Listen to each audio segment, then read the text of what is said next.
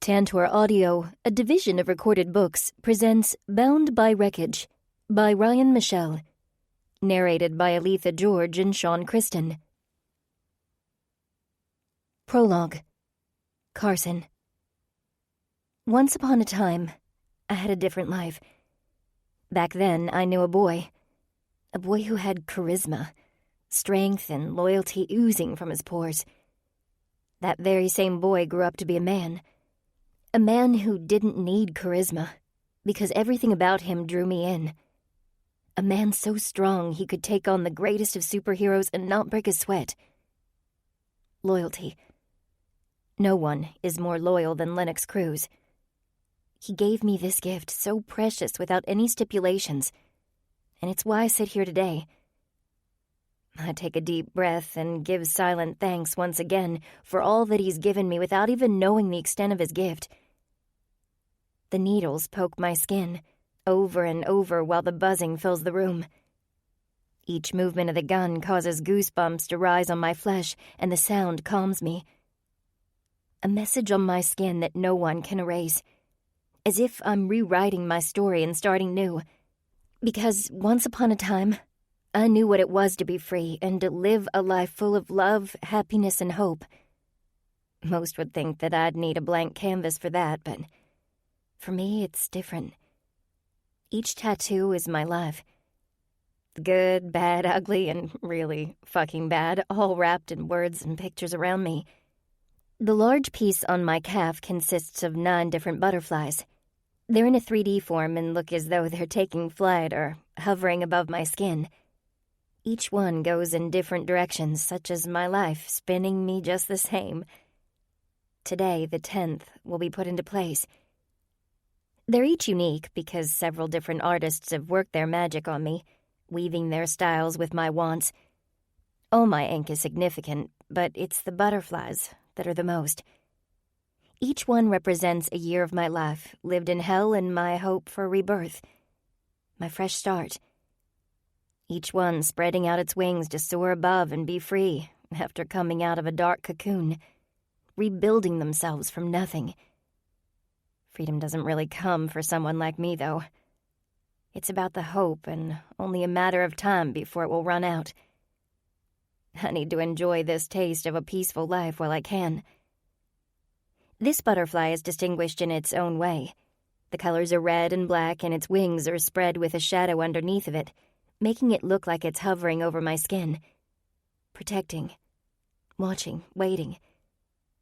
The only instructions I gave Jade, the woman with the gun, was I wanted a 3D butterfly like the others, but unique, and the colors had to be black and red.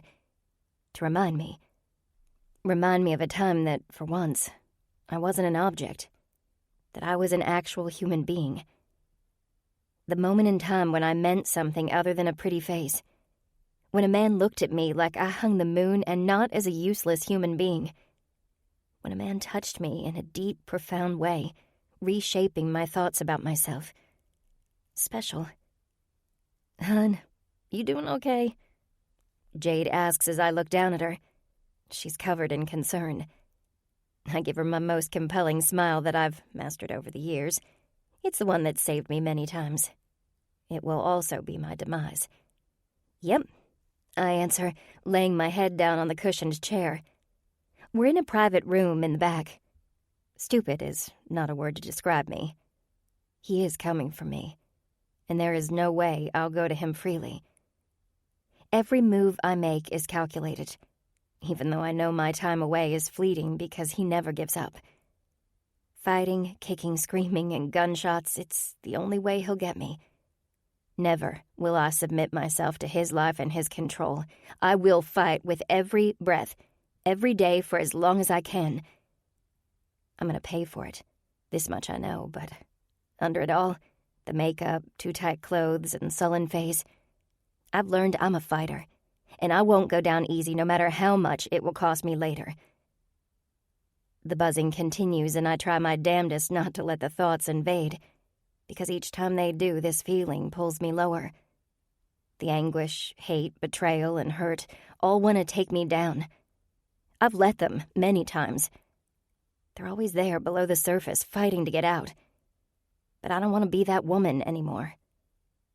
Hope is all I have now. The hope that they won't find me, even though they will. There's this sliver inside of me that will not die, as my mom used to say. It's the strength of a Kratos coming through. It's in our blood. The fight to carry on and push through. Those words are all there is to hold on to. There's also the hope that in another life I'll see Knox again and give him just a taste of what he's given to me. All done.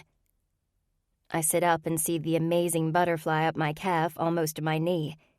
The wings are beautifully spread, and the detail of each line is exquisite, defining every vein precisely. The reds are deep and move lighter in some parts, each shading together and creating a beauty I'll cherish forever. Where's the N? Jade smiles. You told me to make it invisible. Her glove-covered fingers move to the ink. Here. It's in the veins on the bottom right wing. Lo and behold, there it is, blended in with some color. Now that I know it's there, it's plain as day jumping out at me. But no one will know it by looking at it. It's truly mine, and mine alone. Even allowing the world to see it, it'll still be hidden. I needed to have a piece of him with me. We would never meet again, but the impression he made on me in a very short amount of time needed to be remembered. He needed to be remembered. I would never have him. I had faced this reality, but this piece is all mine. It's great. You did amazing work. I tell her his pride in her work oozes off her. Thanks. I leave it at that. I make my way through the streets, down the alley, and to my door. It's a hotel that rents by the week, and it's a damn pit. But there are heavy doors with locks on them, and that's what's important. Now all I need to do is survive. I won't hold Knox back. I'll give him the freedom from my tainted past. I refuse for him to be bound by my wreckage. I'm damned to the life I have, but I won't tie him to it. At least one of us will be free from the wreckage. Chapter 1. Knox. My Harley vibrates between my legs as the cool breeze of the Georgia night washes over me. The pavement glides under my tires as the machine moves me through the air. The rumble puts me at ease along with the freedom I feel every time I hop on my ride. It's always the calm before the storm. Therefore, I take several moments to embrace it and let it feed my soul. Since a young age, all I've ever known was riding. Gliding through the open road and watching the pavement pass by in a blur. Every time is just like the first, and I wouldn't have it any other way. My father, Cruz, had me out on one at only a few months old. Of course, I don't remember it, but the pictures my mother took with me smiling prove it. I was destined to ride. Green lifts his arm pointing to a small entrance as he turns his bike and enters with me at his back. In this world, trust is never fully viable with anyone except for my brothers in the Ravage MC. We always take a brother's back and never go it alone. We run on the knowledge of every single thing that happens in or around us. The more we know, the more effective we are. The more effective we are, the better we can take care of our family. In the end, protecting and providing for Ravage is all that matters to any of us. The world could crumble, but we would remain standing firm, together. That is why Green and I are here at the Ranger's compound. Information. It's all about knowing anything and everything concerning both our allies and enemies alike. They put themselves out there like they are a club, but they're not. At least not like Ravage. The Rangers are a different breed. Not family, but more like business associates. Or wild monkeys trapped in a zoo. I haven't made up my mind on which is really their truth. They are a group of their own making that Ravage has had their eye on for as long as I can remember. They don't get in our business and we don't get into theirs. As long as they stay out of Sumner for everything they do, we let them be. They're shitheads for the most part, at least in my eyes. Hell, this is the first time we've actually paid them a visit in person. Rangers keep a tight lock on the things they do in their club. That doesn't mean Ravage doesn't know. We do. But once again, they stay out of our shit, and we stay out of theirs. Until they say they need a meet to share some information on a man we have eyes on. Since Buck wouldn't share shit by phone or in neutral territory, Green and I took the job to come here. For some, being out of their element might change the field of play or even be cause for intimidation by the Rangers. For Green and I, this is another day at the office. We do our jobs no matter whose territory we're in. A large gate stands in our way as a man comes around the corner with a gun exposed. With our feet down, we anticipate his movements. I'm prepared. Mentally, this is game fucking on.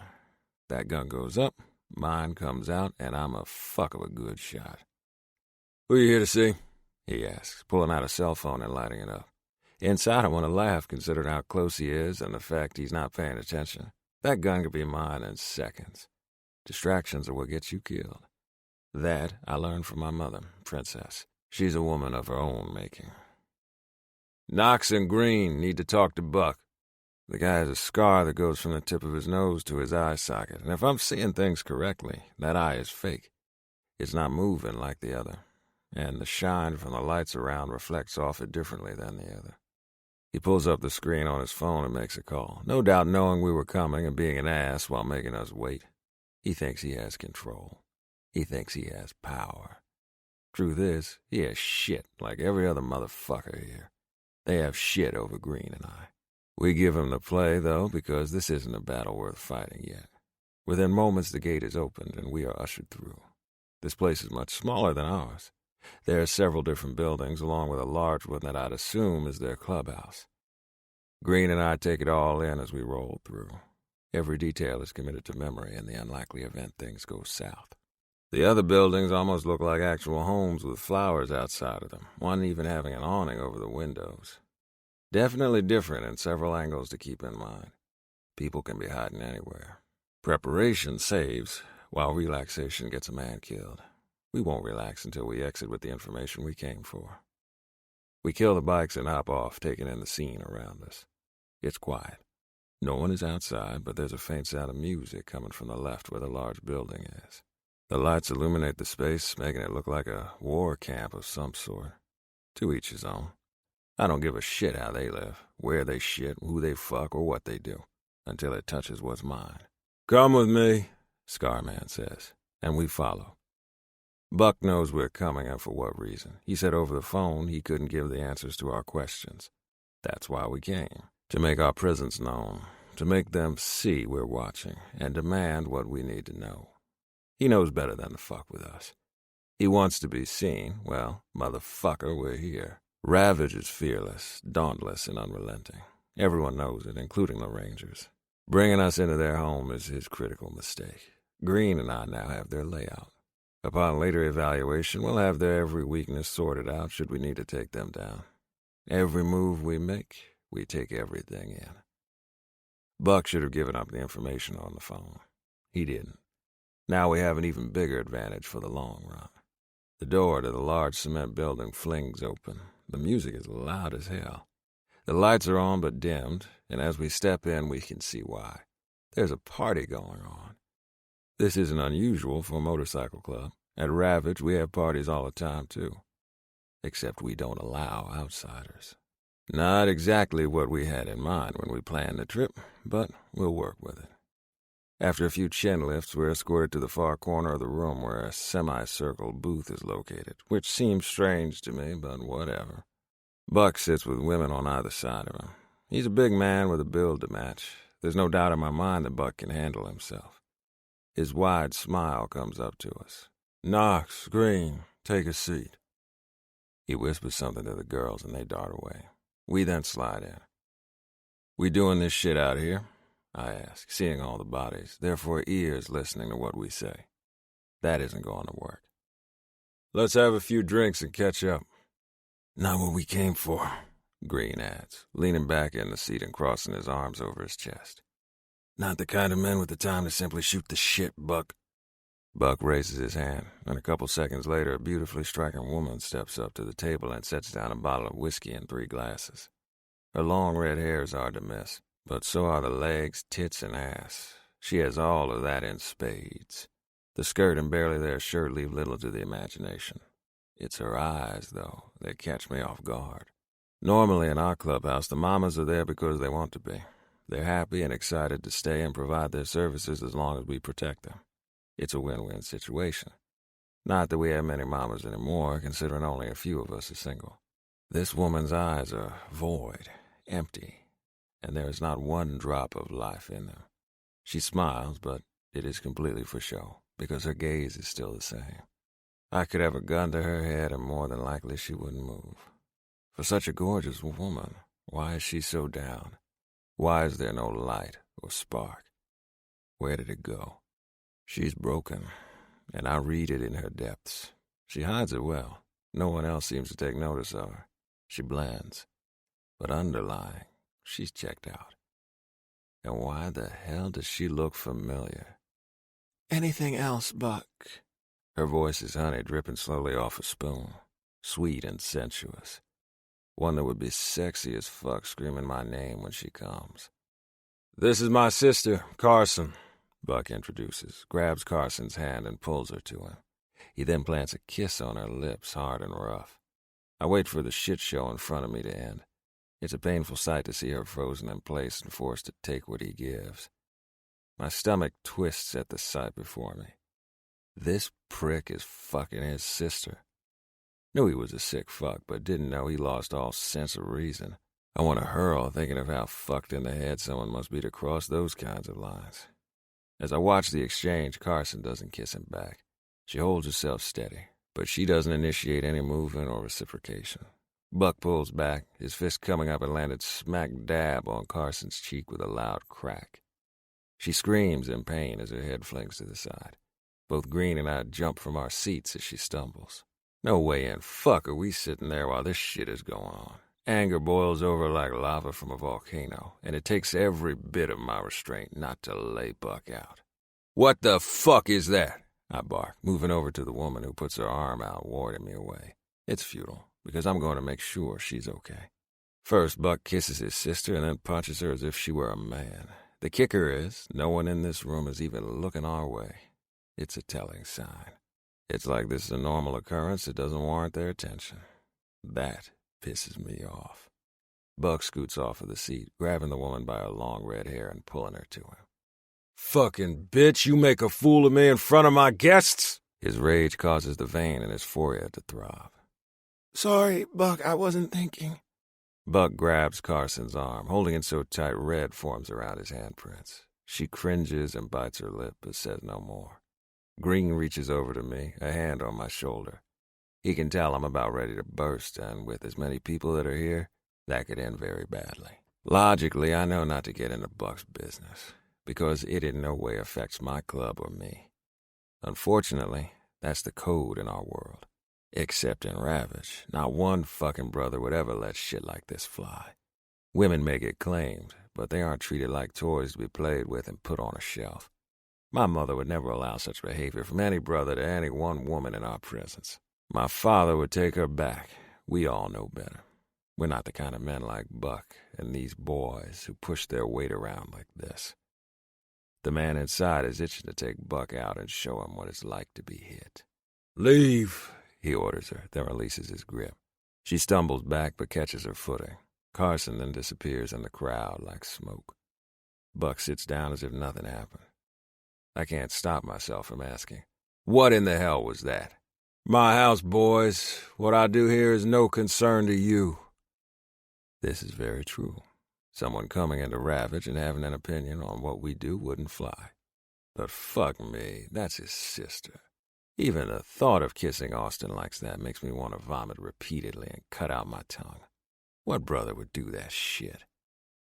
My opinions don't matter in this case, but I can't help the rage that's building inside of me. Part of me wants to beat the fuck out of him. The other part wants to slice his throat. Either way, right now, that isn't happening. Instead of sitting, I stand by the edge of the table. Let's talk, privately. We got shit to do and don't need to waste time. Not to mention, we need to get the fuck out of here before I kill him with my bare hands. Buck huffs a bit, but finally gets up, taking off down the hallway. As I follow, I notice Carson off in a small darkened nook by the bar area. She has a package of peas pressed to her face. She must feel me staring because she looks up, and our eyes connect. For a moment, maybe a millisecond, Fire breathes in her gaze, one that wasn't there only moments ago. I commit the glimpse of life to memory as I try to put the pieces of the puzzle in front of me together. The void and emptiness she had before now blazes with life. Hope. Carson. My mind wanders back. It couldn't be her. Could it? She turns her head, breaking the contact, and fuck if I don't want her eyes back on me. Buck opens the door, and I take one more look in Carson's direction. But she's gone once again. His office is nothing elaborate, a desk and 2 chairs on the opposite side. He motions for us to take a seat as he moves behind the desk and takes his own. "What can I do for you boys?" Buck asks, leaning back and reclining the chair. "Cut the shit," I order, growing tired of the games. I want to throttle this man and cut his dick off. Not that he'd ever know it from my stoic expression, a skill I learned from my father. He's so damn hard to read, and I knew, being in Ravage, I'd need to conquer that as well. It's hard holding back the anger. The way he sits there, not giving one single shit. He punched his family. He hit his own sister. A woman is to be cherished, not abused. It disgusts me. You don't treat family like that. "Right, you want info on the new shipment out of Sycamore. I've got it, but it'll come at a price." His smug fucking smile only pisses me off more. Green's fists clenched, telling me he's feeling the same. This fucker is alive because Ravage allows it. You'd best remember it. Leaning forward in the chair, my stare doesn't leave him, and the smart-ass smile he has starts to fade. That's right, fucker. You're stepping over a line, and I won't tolerate it. You don't seem to get how this shit works, Buck. You tell us what we want to know, and you live. You don't, and I'll fucking gut you like a pig myself. He holds his hands up in mock surrender. "Chill, man. Look, all I know is a guy by the name of Torrance McKay is running the show up near Sycamore. I know they're pushing in some drugs, but word on the street is they're shipping them to North Carolina. That's all I've got." "You made us come all the way here for this shit?" Green bites out. A satisfied smirk comes over his lips. "Wanted to see how badly you wanted the information." 2 seconds and my gun is out and pointed at Buck's face. Surprise crosses him, but he doesn't back down. "You gonna kill me in my own house?" "Keep saying stupid shit and yeah." "That's all I've got." "Then we're gone." The urge to pull the trigger rides me hard, but logistically in this situation it's better to get the fuck out. I put the gun behind my back. "Next time just fucking tell us over the phone or this won't go nice." "Right." His arrogance pisses me off more. What an absolute piece of shit. He should be taken out and buried. Something is niggling me, though. He's either hiding something or he's involved with whatever this Torrance man is up to. Or maybe it's Carson. Either way, I'll figure it out and he'll end up with a bullet to his face. My disdain for him just put Buck on my radar. Somewhere he doesn't want to be. He just doesn't know it yet. Torrance seems to have bought himself some trouble as well. He's dabbling in one of our suppliers, and that shit doesn't happen. Fucker will pay. Chapter 2. Carson. This is stupid, and a surefire way to piss off Buck more and get my ass beat. But I can't let him go without seeing him one more time. I don't even know his name, but I really don't care. There's something familiar about him. Something I'm drawn to and can't shake off. When I walked up to the table, his broad shoulders were on display, and the ink trailing his arm had me curious. Never had this happened before. Ever. None of the men here interest me in the slightest. If anything, I hate them. Every damn one of them. With the stranger, though, a peculiar pull came over me, and it was why I wasn't thinking when Buck kissed me. His mere presence threw me off my game. It was a critical error on my end. Normally, I'd just do it the way he likes to get it over with. But this time, my senses went haywire, which is not a good thing when it comes to Buck. The power of the man at the table caught me off guard. Keeping on my toes with Buck has been my priority for the past 9 years, and I just didn't think. It was a moment that'll come with swift punishment. Of that I have no doubt. My cheek still throbs, but it's nothing compared to what I've endured, or what I will endure. His hit to my face was a warning of what's to come later, when the strangers are away. I'd rather be punched than anything else. Some scars never go away, never heal, never release you from their grip. They're the kind not visible to the eye, but rather that cover your soul and blacken it more by the day. The physical eventually heals, but the shit on the inside lingers, never releasing its hold. The door slams shut and I hear him before I see him. Standing in the shadows of the building, I carefully peek around the corner. Both men with Buck are talking in hushed tones, but their facial expressions tell me they're pissed off. The one with the broad shoulders and tatted arm looks familiar, but I can't place him. He's not from this club, though, because I would remember him. Hearing his deep, sensual voice is arousing in a way I've never experienced. The actual tingles and throbbing come in waves. It's like being a teenager again, like going back in time before my life crumbled. Living here has been about survival, never about any type of pleasure, ever. My heel slips on a rock and the sound of it is so damn loud. I move quickly, pressing my back to the concrete wall and closing my eyes tight. He can't see me. He can't see me. Hey! The deep bark tells me who it is, and nerves flutter all around me. Slowly, I open my eyes, only to jump back further into the wall as a gun is pointed directly at my face. His gaze bores into me as I shake off the surprise. So what if he shot me? It would be better than the life here and dealing with Buck day in and day out. Really, at this point, I have nothing to lose. Buck and his crew won't ever kill me, that's for sure. Mystery Guy either kills me and puts me out of my hell, or he lets me live, and I deal with it. Just like every other day. Hey. My voice comes out a bit raspy, making me clear my throat. Nerves spark in warning of getting caught. The man puts his gun down and then puts it behind his back, his gaze softening just a touch.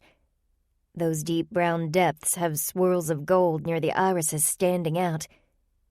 You okay? Sucking in a deep breath, I answer. Of course. Knox. He introduces and then points to the other guy. Green. I only nod in response. Knox? Knox? No. It can't be. There's no way. That can't be him. The familiarity sinks in further and I blink, trying to wrap my head around it. The boy from my past? The boy who I knew before? It just can't be him. Can it? Taking another look at his eyes, it hits me, and I try to keep my breaths even. Want to tell me what that was about in there?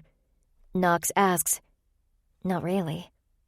A small smirk tips his lips, and the breath swooshes from my lungs. At least there's some laugh in you. Pardon?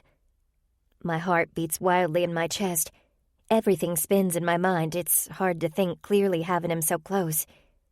Inhaling, I breathe him in. The smell's stronger than any drug, taking me higher than I've ever been before. You sure you're okay? You're gonna have a hardcore bruise. I shake off his concern. No one ever has concern for me. The only one who does is me. It's been me for a long time, and he really doesn't mean it. I can't fall for a trap. I won't fall for a trap. I'm fine. I bite my lip, needing to ask him, but fearing it at the same time. What if it really is him, and he saw me like this? Buck kissing me and then punching me. What a mess my life has turned into. But I have to know.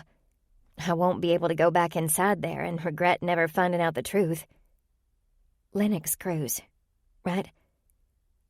His eyes become sharp like knives digging into my soul. The anticipation of his answer has me wanting to bounce on my heels. My hands fidget and start to sweat. His intensity on me is different than Buck's. His is a mixture of emotions, but I can't tap all of them. Yeah? And you are? My entire body lights on fire. My freshman year of high school, we met and were acquaintances. I wouldn't say friends because I didn't have many of them. But everyone knew Knox. He was a force to be reckoned with, even at 14. I want to answer him, but fear it at the same time. My life didn't turn out anything like I'd planned. And to have him see me like this is a crush to my pride, what I have left of it. Hell, would he even recognize my name after all these years? I'm probably making more of this than it is. Carson Devereaux. My voice is small and barely a whisper, just waiting for the dismissal of him not remembering me.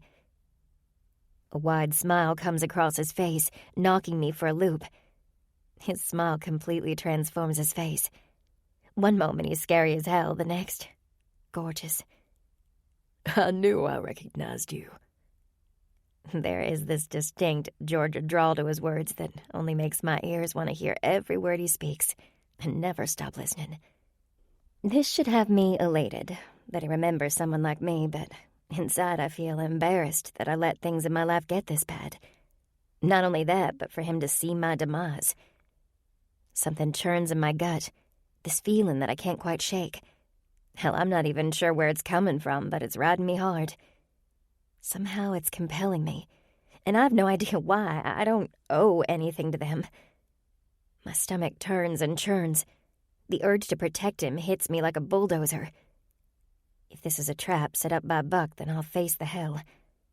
Knox, he didn't strike me as the kind of guy back then to align himself with a man like Buck. I may not know him now, but my gut screams to help him. Lennox Cruz doesn't deserve to get sucked into the downright nasty world Buck's in. Whatever he told you is a lie. I don't know what you have going on with him, but don't believe a word that comes out of his mouth. Knox's face turns stoic in a split second, so much so that I can't get a read on him. Being in this house for so long, usually that's easy for me, reading how people are feeling around me and learning when the blows will come. It's been a curse and a gift, but not with him. He's a stone brick, and with the darkness it doesn't help. Why in the fuck did you just do that? You should have kept your damn mouth shut.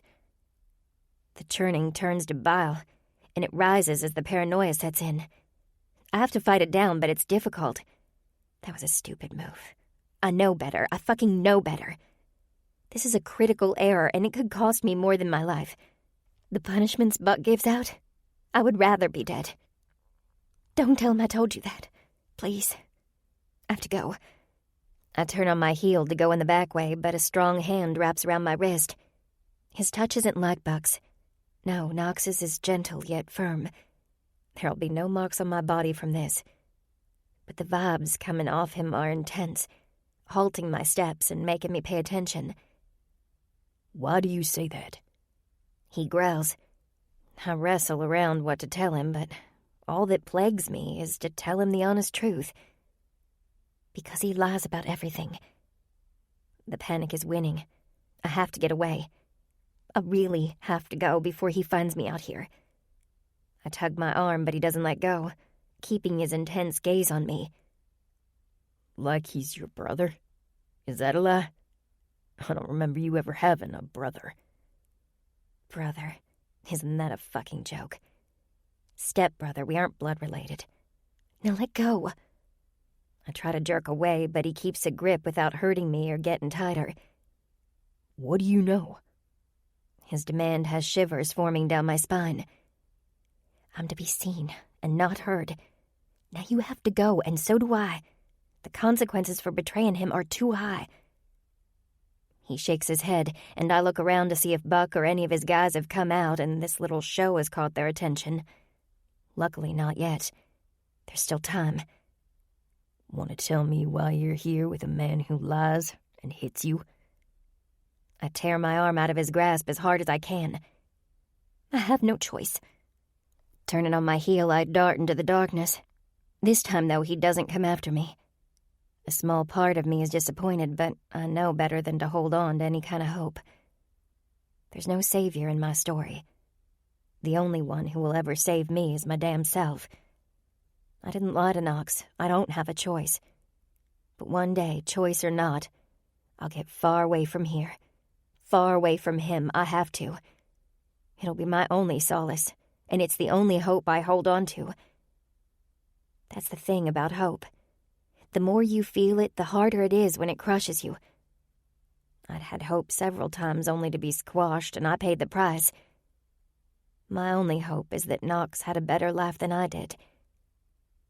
Knox grew up even better looking than he was in school, and I didn't think that was possible. Everyone knew his family was part of the Ravage MC, and that's a big reason no one messed with him. He was nothing but a childhood crush, and that's all he'll ever be. The rumble of bikes echoes in the night air as I slip into the house and quickly make my way to the bathroom. If Buck finds me here, he won't question it. My ass hits the cool stool and my head goes into my hands. I shouldn't have done that. I shouldn't have warned them about Buck, and I shouldn't have told him who I am. It was stupid. Now I can only hope that Buck never finds out. He won't kill me, but he'll make me hurt. Badly. After doing my business and washing my hands, the reflection in the mirror stares back at me. I don't even recognize myself anymore. The girl who went to live with Buck at 15 is long gone, and in her place is a complete stranger. The hair is fake, and the makeup covers all the imperfections of my skin, including the scars on my lip or forehead. My eyes bleed like all the life is drained out of them, and I hate that. No one can see the hurt beneath the facade, but that's what Buck wants. It's why it keeps me under his thumb. Seeing Knox and knowing I'd never have anything with a man like him cuts me deep. The longing I refuse to give in to comes back. The hope for a different life that I washed away years ago is here in my thoughts. I need to shut it down. Stop the daydreaming, stop the hoping, the wishing, and the reminders to myself of things that'll never be. Such as a man like Knox being with a woman like me. It wasn't what my mom and I talked about. It wasn't how I saw my life becoming. Day by day, my mother is the only person who pushes me through as I hold her memory close. I have a small heart on my thumb that I rub my ring finger on. It's been my saving grace many times. The door opens and I turn quickly. "Get your ass out here," Big Jim, one of my brother's friends, orders. Not wanting any more trouble, I go as he harshly grips my arm. Memories of Knox float in my head as I try to wipe away Big Jim's touch. It doesn't work. This is cold and callous, familiar and despising. "Buck wants you in his room, now."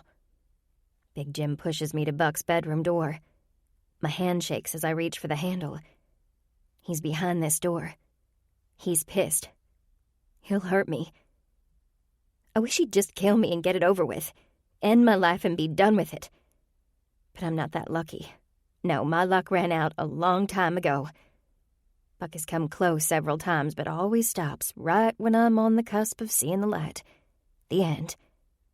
It's a vicious cycle that's been on repeat for more years than I care to remember. Letting out a deep breath, I turn the knob and step into the room. A loud crack sounds in the room, and pain spears me in the head. It's the last thing I remember as my body free falls to the ground, and everything turns black. My only thought is maybe this time I won't wake up. Everything and everywhere hurts. My entire body screams so badly I can't move. My eyes are swollen and can only open a small bit, enough to see I'm in Buck's room, on his bed. But he isn't here. A small bit of relief hits. Very small. My limbs are so heavy, like they're lead weights, and I can't pick them up. Damn it, this isn't good. The last time Buck did this to me, I had to lay in bed for days, which only pissed Buck off more. Then it took me even longer to get healed because he couldn't keep his hands off me. Punching Bag should be my name. He could be angry at anyone or anything, but it is always taken out on me.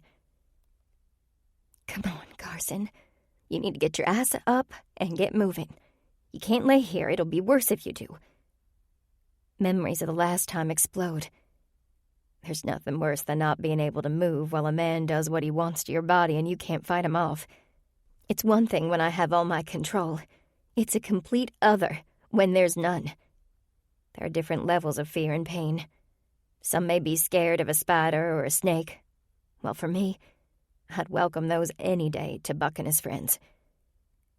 Inside, I don't even know anymore what level I'm on. It has to be close to resignation because as each day passes, the hope gets dimmer and dimmer. You can do this. Get your ass up.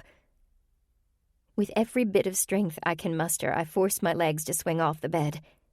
Sharp pain shoots through my spine as I will myself to sit up.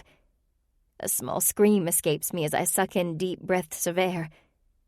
Buck did a number on me and my naked body shows it. The positive is I don't remember it. The negative is I don't remember it. Considering between my legs' throbs and burns, I can only imagine what he did to me, or who did what to me. Buck has no problem sharing me with the entire place as long as everyone knows I belong to him, and he's not shy about objects he uses inside of me either. It even hurts in my lower stomach, like something penetrated me deep inside. There'll no doubt be blood in the stool when I go to the bathroom. Slowly, I rise and make my way to the bathroom inside the room, each one of my muscles protesting and on fire with agony. My insides slosh, and I swear I feel like they may fall out. The woman in the mirror is beaten, broken, and alone. Dead. This is not what my mother would have wanted for me, but it's my fault she's not here, living and breathing.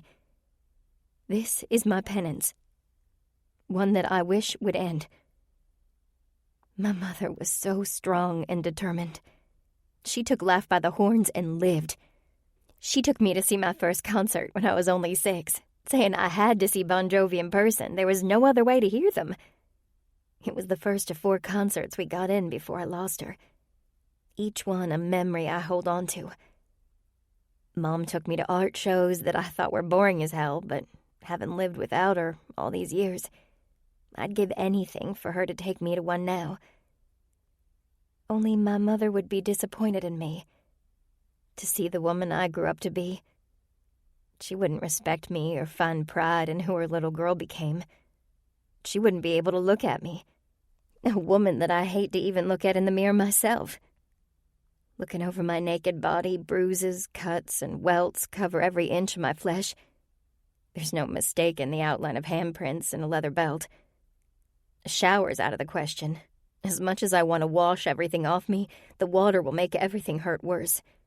It'll inflame only to leave me with more torture. A lesson I learned a long time ago the hard way. Fuck. I do my business, which takes a hell of a long time considering my mobility is shit. This is my life. My lot in life. My punishment for what I've done. I've accepted it for years, but I'm not sure how much more I can take. Honestly, I'm more than ready for it to end. Chapter 3. Knox. Why the fuck did we get this shit job? Riker clips next to me in the club's SUV. We only use it for times like these, hauling shit. Being locked up in a vehicle isn't our way of life. For all of us, it's like caging a wild animal. While we deal with the confines of the cars when necessary, it just feels, well, unnatural and wrong. I elected us. Get the fuck over it. He continues to bitch, making me want to laugh. I knew he'd be like this, and it's exactly why he's sitting next to me. It's his fault for fucking my sister. Welcome to the family, buddy. Our relationship hasn't changed since he and Austin got together, yet I find it fun to razz him even more now. Seriously, Knox, you're taking me to a warehouse store? He lays his head on the seat, staring at the ceiling. What's next? Gonna take me shopping for underwear? I hear Victoria has a fuck of a lot of secrets. He chuckles. Yes, she does, my man. Yes, she does. The smirk on his face lets me know exactly where his mind went. Gah. I so opened the door for that one. But really, who wants to think of their sister in lingerie? Riker is loyal, and once he claimed Austin, that was it. Then again, in Ravage, that's how we all are. I'll enjoy my single life until the time comes when I can't get some woman out of my system. So much I want her until the end of my days. We'll be done quick, just have to get the hard stuff. We arrive at the store with a shit ton of people going in and out of it. Women with babies crying and children running around the place. Maybe this wasn't such a great idea. Don't get me wrong, I love kids, just not screaming ones who have no control. Grabbing 2 carts, Riker surprisingly leads us back to the booze and we fill up the carts. My stomach rumbles. Be right back. I leave the car with Riker, who yells at me to get my ass back there, but I'm on a mission. Jerky, chips, and salsa are on the menu. Turning the corner, red hair catches me and my feet stop. It's not a natural red, but one that comes out of a bottle because of the dark roots. She reaches over, throwing several bags of chips in her cart. Her side profile confirms it's Carson. She has on long sleeves, pants, and a sun visor. Considering the temperature outside, she's going to melt. Taking a closer look, she has sunglasses on. Inside. Why the fuck does she have sunglasses on in here? Carson? Her entire body freezes. Her hand holding a bag of chips midair stills. It takes several moments. Then she puts the chips in the cart and begins to walk, ignoring me. She's only a couple steps in front of me. Therefore, I move fast and get in front of her cart, my smile wide. She'd been invading my thoughts since our last meeting, and here she is. My smile dies when her face is revealed. Yellow and green seem to mar her face. She tried covering it up with makeup and did a pretty good job of it, but I can see it. What happened? Carson looks around frantically, and I ask, is he here with you? No. Her voice is but a whisper. I can't talk to you. You need to go. She tries to maneuver around me, but she doesn't get far. Tell me what happened. Buck, do this? Her chuckle isn't a happy one. Hell if I know. What do you mean? Look, Knox, I can't talk to you. You have to forget you ever saw me. Darling, that's impossible. Now tell me what's going on. I don't have to tell you anything. She rams the cart into my hips. Luckily, my hands stop it from causing too much damage. Her words are pissed off, but her eyes are terrified. I know you don't, but I'd like you to. She's shaking, and I need to earn her trust. I get it. I read her like a fucking book. She's been mind-fucked in the worst of ways. She's in too deep. Knox, just go on with your life like you never met me. It's better for all of us. Why? So he can beat the shit out of you at every turn? She casts her eyes down on the floor and grips the cart so tight her knuckles turn white. Her shoulders move up and down like she's taking deep breaths. Definitely scared. I gentle my voice. You don't have to live like this, Carson. Talk to me. Don't you get it? I can't. No matter if I want to or not, Knox, I can't. I have to go before anyone catches us talking. I just can't let her go. There's something about her that compels me to get closer. It's not because she's getting hurt. That's a given. But it's the fire I saw in her eyes the other day at the club. The fact that she isn't the same girl I once knew. That girl was a spitfire. This one has fallen apart before my eyes. Meet me tomorrow, anywhere you can. You know I can't, Knox. He knows where I am every second of the day. She lets out an exasperated breath, causing the small tendrils of her hair to float up. Do you have to go anywhere tomorrow like today that he knows about? I'm desperate to see her again. Every fiber of my existence screams not to give up on her, not to let her escape my grasp. Buck's a piece of work, that much is evident. But Carson, she doesn't deserve the shit he's doing. No woman does, except it's more than that, even if I don't want to admit it. She pauses, then chews on her bottom lip, probably trying to decide if she should tell me or not. Fuck, she just needs to give me an inch here. If I were in her mind, I have no doubt she's at war with herself. One part of her wanting to see me, the other terrified if she does. I hate this as her life. No one deserves to live like this, but she has to be the one to ask for help. That's one thing I learned from my sister Austin. Makes me want to go beat his fucking ass. At 1, I'll be at the laundromat on Gaines. No one will come with me. Bye. She says all of this in a low mumble, then pushes the cart to one side and makes a break for it. I let her, stepping to the side, and watch her ass swish down the aisle. I want to see the fire back in her, to see her burn, to see her realize that she can do so much better than this in life. I want her to see that she means something, and I want to get to know her better. Even back in school, I knew that she deserved the world. Now, it looks as though the world is crushing her completely. Rubbing my hand over my face, I grab the food and head back to Riker. Tomorrow, I'll have to have kid gloves on. Fuck if that is the opposite of me. The party is in full swing, and everyone's here. Music is loud, and everyone's having a great time. Parties are a norm around here, but this one has one difference. Micah. Tug and Blaze's kid is here, and he brought a woman who looks just like Emery with him. He and Emery, my cousin, have a past in that Emery has been pining for him for years. Yet he's a fucking moron who doesn't see it, or if he does, ignores it. Case in point, tonight. First, coming to the club after making it clear he considers us beneath him. Second, bringing a woman who looks like a clone of the woman who would give him the sun and stars. He's a fucking idiot. Commotion occurs when Emery sits at the bar and Micah walks up. Emery's hurting. That's for damn sure. I move closer to here, but Jax walks up to Emery, pulls her against him, and leaves the clubhouse with her. I wasn't expecting that. Interesting. Well, you really are a douche canoe, Austin says to Micah as I get close. He says nothing, pissing my sister off even more. Hey, douche canoe. What the hell's your problem? Micah fires back, and I let her take the reins. I could just punch him and get it over with, but this is more fun. Austin slides off the bar stool to stand in front of Micah, coming up to Micah's nose. One thing about my sister, she's fearless. Her finger pokes Micah's chest. My fucking problem is you come here after years of being gone, talking shit about this club and bringing... She glances over at the Emery clone, sizing her up from head to foot. Her here when you damn well knew Em would be here, you dumbass. Is there a problem here? Riker comes up behind Austin, putting his arms protectively around her. Austin pats his arms. No, baby, I'm just telling Douche Canoe here that he's a moron, and if he ever wanted to have something remotely with Emery, he just blew that shit sky high. He blew that shit high a long fucking time ago. Riker throws in like he's an expert in the matter, only pissing me off more. What in the hell are you two talking about? You know nothing about any of it. Emery and I are friends. Micah clips out. Austin full out laughs, and I follow. He's a fucking joke. Oh my God, she continues to laugh. You're worse than a douche canoe. You're a twat who rides a douche canoe.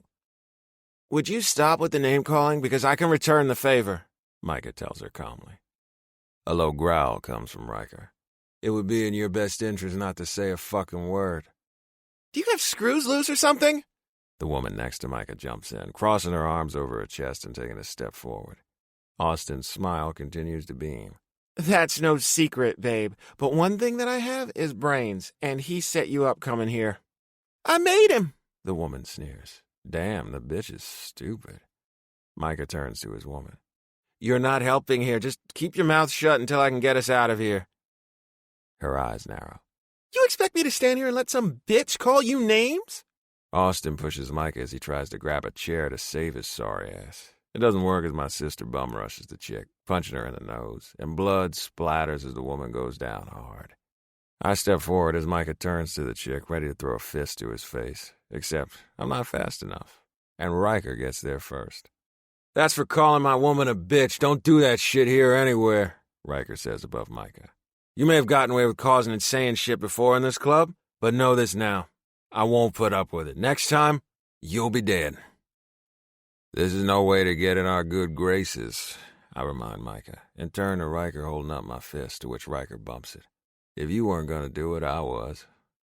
All right, boys, let's break it up. Doug comes over, putting himself in a position to separate us all. Get up, kid, and get out of here. Be at my house at 9 a.m. sharp, and we'll talk. Fucker should have never been here in the first place, but Tug wanted him here, so he'll have to suffer the consequences. Just another party at the Ravage MC. Chapter 4. Carson. He's going to kill me if he finds out what I'm doing. That thought keeps running on repeat over and over as I get the laundry all together throughout the house. Our dryer hasn't been working, so I've been taking everyone's clothes to the laundromat because it's faster. Since getting a new machine isn't top priority for Buck, this has become a weekly routine. He doesn't care as long as the job gets done. None of the guys want anything to do with washing clothes, and it's become my only peace. All morning, though, I've been walking on pins and needles, just hoping to act normal enough that Buck and the other guys don't see a change in me. I'm not stupid. I know I'm being paranoid. I just can't help it. It's like if I move a certain way or do something just a bit different, it's going to tip them off. Buck is capable of anything, and it scares the ever-loving shit out of me. He also knows me too well, and getting away with anything takes finesse. But for once in my life, I'm going to be selfish and have a normal conversation with someone. Maybe feel what life is like when you talk freely with someone. Yet I'll have to remember to be on my toes. Shit. This is going to be hard. It won't be as free as I'd like, but it's more than I have now. And it's with Knox, the boy I crushed on when I started high school, back when crushes meant something. This is probably a mistake. I know it, but I still find myself making every move to have this moment for myself. Carrying the last load to the car, Buck comes up to me, his strides quick. I try to keep the shivers at bay, but fail. He says they're because I want him. Yet the real reason is I just don't want to be around him. He makes my skin crawl. Be back in 2 hours or I'm coming for you. I nod once. He doesn't offer to help me load this last bit in the car. He doesn't offer to have someone come with me to fold the laundry, which I'm happy for. To him, I'm a workhorse. I shop, I clean and cook, I do laundry, and I've been doing it since I was 15 and he and I lived alone. It's a norm for me, and I see the other women around here not having to do any of it. Makes me wonder what it would be like to not have to be a dolled-up Cinderella. Buck grabs my chin forcefully, pulling my lips to his. He smells of some kind of fish he must have had for lunch, making me want to throw up in his mouth. I kiss him back just to get it over with. It's easier this way, and I keep mints in my bag. He pulls away. No fucking around. Got me? Yes, Buck. He stares in my eyes like he can read inside my brain if I'm telling him the truth or not.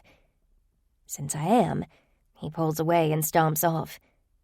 He's always so angry about everything. Has been since the death of his father. Getting in the car, I get my small escape. The laundromat on Gaines is about 10 minutes further than I'd normally go, but I thought being a bit further away would help reduce the risk of getting caught. My bruises are getting better, but I still have to cover as much of me as possible, and it's hot as hell, so I sweat. The good thing is my body is moving. Sometimes it's out of sheer force, but I move. I know better than to give in to the pain. The tighter I keep my body, the longer the agony. The more I move, the more I stretch, and the more mobile I become. Each day gets better. Pulling up to the place, there are no motorcycles in the lot. Maybe he decided not to come. I don't know if the thought makes me sad or relieved. Forgetting about the lost and disappointed feeling that brings on, I load my car, then load all the machines. It takes a bit of time since no one in the house sorts anything. One day, I'm going to throw a red sock in with the whites and make the guys wear pink underwear. That'd go over really well. I could ever do it, though. That's a price I wouldn't want to pay. The laundromat's standard, with rows of machines in the middle and dryers on the back wall. There are 2 people in the place who I don't recognize. Moving to the bench after hitting start, I take a seat and lay my head back against the glass wall. I have 5 machines going, and know they will each go 13 minutes and drying will take around 20. Folding will take the longest, but I'll make it work because being late for Buck isn't an option. Peace. For so many, this is a chore they can't wait to get over with. Not me. This is my solace away from the madness. The hum of the machines is relaxing, and it's the only time when I can let my guard down. For 9 years, I've kept my guard up, never knowing what was going to happen next to me. This time, right here, I can be normal, even if it's only for a couple of hours. Excuse me. I jump at the woman's voice and nearly fall off my chair. Oh, dear. With my hand on my chest, I work on getting my heart rate back down. Paranoia sucks. The peace I was feeling moments ago vanishes.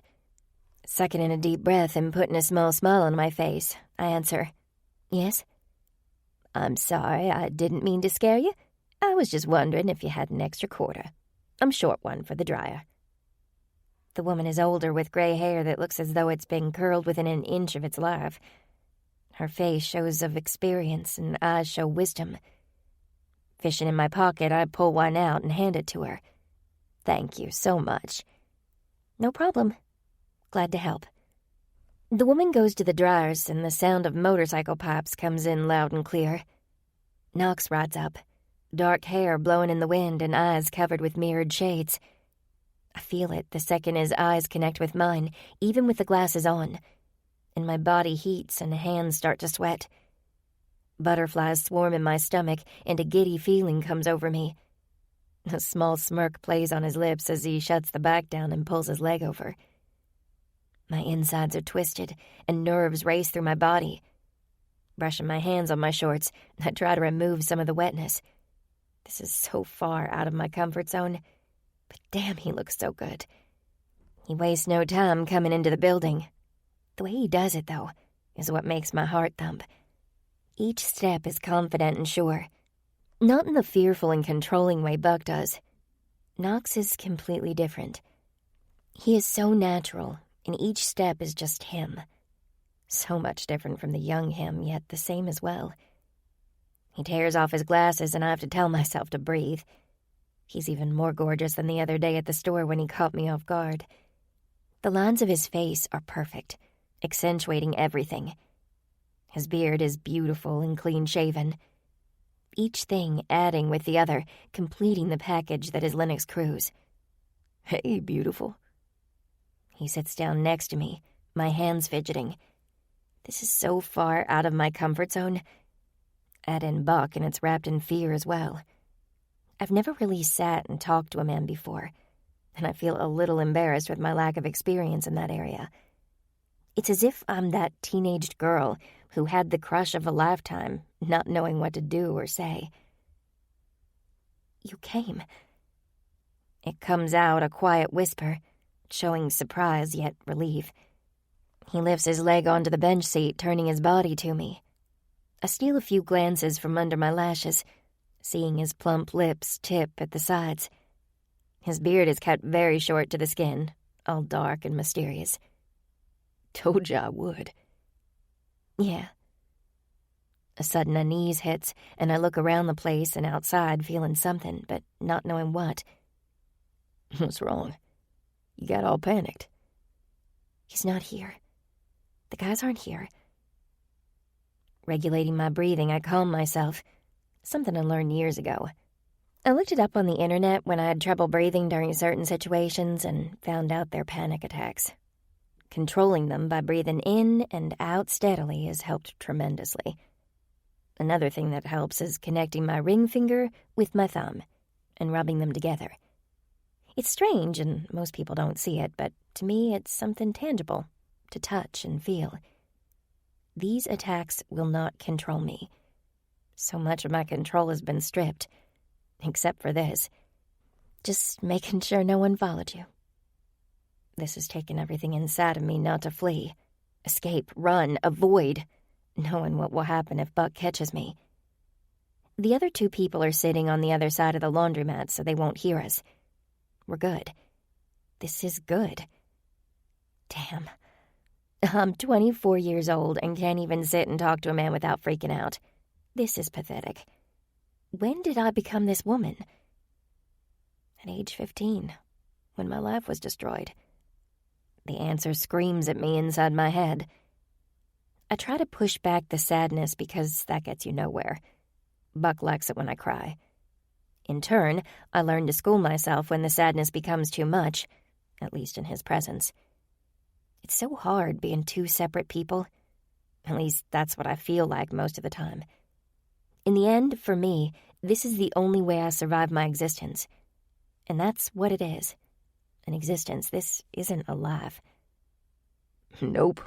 We're good." My hands fidget, and there's a small bit of silence before he asks, "Tell me what you've been up to since school. I know you left sophomore year." completely catching me off guard. A small hiccup comes out in the form of a laugh. He's funny. There hasn't been a me since I lost my mom at 15. On top of that, my life isn't anything like that kid he knew back then.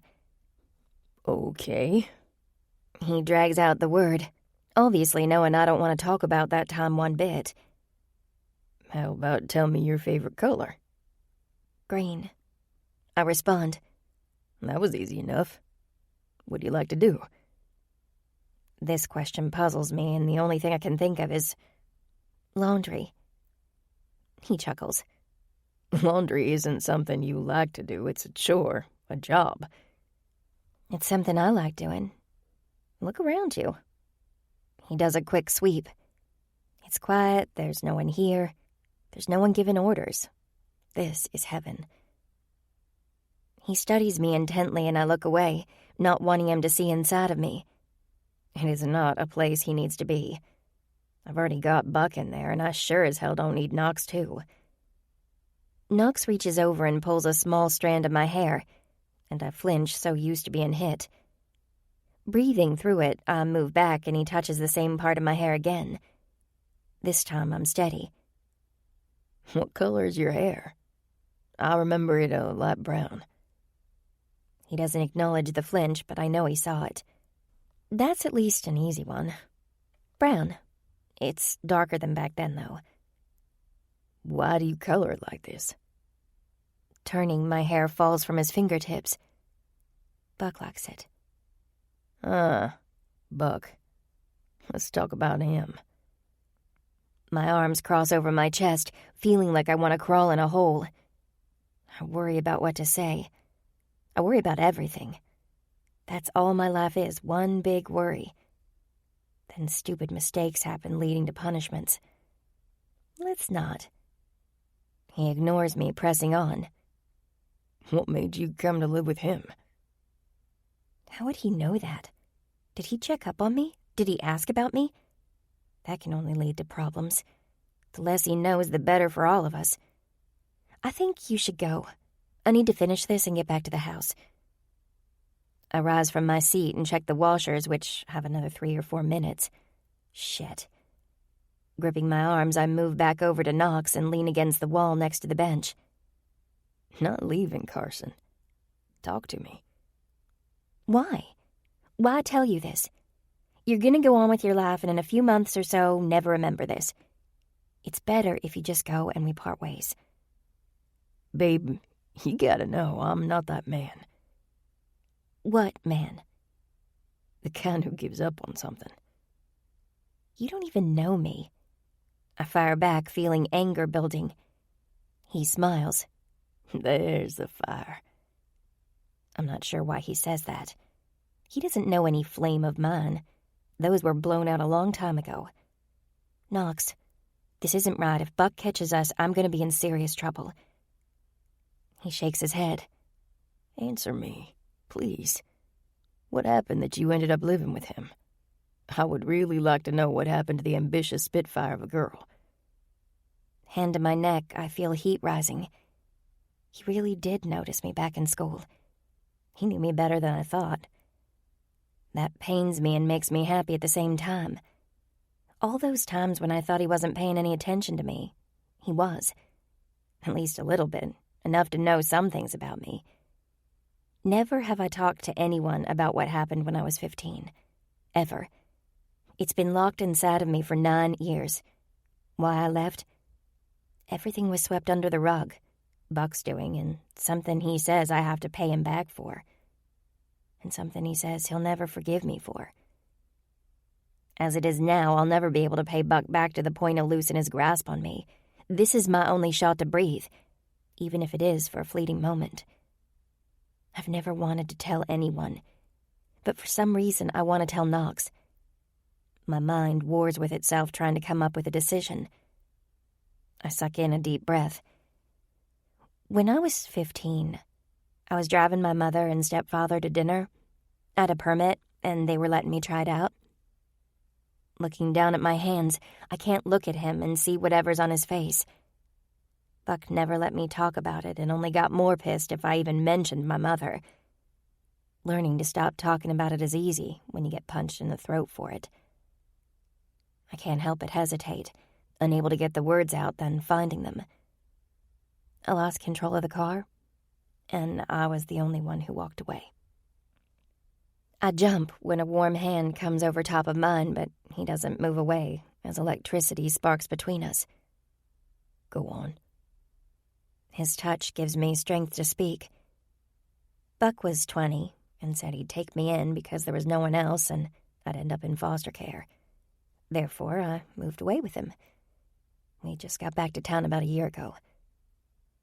Why'd you come back? All these questions start to make my head swirl. Why does he have to be so damn easy to talk to? Why can't he be a bump on the log? I'll take that back. I never would want Knox to be a bump on a log. Maybe just a man who lets things go and doesn't push. But that's part of his charm as well.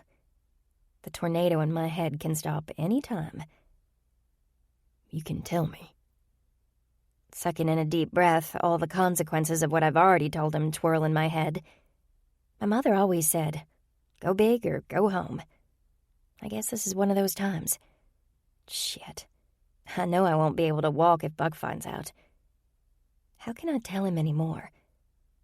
He squeezes my hands and that unlocks something inside of me. Comfort. That's exactly the feeling he gives me. He said he needed to come back and be part of the Rangers. He was here years ago, brought me in, and I've been here ever since. How's your sister? I jump in before he can ask me another question. He smirks, knowing my play, but I can't talk about me anymore. I've given him way too much as it is. He gives me my out. Great. She's got a man, Riker, and as happy as can be. She deserves it, but don't tell her I told you that. He winks playfully, and I really don't know how to handle it. Yes, the guys at Rangers do it all the time to get my attention, but this is different. Knox doesn't want Buck's woman's attention. He wants Carson. And it kills me that she's gone. That she's drifted so far away there's no chance in finding her again. Knox would have really loved her. Hell, I really loved her.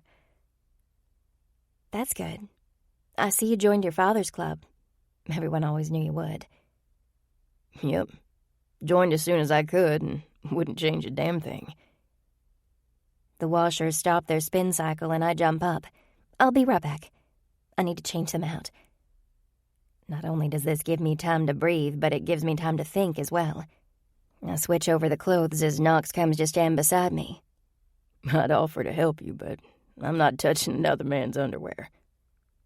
A small smile tugs at my lips. It's so foreign and different. The way it pulls at my cheek wakes up different nerves on my face that have been gone for so long. Aha, there's the smile. I feel my face heat up and try to hide it, still taking over clothes and tossing them in dryers. Knox sets the lid down on an empty washer and hops up. You know, I thought you lost that smile. It dies on my lips because he's right. It is lost. Gone, vanished into the air. Today was the first in years. The fake one I've mastered doesn't count. I've lost a lot of things over the years, Knox. I mumble softly, shutting the last dryer and plugging in the quarters. Looking down at the floor, I make my way back over to the bench with Knox on my heels. I'm seeing that. He reaches out and takes my hand. His warmth caresses me like a blanket. It's gentle and clean. Nothing tainted or bad. This is how life is supposed to be. Easy, comfortable. Not living in fear of every move I make. Being scared to breathe wrong and suffer the consequences. Something that I'll never have as long as I'm with Buck. He leans in closer. You want out? I'll get you as far away from that piece of shit, and he'll never find you. That small little bud of hope comes back, but it always has a way of biting me in the ass. This'll be no different. For Hope, well, she is not my friend. Chapter 5. Knox. She's shutting down on me. Her eyes tell me all. They have so much expression in them when she doesn't shutter them closed of emotion. When that void inside melts just a little bit, she comes alive. But as quick as it comes, the mask fits right back in place. That will never happen, Knox. Please go. I turn her direction. It can't happen if you want it to. If you want to get back to a life you were supposed to have, instead of this, I can see with my own eyes how this has broken you. Let me make it better. Broken? That's how you see me? The shield move over her entire expression as it blanks. Reading people. It's a skill, and one my parents made sure I have. I went too far with my words, and she's closing up on me. Shit. No, I talk fast. That's not what I meant. My hand scrapes over my face as I huff out a breath. Look, my sister had some problems, and I wasn't there for her when she needed me. I just want you to know that I'm here for you. If you want. I'm not pushing. I just want you happy. Knox, I'm not that girl anymore. I'll never be her again. Some things in life you just can't snap your fingers and make them all right. But thank you. I need to shift gears here. She's locking down. With a fire like what I've seen in her eyes, if she closes me out, there's no coming back. I can't explain the pull, but I can't deny it. I can't deny her. Whatever happened to that frog costume? It takes my breath away when her face lights up as the memories invade her. A flush comes to her cheeks, and that smile tries so damn hard to come out. Oh, man, I completely forgot about that. Her lips start to tip, but it's subtle. That was hilarious freshman year when Mr. Davies wanted us to dissect a frog. Instead, you came in with the costume on and recited, I don't know, a dozen reasons why we shouldn't be cutting up frogs. All while giving the anatomy lesson to show you didn't need to cut one open to learn what it had inside it.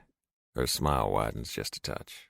Mr. Davies was so mad at me. He tried to explain that it was part of the curricula, but I didn't care about any of it.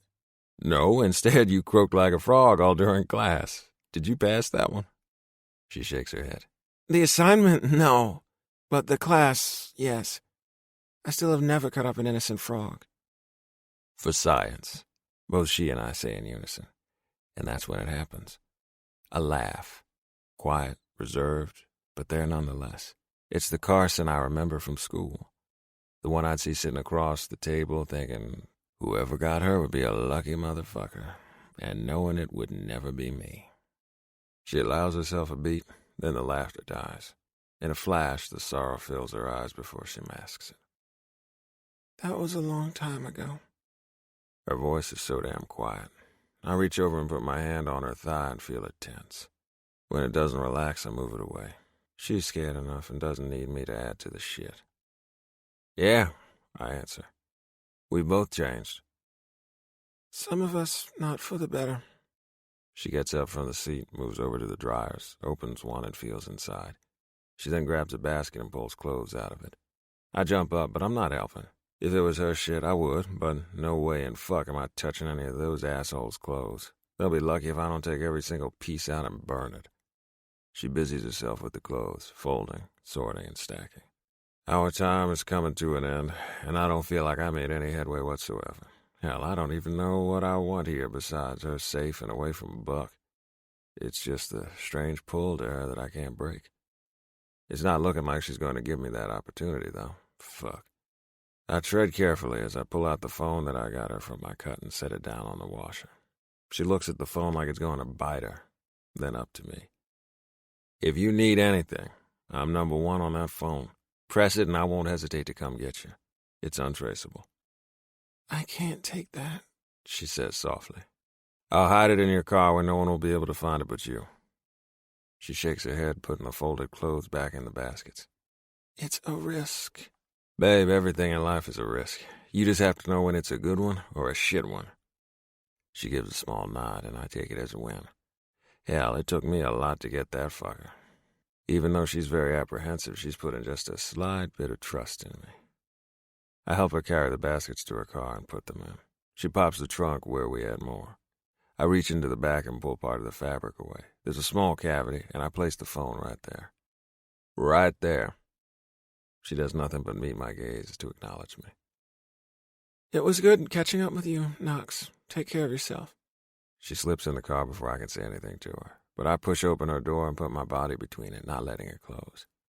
Anytime you need me, day or night, you turn that phone on and call me. I practically plead with her, but something inside tells me she's not going to use it. It's all I can do right now, and I have to let her make her own decisions.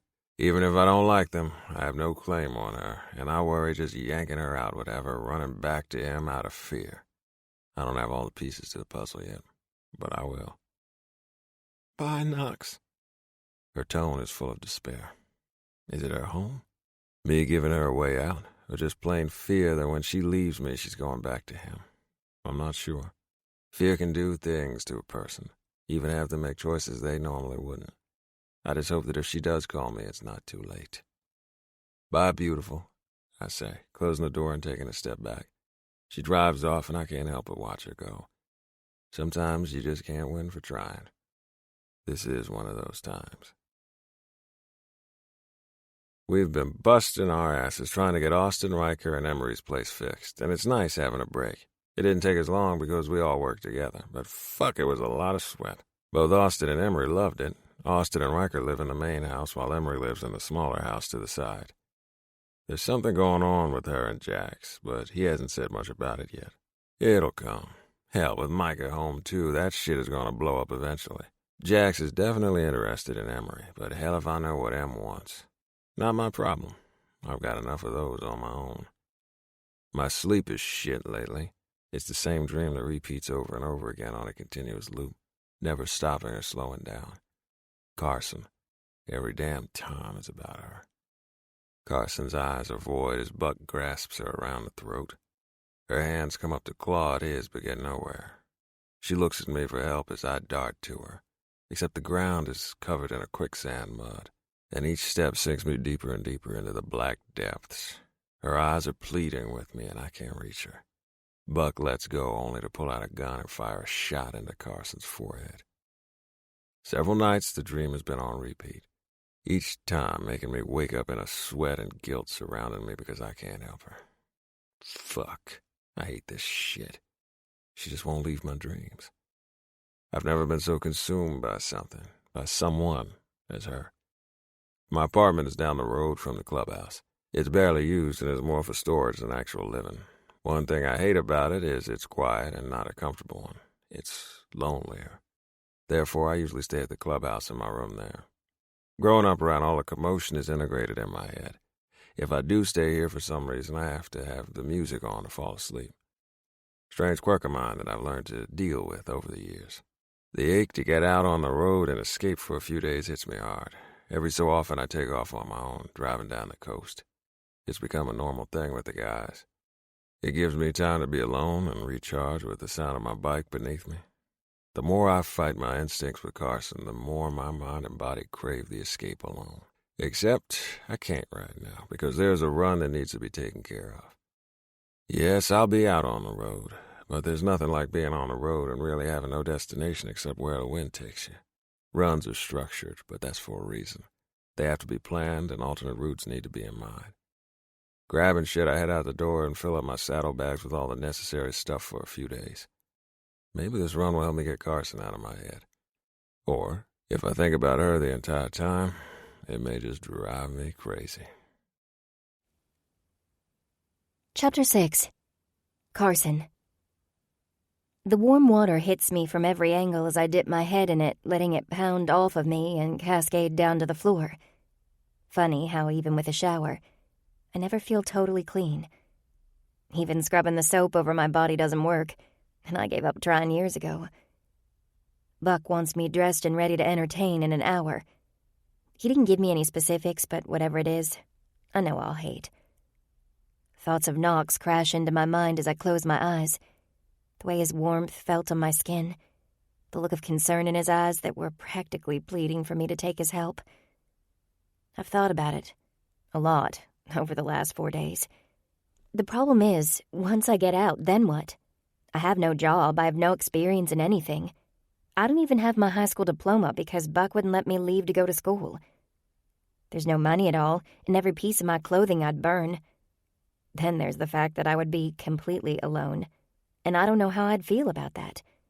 Bucky's been such an integral part of my life that I'm not sure I know how to live if he's not there.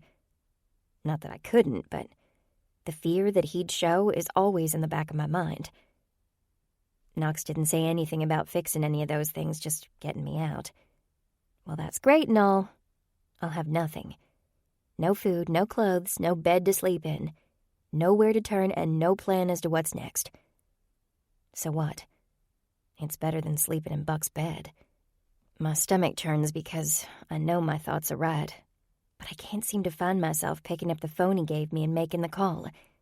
I even brought it into Buck's room, pulling up a floorboard in the corner under a heavy bookshelf and putting it in there.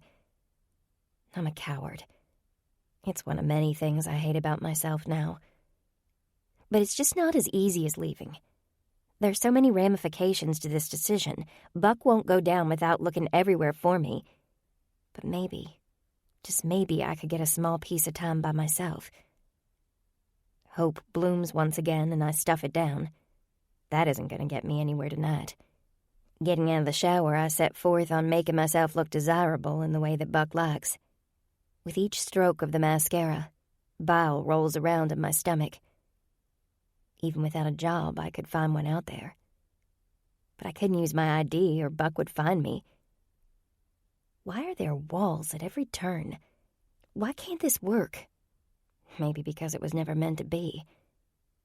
I search in the back of the closet for the 4-inch red platform heels that are Buck's favorite. His clothes are on the bottom rack while mine are on the top. Our shoes are combined at the bottom, and it's been a long time since I've worn these heels. If his expectation is for me to dress up, then I need to get it right, from top to toe. On my knees, I move shoes out of my way, searching. They're in here because no way Buck would throw them away. Digging under Buck's clothes, I'm careful not to knock any off because putting them back will take more time. Time is never my friend. A sharp pain hits the top of my finger, and I pull it out quickly, seeing a drop of blood come off of it. Sticking it in my mouth, a metallic taste fills it. What the hell is back there? Pushing a hole in the clothes, a metal box lays there with dirt dusting the top. I've cleaned out this closet many times, but never have I seen this. Tugging it out, I flip open the latch, surprised it's not locked. My heart squeezes as the air leaves my body. On top is a picture of my mother and I, smiling at the camera. Her arm is around my shoulders, and a look of pride crosses her features. She's so beautiful, and I miss those eyes. The ones that comforted me and gave me strength growing up to be who I was, never conforming to what others thought. A tear threatens to leave my eye, and I push it back, not wanting to mess up my makeup and have to redo it. There are letters. Lots of letters. Some addressed to me, some addressed to Buck. All opened at the top. Pulling the first one addressed to me out, I read, Carson, I watched you sleep last night all curled up in your pink and white covers with your little nightlight giving you a soft glow. You looked like an angel, especially when you gave the soft smiles while you were in your dreams. Dreams. I've so many for you. So many hopes and wishes surround you each and every minute you're on this earth. You can be and do anything in this world. Your light shines so bright that whoever comes into your life will shine right along with you. That light has been ingrained in you since you were born, and each year it has grown brighter and brighter. I can't wait to see what comes next for you, what ambitions you'll have and things you'll conquer. Because you will. Your strength is immeasurable. I just hope you put it to great use. Seriously, though, when I look at you, there is not one thing I would change about the person you are growing into. I love how brave you are, and how you go at any challenge with full force. Sometimes I lose my way with that, and I pull strength from you. You probably don't know that, but it's true. You are an inspiration to me, every single day. Stay true to yourself. Stay strong. Keep your head on straight and let your dreams soar. I know you will. You're going places in this world, and I'll be by you every step of the way. Love, Mom. The tears cascade down my face as I'm unable to hold them back. She's right. Everything inside this letter is right. Where have I gone all wrong? Hell, where have I gone? A heavy knock comes to the door and I jump, tossing everything back in the box, closing it and sticking it back under Buck's clothes. "Let's go," Big Jim says as I grab my heels, dart to the bathroom, and pull myself together quickly. There's red in my eyes. I find eye drops and put them in quickly as the pounding starts again. I have to go or Buck will be pissed. Sucking in a deep breath, I open the door just as I put my heels on. Big Jim looks me up and down, lust all over his face. I try to ignore it. He grabs my arm and pulls me hard against his body. "Maybe I should see if Buck will let me go around with you." My stomach rolls, but all I do is nod. There's no use in talking. I'll end up saying something I shouldn't. In the quiet is where I'll be safest. Big Jim leads me down the hallway into the basement stairs. My feet freeze, causing me to stumble in my heels as fear catches me in its grip. The basement isn't a place for me. The last time I was down there, I hurt for days and days. It was the time when I couldn't move for weeks. Big Jim pulls me hard and my feet walk, each step more fearful than the next. What does Buck have in store? What is this? Reaching the bottom of the stairs, 6 guys stand center of the room smoking and drinking beer. Their focus comes to me as I enter. Buck walks up to me and kisses me hard on the lips, then grabs my arm, squeezing hard. "Boys, this is my sister, for your entertainment tonight." Buck pushes me hard into one of the guys and I fall into his arms. "Make sure you have rubbers. No one goes in raw but me." No, this can't be happening. I try to fight out of his arms, but the crack of a hand against my cheek has me crying out in pain as the burn travels down my skin. "You little slut. Just wait." The guy grumbles in my ear. There's a struggle, but he wins easily and pushes me down to the floor.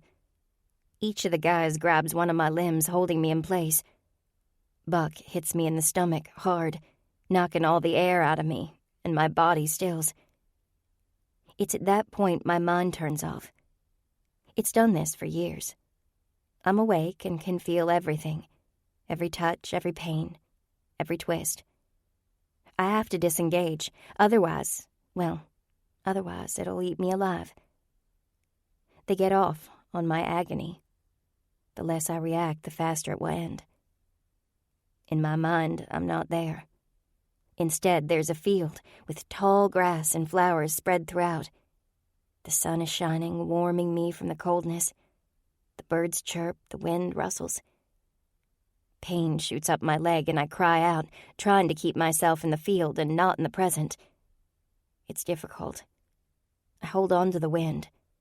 I hold on to the place where no one can reach me. I hold on to the green of the grass. There's no pain here, in my mind, that is. Burning between my legs has my hips shifting to get away from it, and something hard comes down on them, preventing it. Sweat drips down on my body from above. Fists attack me, hands touch me, bodies lay on top of me. Things are pressed inside of me. I'm unable to move. All I can do is endure. I can't do this anymore, is the last thing I think before darkness overtakes me. Slowly, my eyes open. I'm disoriented and in excruciating pain. I can't do this anymore. That memory floats through my consciousness as tears roll down my eyes. There's no one in Buck's room, and daylight comes from the window.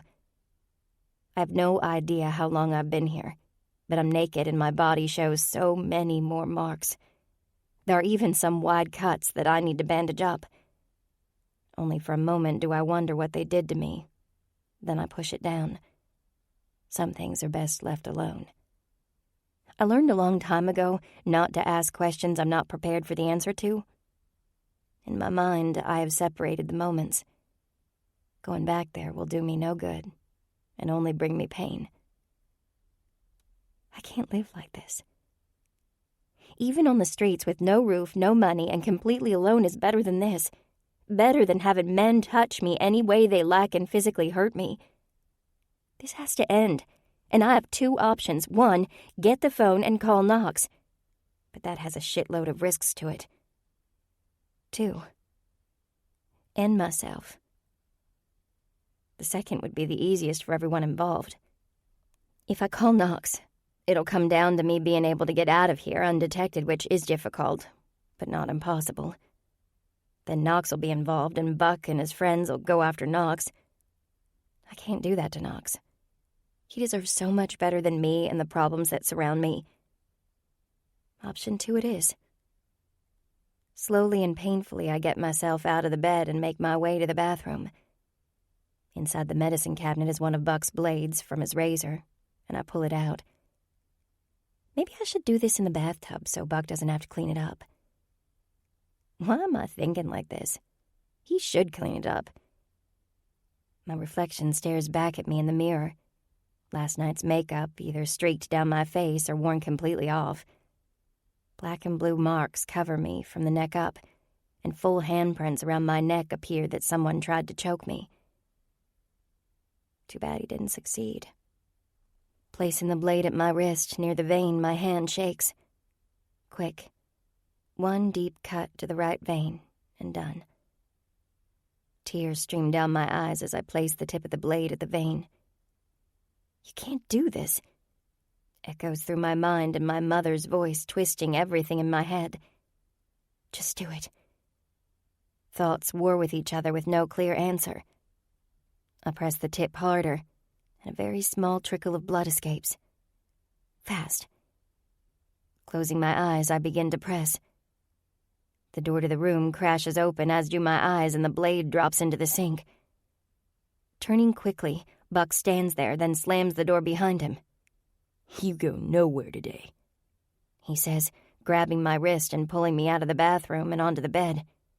You passed out last night and my friends didn't get their fill. Wash your fucking face and be ready. His hand cracks against my cheekbone as I cry out.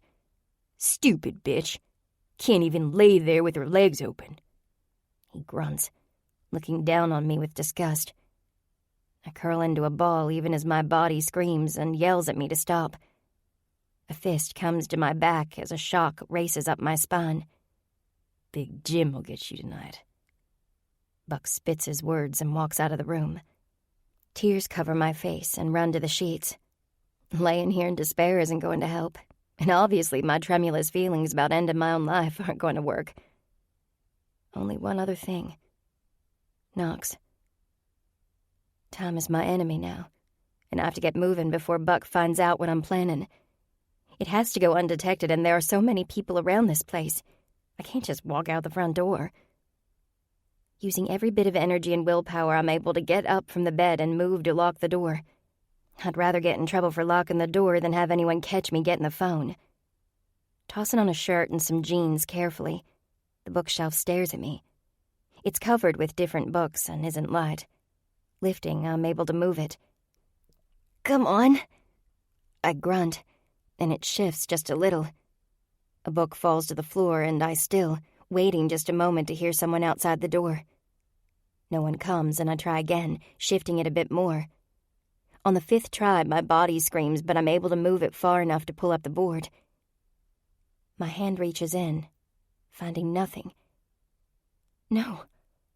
Did Buck find it? Did he know that I had it? How? Panic hits me hard, my heart rate speeding up so fast it could bounce out of my chest. Feeling around more, cold metal touches my fingertips and I breathe. It's here. The phone is here. Sitting on the floor, I turn on the phone, making sure the ringer's on quiet. It feels like forever for the little thing to boot up, each second feeling like an hour. Once it's finally on, I hit the number 1 and hold it for a moment. The call goes through and I hold it up to my ear, unsure. Carson? He answers, and I'm filled with both dread and relief. It takes me a moment to talk. Yeah. Swear to me you won't tell anyone. You have my word. I need to get out of here. Do you have anywhere to be today? My eyes keep darting to the floor. No. He says I can't leave today. Fuck. Guess we'll have to do this old school. What? I'll be in front of your place in 15 minutes. Get your ass outside by any means. If that means starting a fire in one of the rooms to occupy their time, do it. Any means. Right. I whisper, not knowing if I'll be able to even walk outside, let alone start a fire. How the hell am I going to do this? Shoving the bookshelf back just a bit, I move as fast as my legs will take me, out the door and down the hall. Keeping my head down, people are talking, but everyone leaves me alone except for the call-outs. The kitchen's well lit, and I only have one shot at this. If it doesn't work and Buck catches me, I'm as good as dead. But this is the furthest room from the back door, and that's where I'm going out. You can do this. If I do the fire, it can't catch too fast or they'll know it's me and come after me first. God, my body aches. Get out of here. Then you can rest. Fire. What can I use to start one that gives me a bit of time to get out of the room quickly? Thinking hard, my mind comes up blank, but I keep pushing. Come on, Carson. A battery. I saw it on a television show, but I can't remember what it was about. The only thing that sticks out is putting a battery on top of the lit stove. It'll take it a bit, enough time for me to get out, and then it'll catch fire. Quietly, I open up the small drawers, looking for a battery. 2 drawers in, there are none. Shit. In the next one over by the sink, I open it rapidly, sifting through the items. Frustration sets in, and I look up to the ceiling. If not a battery, then what? My eyes settle on a flashlight and hope blossoms. Grabbing the red thing and twisting off the bottom of the lid, relief fills me when a C battery falls out into my hand. Moving to the stove, I set the battery in the middle of the burner and crank it up on high. Without any time to lose, I get a move on. I walk slowly back to Buck's room because that's where I'm supposed to be. Going in, I put on a pair of tennis shoes and grab the little metal box, toss the phone inside, clutching it to my chest. It's the only piece of my mother I have left, and I am not leaving it here with him. He's had enough of me. He doesn't get this too. My heart thumps erratically, and I have to remember to breathe because my body is forgotten. The adrenaline begins pumping, and though my body hurts, I feed off of that rush. There's only one chance for me. It's either I get out now or Buck finds out, and I'll be close to dead. A loud commotion comes from the hallway, and I take my shot. Going the opposite way down the hallway, I turn the corner to the door I used to meet Knox the first time. That time, the music was so loud no one could hear the buzzing when it opened or closed. As fast as possible, I charged through the door, helping it shut to stop the music. Someone heard that. There's no doubt in my mind it'll be a matter of time before they make it down here. Running proves hard, but I force it. I'm so close, and I can hear a motorcycle just over the gate. Shit, just a little more. Cutting through the yard, there's a small hole through the exterior gate wall where an exit vent used to be. It's small, and I'm not sure I'll get through it, but I'll damn well try. I push the metal box through and hear it clank on the ground. Hey! I hear as one of the guys opens the back door I just exited. Fuck. Arms first, head, then torso.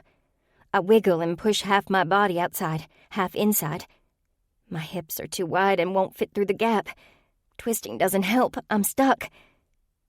Dread fills me as I see Knox pull up. Hands grip my ankles and start pulling me back inside as terror like no other rips through me. Knox jumps off his bike, grabs my hand and pulls me hard, my hips scraping against the concrete blocks as he pulls me through the small opening. I cry out in pain, but I'm so grateful to be on the other side of the wall. Hurry, he calls out, clasping my hand as I grip the metal box with the other. He hops on his bike and I try to get my leg over, the pain becoming too much, but I manage. My tears rush down like a waterfall, and then I hear the gate creak open. They're coming out. He fires up the bike as shots begin firing. Knox pulls out a gun and fires back as I grip around him, the metal box between us. A gunshot hits the metal of the bike and I scream, feeling Knox's body tense. He says something, but I can't hear him. He takes a corner hard and the gunfire ceases. Looking behind us, no one is there. I breathe out, deep. Did I really do it? Did I manage to get out? I did it. I got out, got away from Buck. I'm so floored that it worked. Now what? Chapter 7. Knox. A metal box presses into my back as I twist the throttle and push the bike into the distance. No one is behind us as we weave through the streets. Carson's leg trembles beside mine, no doubt scared as hell. But she called. and that's the first step to getting her safe. Getting close to Sumner, we pull up to an old warehouse and I cut the bike. Hop off. She hesitates. Knox, I don't know if I can. It's then that I take a look at Carson and my rage boils in my veins. I'm going to fucking kill him. She's beat to hell and it must have been her final straw. Either way, she's out. Now, to keep her out. I'm going to help your leg over, and we need to hurry. There are a shit ton of security cams around here that will show we came in here. As easily as I can lift her leg, she manages to get off. She doubles over in pain. I unlock the door swiftly, pick Carson up, and put her inside on a chair. Tears stream from her eyes. Hang in there. It kills me that she's in pain, and I'll help her as much as I can, but our safety has to come first. No matter how much it pisses me off or hurts to see her like this. For this moment, it must be pushed to the back burner, so I can get her out of here safely. She nods as I get my bike in and locked in the small compartment in the side of the building. Ravage uses this for lots of things. Today we're using it as a way to get out undetected. Going into the storage closet, I grab a backpack, open it up wide. Inside sits cash, IDs, gun with ammo, keys, and a phone. I sling it over my back and make my way back to Carson. I'm going to pick you up, and we're moving fast, okay? Where are we going? To get you safe. My arms lift her lightweight body, in need of some meat on her bones. Fuck, I hate that motherfucker and the shell he's left her in. We make our way to the back of the warehouse, and I maneuver to open the door. Darkness surrounds us as I climb the stairs, taking great care to not miss a damn step. Knox, what's going on? The panic in her voice does something inside of me. Anger isn't even a word for it. I'm not sure what words would work. Hang tight, trust me. She gives me a small chuckle that seems forced. I'm not big on trusting anyone. You'll learn. My family and I, we have loyalty in our veins. She quiets as I flip the switch, turning the underground lights on. The tunnel is dark and damp, but it serves its purpose. Carson's body flinches every so often, and I don't want to hurt her, but we have to get out of here. I should have called my brothers to come with me, but I feared if I did, she wouldn't have left with me. Then she asked me not to tell anyone, confirming my initial thoughts. We move through the tunnel, my arms beginning to strain, but there's no way she's walking this. Climbing up a set of stairs, I open the door. We're in a second place that's 3 blocks away from the first. There's a nice 4-door Chevy Impala sitting ready to be used with unmarked plates. I'm setting you on your feet for a sec. Okay. She trembles and reaches for my arm to help hold her up. Moving quickly, I get the car unlocked, opening the back door. I want you to get in here and lay down for a while. I'm going to get a blanket from the trunk and cover you up. I'll turn the air all the way up so you don't burn up, but we have to make you disappear. On a small nod, she climbs into the car. She's shaking so damn bad from the pain that I hope there are some meds in the trunk. It's been a long damn time since we've needed an escape plan, and I'm not sure it's been restocked in a while. The trunk pops open. There are several things inside, but I grab the blanket and the bag with the first aid cross on it. If there's anything, it would be in there. Swiftly, I cover Carson, jump in the car, and crank up the air conditioning. The first aid bag has a few things, but nothing is going to last. Can you take pills without water? Note to self, put fucking water in here. No, she croaks. Meds will have to wait. She groans, but I hit the switch to the roll-up door inside of the car and we're off. We drive until we pass Savannah and cross over into South Carolina. Halfway through, Carson took the blanket off, but didn't move from her spot. Checking on her every so often, she slept, which is exactly what she needs. As soon as word got out that shots were fired at the Rangers, the calls from my brothers started. I just gave word to Riker I needed a few days and I was safe. I wasn't about to drag them into this. I gave Carson my word I wouldn't tell anyone. I'll deal with my family later. Since I take off regularly, needing space, they didn't think anything of it. But I do have a run with Jax coming up in a few days that I need to be at. I pull us off at a hotel. I'm going to get us a room. Hang tight. The bright lights shine in the building as I pull out my wallet along with a fake ID and credit card. Places anymore don't let you stay in them if you don't have a damn card they can put on file. The ones I have will never trace back to me. Will that be 2 queens or a king, sir? 2 queens. The young kid runs through all the necessities, and I look one more time at my ID so I know what name to write on the slip. Scribbling it across, he hands me the key. Thanks. Darting outside and into the car, Carson sits in the back seat staring at the place. It'll be fine. She gives me a small nod as I drive around the building. There's a back entrance, and that's where we park. Let's get you up and laying down. Knox, I've laid the entire trip. Her eyes gleam in the rearview mirror. She is still terrified. She leans on me as we make our way to the room. The burst of cold air hit us, and we suck it in. Carson takes the bed furthest from the door and surprisingly doesn't make much noise when she sits on the bed, still holding that metal box. It must mean something great to her. Opening the first aid kit, I kneel before her. Need you to take your shirt off so I can see if anything needs stitched. You sure that's the only reason? A smirk comes over my lips. Are you teasing me, Carson? She looks down, embarrassed, fingers under her chin. Our eyes connect. This is a good thing, I reassure her. The strength to bounce back and find any moment of reprieve after what she's been through is a sign of the woman under the bruises, the woman who refuses to break. She nods just a touch. I'm not sure what it's going to look like under there. I'm prepared, I say, knowing it's going to be hard. The statement isn't completely true. While physically I am fine, emotionally, when she removes her shirt, more than anger flows through my veins. It's a rage so powerful it almost knocks me on my ass. There, how bad is it? She asks, looking down at her body. There are marks over a lot of her torso and only a couple that look deep, but it's crusted over enough that it's not bleeding. The color of her skin is despicable. Purple, blue, green, yellow, and some black cover her skin like war tattoos instead of her normal ones. There's barely any skin untouched. Her side piece is a beautiful feather angling up the curve of her body. Birds fly out of the feather, skating further up her side. But with the marks on her skin, it's not vibrant like I'm sure it normally is. All of it pissing me off even more. Should we get you a shower first?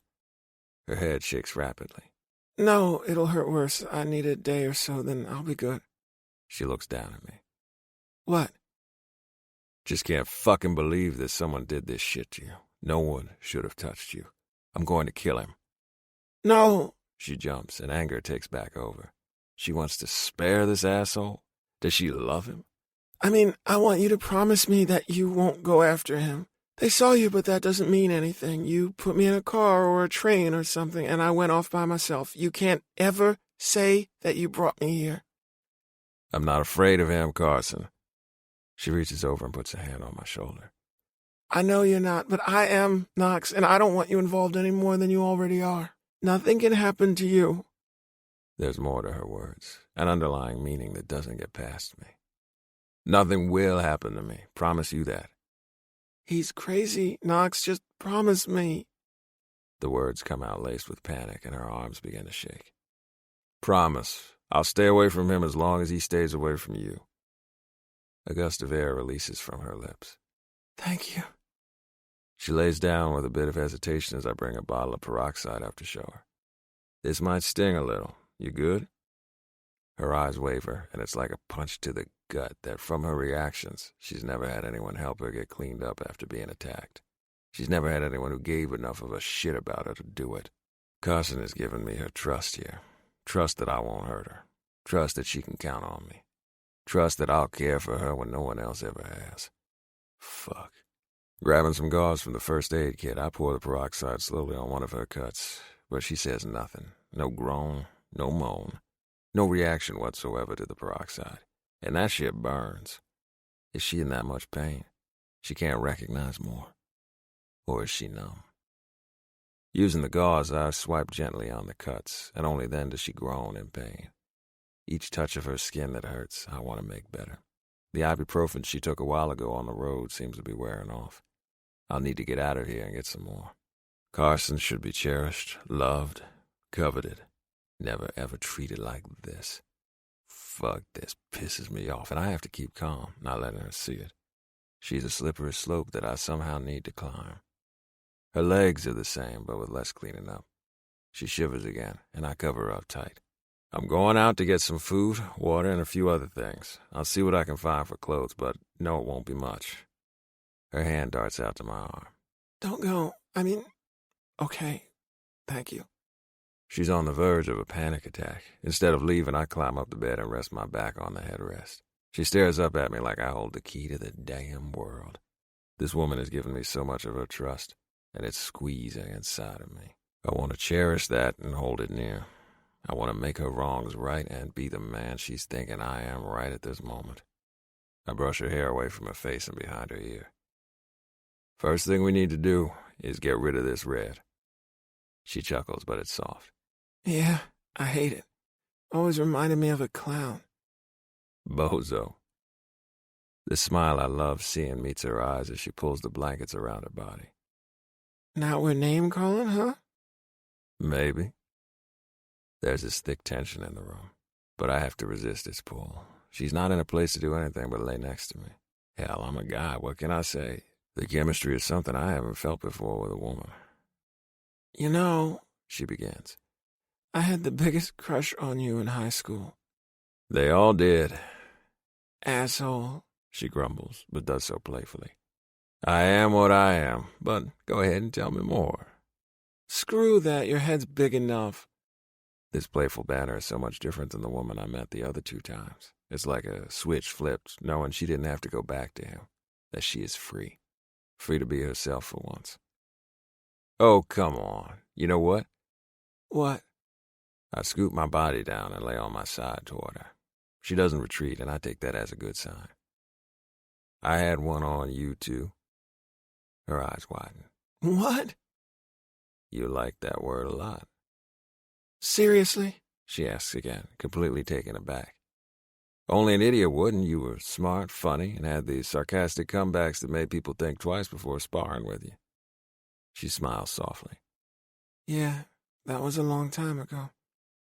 Why didn't you talk to me then? Because I was a kid who had way too much freedom, money, and friends. In other words, you were an idiot. A chuckle escapes, among other things. Seeing her so relaxed is an image I will never get out of my head. It's probably the first time since she went to live with Buck that she has felt this way. Fuck, I'm happy to have a part in that. Yeah, you had every girl, even the seniors when you were a freshman, all over you. Those are good memories. She shifts, and for a moment I think she's going to pull her hand out and smack me on the arm, but she refrains and stills. Don't be a dick. Oh, good one. Not being a dick is the truth. And I'm not going to sugarcoat my past. It is what it is. And it made me the man I am today. Nothing wrong with that. No, it's not. Silence blankets the room for a moment, the air conditioner having kicked off. Thank you, Knox. I'm sorry to get you involved this much, but thank you for getting me out of there. Told you, I'm only a phone call away. Close your eyes and get some rest. She yawns. Guess I'm tired. Your body needs to heal. Right. We lay there for a while just staring at each other. I try to see past all the marks on her face and the discoloration to the woman beneath. The marks spark my anger, but luckily from my dad I learned how to control my emotions. She can't see me like this. She's fragile enough as it is. Carson closes her eyes and drifts off to sleep. Instead of watching her sleep, I set out to find everything we're going to need for the next few days, because there are no plans for us to leave unless it's on a food run. Chapter 8. Carson. The room is black, but that's not what has my heart racing. Knox is gone, I can feel it, like a tangible thing, like a loss or disruption. It's all over me, seeping into my bones. Reaching over, I turn the light on, the glow giving off a yellowish hue. It's quiet and still, but that doesn't keep my heart from racing. My first thought is he coming back? His bag sits on the dresser along with his Ravage MC cut. He must really want to be inconspicuous if he left that. It's also the reminder that he's coming back. This is good. This is okay. He probably went to get food, like you said earlier. Nothing to worry about. He'll be back. I'm a mess of emotions. On one hand, relief fills me that I was able to get out. On the other is the fear that Buck is right around the corner, ready to make me pay for trying to leave him. It's a vicious cycle of emotions swirling and churning, eating me alive one by one. The sad thing is the emotions are the scars that are so deep, they'll never heal, because no amount of time will allow it. My body is stiff in every way possible. It needs to move or I'll be locked up for a while. Tossing the covers off, cries come out as I maneuver my body to sit. Slowly, I start with my arms, extending them and retracting them. Sweat begins to pour from me as I move on to the shoulders and neck. Knox was right, sleep is great, but having my body lock up tight because of it is the downfall. Still sitting, I work on loosening up my legs and knees. Unsteadily, I rise to my feet, using the small table beside the bed for balance, and continue to exercise. Bending at the waist proves difficult, but it is accomplished. It's sad that Buck has done this so often to me that there's a routine to healing. Never would he send me to a doctor for this, so learning how to fix myself was crucial. The only thing he took me for was my birth control and to get my blood tested. Buck didn't want to catch diseases from me, even though he made others wear condoms. Buck. My thoughts drift to him. He's pissed. Seriously, irrevocably pissed right now. Not only did I escape, I set fire to his kitchen, causing who knows what in damages. Part of me wants to feel giddy and excited in my ability to pull one over on him. But deep inside, that fear of him finding me restrains it. I'm not stupid enough to think Buck is going to give up on me because he didn't in the past. There's no way in hell he'd do that. He'd find me, just to punish me and kill me. It's his pride that's hurt, not any feelings for me as a human being. Twice I tried leaving. Each time the plan didn't work, each time he found me, way too fast. Each time I suffered the consequences for it. But each one of those left me with knowledge of how I fucked up before, and now I won't repeat those mistakes again. When I first went to live with him, he was so nice, and it lasted about a month. Then chores were added to the mix, then more, and more, and more, until I'm here with nothing else left to give. What a clusterfuck my life has become. Hell, I don't even know who I am anymore. Who is Carson Devereaux? There's been so much time that's passed in my life where I became whatever Buck wanted me to be, each time losing myself a little bit more. At 15 years old, it didn't take much for Buck to get me under his thumb. A few cracks to the face, and the fear took over around him. I was lost in my own grief, my own guilt. I was an easy prey. It wasn't just the physical pain he inflicted that gave him power, it was my emotional state. It's pathetic, but so very true. It's like a mold he put me in, making me exactly what he expected of me. My mother'd never hit me. Ever. Not even when I did something horrible. Never. Grounding and taking things away was her punishment. It worked, sometimes. Buck putting his hands on me changed the game. I toss on the clothes that lay on the floor. They smell of Buck's house, making me want to gag, but it's all I have. Moving over to the small round table, I grip onto the chair and move my legs backwards, bending at the knee and out. The door handle moves, and I still, holding my breath. Did Buck find me already? Shit. No sooner had those thoughts run through my brain, Knox steps into the room and relief washes over me.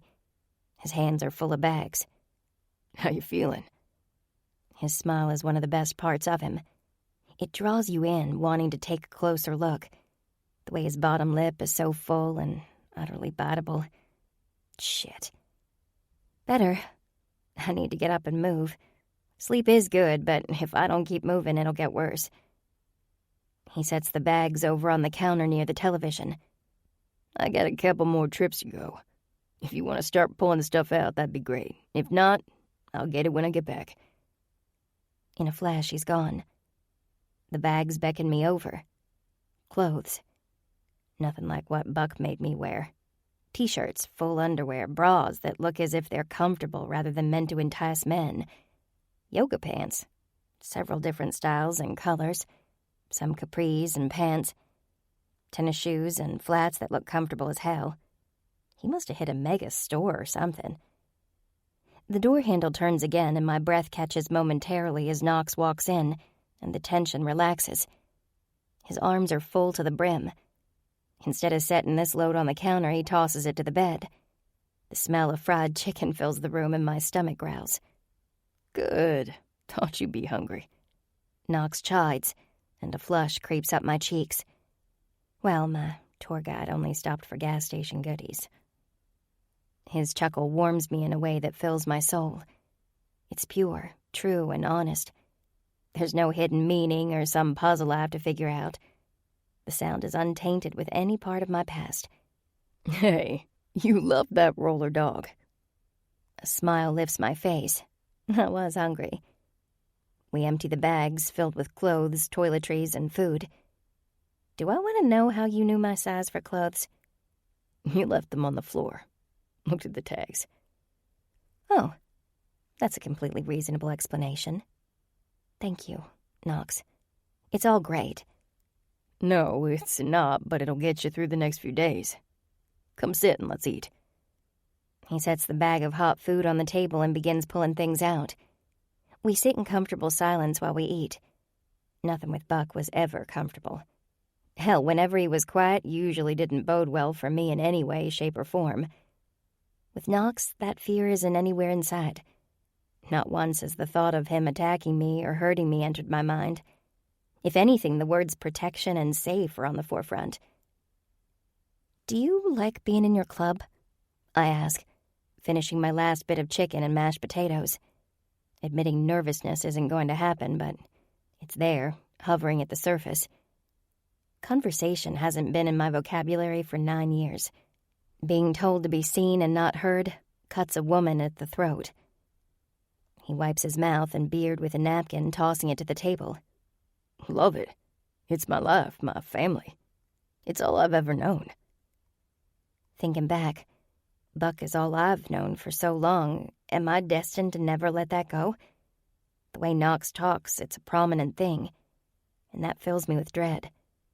Experiencing the Ranger's lifestyle for so many years and now spending time with Knox are two totally different things. Where Buck is demanding, Knox is patient. Where Buck is cruel, Knox appears kind. They are complete opposites, and I wonder if their clubs are as well. What brought on that face? Chewing my bottom lip, the words fly. I've been with Buck for 9 years. It's all I've ever known during that time. Does that mean I'm gonna feel like this the rest of my life? Knox moves quickly, kneeling on the floor in front of me and grabbing my hands. No, your life should have never been like this. You deserve so much more, Carson. Saw it when we were freshmen and see it now. Will you be able to forget? Probably not. But you will be able to move on and create a life for yourself away from him. He's gonna find me. The biggest fear in me comes tumbling out, and my body shakes. No, he's not. He says it with determination, but I know he can't stay here with me and protect me. I'm gonna have to do that on my own. I have a plan. Just trust me. You're the only one on the planet I do trust, Knox. His face is only a foot from mine, and this incredible urge to kiss him rides me hard. I feel myself leaning. Then he retreats back. Shame hits me in the head. Why would he want to kiss a woman like me? Damaged, pathetic, drowning. I'll never be a woman deserving of those lips on mine. Needing to escape and gather myself, I rise. I'm gonna take a shower. He stands as well as I rummage through the clothes. Finding some that look decent, I grab the bag of toiletries. Thought you said it would hurt worse if you showered. Yeah, I did say that. And it's true, but I need a break. I've had time to rest, and I want to get that place off of me. It's not a lie by any stretch of the imagination. I do want to, and admitting something isn't lying. Okay, he says to my back as I close the door to the bathroom. Looking in the mirror, tears well in my eyes. My cheeks are sunken in and deep bags frame my eyes. My hair is the worst of all, and if I had a scissors, I'd cut it all off. A knock comes to the door and I jump. Yes? I bought you some hair dye. You did? I open the door and he hands me a box with a dark-haired woman on the front. Damn, that was thoughtful. Thank you. Whatever you need, Carson. On a nod, I shut the door and get busy changing myself back to me, whoever the hell that is. I need to find her. When I step out of the bathroom inside, I feel a little like a different person. Clean, and the red is gone from my hair, bringing it back to the brown it should be. I almost feel human, minus the cuts and bruises, but those will go away in a few days. A low whistle comes from the bed. Love it brown. The blush stings my cheeks and warmth fills me. Thank you. My movements are better after the shower, too. My joints must have needed a little heat therapy. I'll have to remember that. What's that look for? Knox asks, startling me from my negative thoughts. Nothing. He rises from the bed and comes my way, putting his hands on my arms gently. No lying, Carson. That's one thing between you and me that we never do. The air gets sucked out of me. Lying has never been my thing, but being able to tell someone the truth all the time, it feels like a gift. One I don't know if I'm worth having. Okay. He rubs up and down my arm softly, then steps back. So, what do you want to do tonight? I bought cards so I can kick your ass at poker. Or we can watch a movie and lay back. Any of that sound good? Any of it. Is he serious right now? All of it. Nice. He rubs his hands back and forth in front of him with a mischievous glint in his eye. We're playing for pretzels. Whoever has the most gets to pick the movie. It has been forever since I've watched a movie. Watching a movie is a luxury I never received. Hell, I don't even know what movies are out or if any are good. But he threw down a challenge. One that no way I'm losing. This isn't the same as Fat and Back, but it is control. Something that's been out of my grasp for a long time. I am winning this. Being at Buck's side when he played is going to pay off here. You're on. His gorgeous smile brightens the whole room. Butterflies flit in my stomach and my hands get a bit clammy. He doesn't want you, Carson. Get over yourself. How could he ever want someone who's been used as a toy? I don't deserve it anyway. But fun is on the ticket, and it will be enough. Chapter 9. Knox. 3 games, and the little vixen has a ton of pretzels on her side. I wasn't trying to lose either, but she's got a wit about her that I know she doesn't see. Everything inside her is locked up so tight, and I can't blame her for that. But I hope in time she'll let it free. She shouts and pumps her hand in the air. Mine. Carson reaches over and pulls the sticks in her pile. It's her smile, though, the one that shines in her eyes, the one that has been lost for far too long. It's the same as when we were in school, except better because it's coming from a woman instead of the kid I once knew. It's the best part about her winning. I toss the cards down dramatically. Fine. What chick flick are you going to make me watch? Her smile dies on her lips and she shifts in the chair, the air around her becoming tense. What's wrong, Carson? I have no idea what's out to watch. I haven't watched a movie in years. Damn, she hasn't been let out of her cage to be the free woman she's meant to be. She has this shame around her, and I hate that shit. A few of the pretzels make their way into my mouth. Okay, what do you like to watch? Do you like to laugh, have action, or sweet and romantic? She shakes her head. I have no idea. I guess I'd want to laugh. Sounds perfect. Let's see what this place has for choices. Getting up, we make our way over to the beds. She sits on hers and I sit on mine. It feels strange after her falling asleep next to me earlier. Part of me wants to get up and go over to her. The other is afraid that if I do, I'll scare her away. It's like walking on a tightrope. Just a little to the left and this will happen, a little to the right and that will happen. All of it like glass I'm afraid to break. Thoughts of my sister Austin come to mind. She was so broken, but no one saw it. It didn't even come up on my radar, and to think she felt like this and no one was there to help her eats away at my insides. That's not going to happen for Carson. I may not be able to stay, but she'll be protected. How about this one? She stares at the television. It's about a woman who goes back to college with her daughter. I've heard it's funny. Looking over at her, her expression is blank. This is a new thing for her, and it amazes me that something so simple that everyone should experience was lost on her. Sure, why not? Her tone is laced with apprehension, only making me want to go out and beat the fuck out of Buck. You do realize this is a chick flick, right? I tease, hoping to break through and get a smile from her. Her head snaps to mine.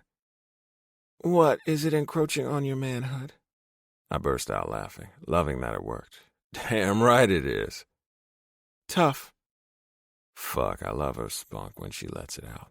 There's so much inside of her that's been suppressed for so many years. I want her to find it again. Clicking the remote, the movie starts and Carson lays down. Her giggles and laughter intertwine with mine. It's a great sound, one I'll never get tired of hearing. Knox? Yep. Will you come over here with me? When I turn to her, she's staring at the screen and her bottom lip does a slight tremble. Of course. There's nowhere else I'd rather be. Maneuvering, Carson scoots over and I take her spot. She lays her head on my chest, and my arm goes around her back. We say nothing and do nothing but laugh. It's the most comfortable I've ever been with a woman. So comfortable that we fall asleep just like that. I wake with a start, the knob on the door rattling.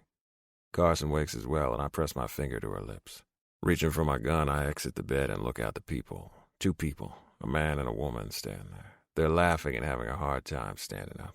On the other side of the door, a card gets inserted, but nothing happens. Are you sure this is it? The woman whines. Fuck, I don't know. Leaving the emergency latch on, I crack the door. Something you need? The man steps back shocked and the woman's mouth drops open. No, sorry, we must have the wrong room. With a nod, I shut the door and lock it. When I look over, the light from the small crack in the window shines on the empty bed. Flipping the light, Carson sits curled up on the floor, shaking. Shit. It's okay, just people who couldn't find their room. She nods, but can't stop the shakes. Sitting next to her, I wrap her in my arms and hold her. It's so long that when I wake up, she's lying in my arms still. Fuck, it's gonna be hard to go home. Hey, She says, looking up at me and wiping the sleep from her eyes. Sorry, must have fallen asleep. Perfectly fine, Carson. Perfectly fine. She gets up and dusts her butt off. From what, I have no clue, then moves over to the bags. I saw a coffee and we have a pot, so I'm making it. Sounds good to me. I get up and go into the bathroom to take a leak. The coffee waits for me on the table next to the empty seat. Thanks. No problem. She holds a cardboard cup with both hands, blowing on it carefully. How are you feeling today? She takes a sip. Good. My body aches, but that's going to happen. While I waited for the brew, I did some stretches that help. I hate that you have to know that shit. Just like I fucking hate that my sister lived through this when she was attacked and raped. Same with Green's woman, Leah, and the fear she must have experienced when being tied to a bed and brutalized. All of it there pressing into me, noting what Carson went through, and her feeling alone. Fuck. She shrugs. Can't change the past, Knox, only the future. Right. I'm dying to ask about the butterflies on your calf. It's gorgeous work. She beams. Thanks. It's one thing that Buck didn't care if I did or not, and as you can tell, I took advantage. What do the butterflies mean? She coughs slightly and pauses, pulling in her bottom lip, thinking. It seems to be her thinking pose, and it's cute. I have 9 of them, one for each year I spent with Buck. Each year I got a new one on the anniversary of my mother's death. My gut twists. I'm so sorry, babe. Her head shakes. No, there's nothing to be sorry for. Each one is a new start, a new beginning. At least that's the way I look at them. Like a butterfly coming out of its cocoon and spreading its wings for the first time. It represents survival and purity. Reaching over, I take her hand in mine. The meaning behind it makes it even more beautiful. She looks as though she wants to say something else, but refrains. Tell me. It's the only thing on my body that I have control over. Buck never had any demands on my ink. Therefore, it is mine and only mine. A squeeze comes to my chest, forming an ache. Control. She's never had it before. It will be an adjustment for her in a big way. Today, we're going to go meet with one of my buddies. When I have to leave here, you're going to stay with him and his wife. From there, you can figure out what you want to do. She nods, complying, but it doesn't reach her eyes. Panic is setting in once again. I promise you'll like him and his woman. They'll be good to you. She blows out a long breath. Okay. Okay. We pull up to Gunny's house only a few miles from the hotel.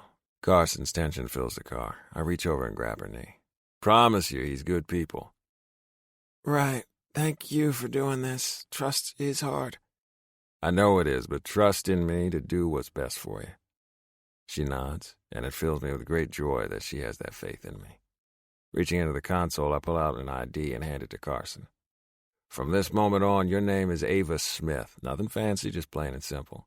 There are thousands of Ava Smiths out there, and it'll be hard for anyone to find. Thank you. Stop thanking me. I also have papers so you can get a job when you see fit. When did you have time for all this? Her wit is undeniably attracting.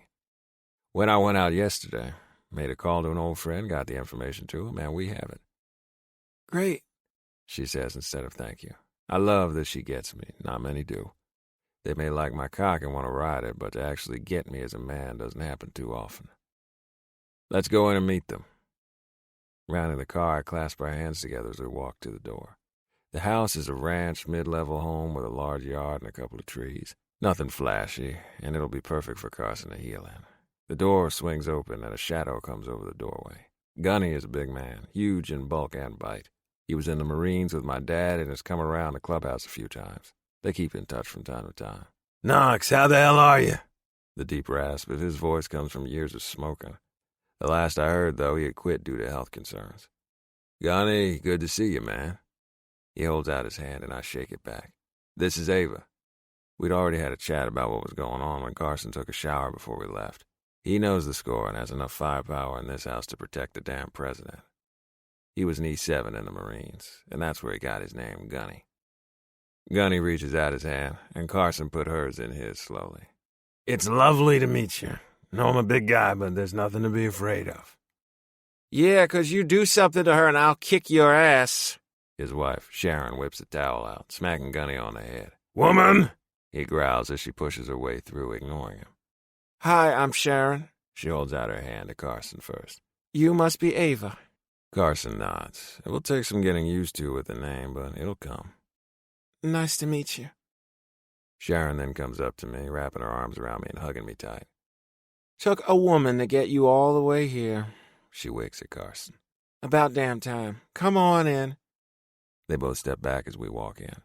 Their house is quaint with light blue walls and dark gray carpeting. It smells faintly of cigarettes, but whatever they're doing to mask the scent is working. Come on in, we ain't gonna bite, Sharon says from the kitchen. Their house is a very open floor plan, with one wall separating the kitchen from the living room. We take a seat at the table just off to the side of the kitchen and living room.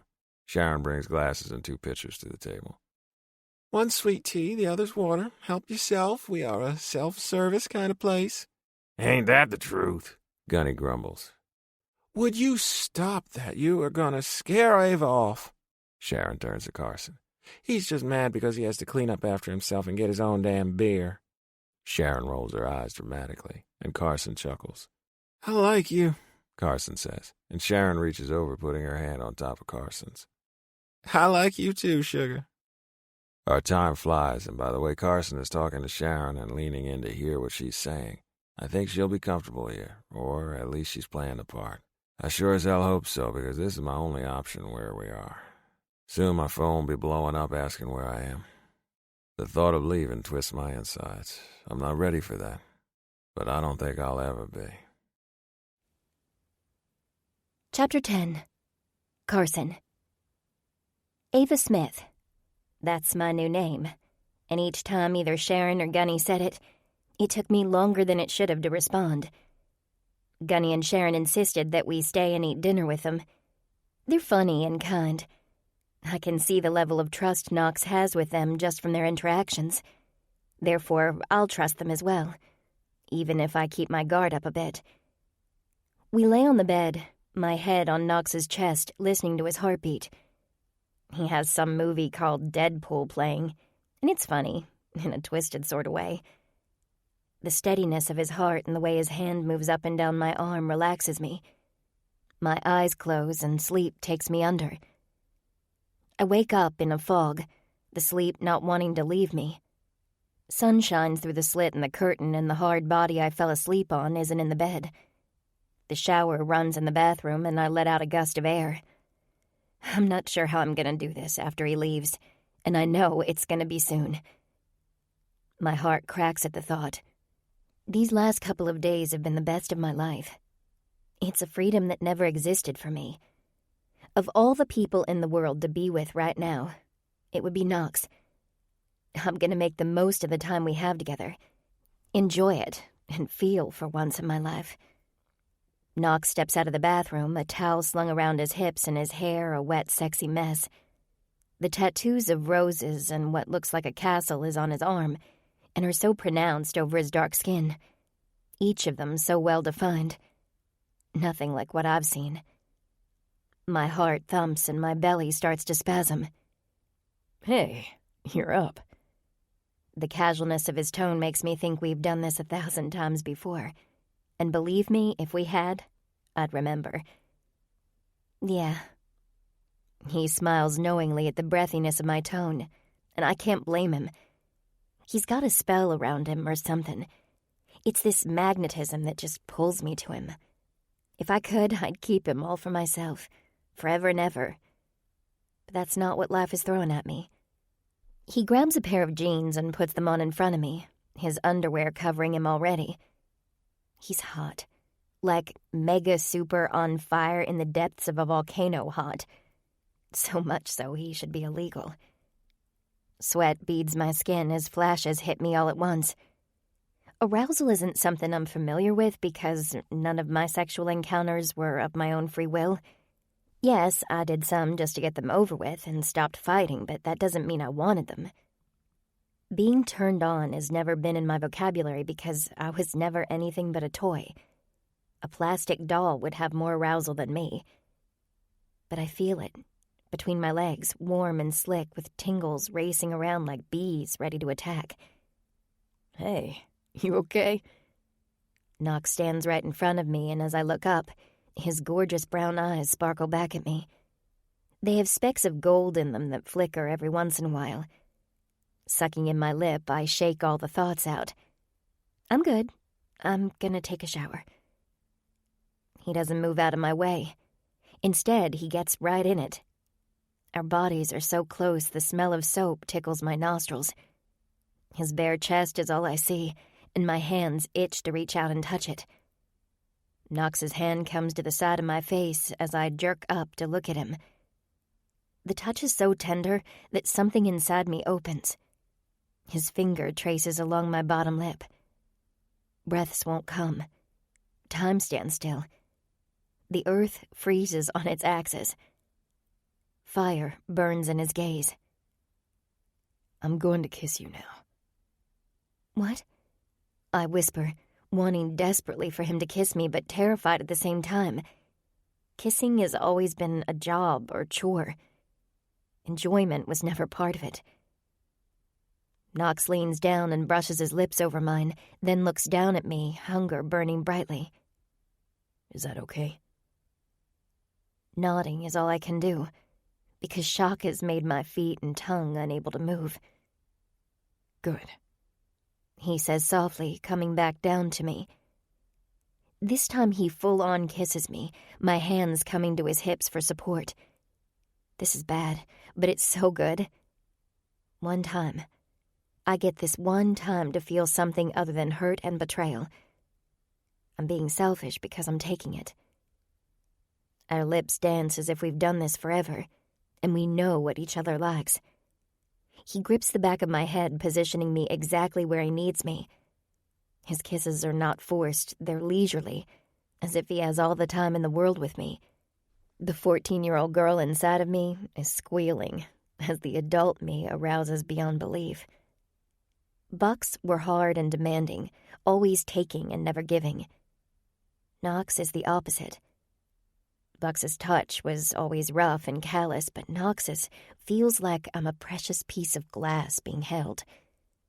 There's such a contrast between them, and it hurts deep that Buck robbed me of so many years, not allowing me to live. He pulls away first, closing his eyes and touching his forehead to mine. That was beautiful. something I never thought I'd ever have, and Knox gave it to me freely. I'm sorry, My fingers cover my mouth as I take a step back, and embarrassment floods me. He regrets it. He did. It's now in his eyes. The pain of that rejection is worse than anything that Buck or his friends ever did to me. It's a pain so deep in my soul that will never be repaired. The black cavern inside of me splits open and bleeds all over. Do not finish that statement. I move away quickly and head to the bathroom. I'm taking a shower. Locking the door behind me, I slide down the door until my ass hits the floor, as tears spill over onto my cheeks and down them. I can't blame him, though. There's so much mud on me. No man, especially one as kind and wonderful as Knox, would ever want to kiss someone like me. Used up. That's exactly what I am. What I'll always be. There's no way to ever change that. Those marks run so deep that nothing will make them go away. When I think of all the things I had to do at Buck's demands, it crushes me. I'd never be able to tell someone because they would look at me the way Knox did. Pity. They'd never be able to see the woman behind it all. The woman lost inside, just trying to keep her head above water. The one who just wanted to feel safe and happy for one damn time since my mother died.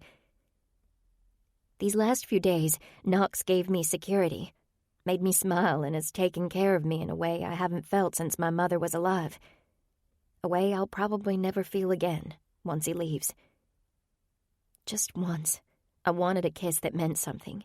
Anything. It did for me. For a split second, I wasn't me. I was someone who could be loved. I was someone a man wanted, who I wanted in return. Amazing how one split second of your life can change everything. It keeps happening to me, over and over again, with no stop in sight. I'm not even sure what the purpose of my life is, why I was even born if this is how I'd end up. The door shakes when Knox pounds on it, making me jump. Yeah? I call out, swiping the tears from my face. You okay? Yep. I stand up, stripping my clothes off, and jump in the shower. The water is so cold, I shiver and wait for it to warm. My head under the spray does nothing to fight back the tears, but at least this way no one can see them. Life has dealt me a shit hand a few times over, but this is my fresh start, the one I've wanted for years, and it's in my grasp. Taking it is going to be hard, but it's a must. I can't go back to Buck's, and Knox has to get back to his club. I have no one to count on but myself. Stepping back and sucking in air, I make a vow to myself. I will find me. I will be a better me. I will have a life. I will have a sliver of happiness. I will not let my birth continue to be torture. I will make something of myself. Some way, somehow, I will. My mom worked her fingers to the bone when I was little before she met my stepfather. My real father was never in the picture. There were nights she worked double shifts and I had to take care of myself. It never bothered me, one bit. She's who I need to pull strength from. She had a kid and still managed to keep a roof over our heads and keep me going to school every day. It'll be hard. It'll break me at times. It'll make me want to surrender. I won't give in. I will find me. Knox waits for me as I come out of the bathroom with a towel around me. In my haste to get away, I forgot clothes. Score one for Carson. Or is it Ava? This is going to be tricky. Hey, I say, moving over to the bag of clothes and pulling some out, not really caring what garments are there. A hand clasps around my wrist and my stomach drops. Knox isn't the kind of man to let things go. And this, he'll want answers, and I don't know what to give him. Sucking in a fortifying breath, I look up into those deep browns. The corners of his mouth are tight, and a small wrinkle in his forehead looks as though he's thinking. About what, I'd really like to know, but can only imagine it's something like, what the hell was I thinking? Carson. His words trail off, and the pain in my chest comes back from its small reprieve in the bathroom. It's okay. Lie. One thing I absolutely hate to do, but have done it so many times it's second nature anymore. I get it, Knox. It's fine. What do you... I'm cut off. Get what, Carson? He releases my wrist and I make my way to the bathroom, shutting the door. Just because you're in there doesn't mean you're not answering me. Get what, Carson? He repeats as I slam my forehead against the door. Why does he have to be so good at reading people? At getting them to talk? Why can't he be like one of those passive guys who just nods and goes away? Because you would never want him that way. I slip on my underwear and capris. For some reason, it feels easier to talk to him through the door. It may be a coward's way out, but at least I won't see his face. Won't see what I already know is there. Look, Knox, I understand what I am. I've been it for so long I have no idea how to be normal. Whatever in the hell that is. After being passed around like a sex toy for more years than I care to acknowledge, I get how you see me, how everyone will see me who knows my past. I don't blame you for regretting kissing me. My only regret is I didn't do it just a little longer, so I could hold on to the one little memory a while longer. That brief moment when I mattered. Loud bangs hit the door. Open this fucking door, Carson, he orders, and I know I should listen, at least if it was Buck on the other end, I would. His punishment for not would be too severe when I did, but this is Knox. I know he won't hurt me, at least physically. Emotionally, he has without even knowing he did it. I'm getting dressed. I'll be out in a minute. Carson Avery Devereaux, open this fucking door. Wait, how does he know my middle name? I didn't tell him. I haven't told anyone that name in forever. How do you know my middle name? I ask, tossing my bra and shirt on. Damn it! Open the door so we can talk about this. His demands become more desperate, making it hard for me to stand my ground. Really, there's no reason to stand anything, and I'm making a big deal out of nothing, right? Or not. Shit, this is confusing. Give me a minute. I have to brush my teeth. I'm not lying because it must be done for my oral hygiene. Not an excuse to stay in here just a few minutes more. Lies, all lies. I don't regret kissing you one bit, Carson. My brush stills as I look into the mirror at my wide eyes. I regret not being able to control myself around you and making you kiss me. I never want to make you feel like you have to do anything again. And I should have kept my shit together. He doesn't regret kissing me? Toothbrush in mouth, toothpaste falling down my chin, I say, What? Open the door. I spit and rinse, wiping off my face in the process. Slowly, my hand reaches the knob, and I unlock it. The door swings open, and my breath stills. Knox is beautiful. Dark hair, eyes, and beard. Lips that I can still feel on mine. He's something out of a book or a movie. So unattainable, yet he's here, with me, and he doesn't regret kissing me. You don't? I hate that my voice cracks. His hand comes up to cup my face once more as he leans in. No, not one fucking bit. I'm a bit demanding in what I want, and you're not in a place for that. You need to be in control of your body, and I pushed it. I'm sorry. My head shakes back and forth. I thought you'd see me as used and damaged. Absolutely not, Carson.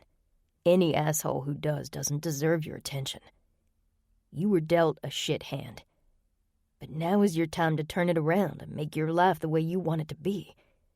You get to start over. A tear rolls down my cheek and he sweeps his thumb over it, wiping it away. Yeah. Knox pulls me into his arms and kisses the top of my head. We stay there for long moments, and I drink him in. Every minute of it, because it won't last. Good things never do for me. Chapter 11. Knox. My cell rings as we enter the hotel room from Gunny and Sharon's place. Looking down, my dad's name comes across it. I should have called him and told him what was going on and what I was doing. Ravage is everything to me, and not telling him is killing me. But I just know in my bones that if all the Ravage brothers would have come with me, Carson would have bailed out. She's so skittish, and the last thing I wanted was her changing her mind. Inside, I'm torn. It's wrong, not telling him, but also right for Carson. Fuck, this shit is hard. Carson heads into the bathroom as I accept the call, already knowing what it's about. A pit of dread fills me. I knew it was coming, and pushing it back in my head did neither of us any good. This is a clusterfuck of my own making. Hey, Dad. Son, got your run with Jack soon. You heading back? Yeah, planning on being there tomorrow. Fuck, leaving her is going to be hard. While I know Gunny and Sharon will take care of her, this possessive feeling fills me. I want to be the one taking care of her. She should just come back with me, and I'll put her in the clubhouse until we figure out what to do next. Good, you all right, Knox? Exhaling, I answer. Yeah, I'll be there tomorrow. Call me if you need anything. Will do. The phone line goes dead. I drop it to the bed, watching it bounce, then land. The bathroom door opens and Carson walks out. Her eyes are a bit bloodshot and it's tearing me up. I never wanted to hurt her. Only help her however I can. Why don't you come back with me to Sumner? You can hang out at the clubhouse until we figure everything out. A small smile lifts her lips as she touches my arm, the warmth shooting right through me. I can't. You know it just as much as I do. I heard. You have to go. She does that finger over the lips thing again to stop my words. How can that one movement be so damn sexy? You have a life there. I don't, and if Buck knows I'm there, he'll come after me. I'd like to see him fucking try. I'd light his fucking ass up so fast just for the fear etched in her eyes right now. She blinks, but the pain doesn't go away. You have to promise me something. Not sure I can do that. I've never made a promise I didn't keep, and my guess is this one will be severely difficult. She steps closer to me. You have to. It's what's best for me and you. I need you to promise me that you'll stay far away from Buck. If he thinks you have me, make him think otherwise. I don't care what you have to do. Just promise me you'll stay far away from him. My gut twists knowing I was right. Babe, that puts a damper on me putting a bullet through his head. She doesn't gasp or seem at all shocked by my declaration. While most women would have some kind of reaction, Carson doesn't. She's resigned. Her hand comes to rest lightly on my chest, giving a slight tremble. He's not worth wasting your life over. I appreciate everything you've done for me. You've gone above and beyond anything I could ever expect from someone who doesn't even know me. Thank you. Will never be good enough. But you can't go after Buck. Promise me. Why? If I wipe him out, you'll be free. I push. Her smile is sad. Yeah, but at what cost? You in prison for the rest of your life? The club you love going down because of me? No, Knox. I have enough on my conscience as it is. I can't do any more. I pull her close to me, wrapping my arms around her. Her arms follow, but her body is tense. He ever comes after you again, Carson, he's dead. She actually chuckles. Yeah, that's a deal I can make. Carson pulls back and looks up at me with light shining in her eyes, a light that hadn't been there days ago. Since this is our last night together, I'd like you to do something for me, if you want. You're getting awfully demanding with your wants, woman. Her chuckle carries through the room. It's a sound I love hearing from her. But then her face gets serious and she takes a step out of my arms and sits on the bed. Whatever this is weighing heavy on her. I take a seat on the other bed so we're facing. Carson fiddles with her hands, not making eye contact with me, telling me she's scared of what I'll say. Fuck, I already said I wouldn't go after Buck for now. There isn't much more she could need. She's set with a place to stay, money, and IDs to start a new life. Carson? Her words are quiet and soft. I've never given myself freely to a man before. She's never given herself freely to anyone. Fuck, those words hurt. No, they don't hurt, they bleed throughout me. She's 24 and has never had a good experience with sex. And while I think I know where this is going, she can't want me to feel that, can she? The shit my sister Leah went through was horrible, and I saw what it did to their men, unable to fix those feelings inside of them, and not being able to wipe those memories from their women so they didn't feel the horror. The shit may have happened to Austin and Leah, But Riker and Green felt it right along with them. All they could do was soothe their pain. Exactly what I want to do for Carson. Okay, I encourage when she takes a bit to talk. You said that you don't think of me as used or damaged. A tear rolls down her cheek. I jump up and sit beside her and wrap my arm around her shoulders, pulling her to me. You're not, Carson. Sooner you start believing that, the sooner you can move on from this life. Will you? She trails off, not finishing. Will I what? Be perfectly clear on what you want here, Carson. There needs to be absolutely no room for assumptions. Her eyes glitter as she looks over at me. Will you be my first, Knox? My chest tightens, and everything inside me screams not to. Not because of her past, but because I'm leaving, and whatever we share tonight will only be a memory. It kills me to leave her like that, to know that I'll be gone. One-night stands have always been a norm for me because I never wanted to be serious with a woman. With Carson, though, having sex with her and then just leaving feels like a knife to the heart.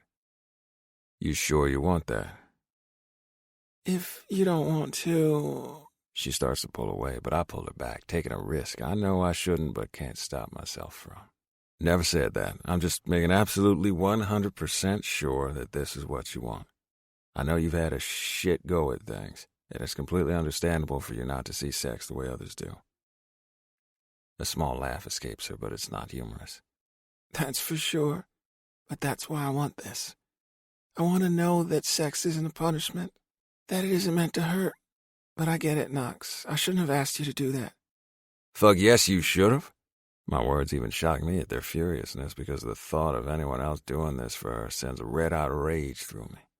I'm more than willing to do this for you and with you, but I've got to know that your head is in a good place.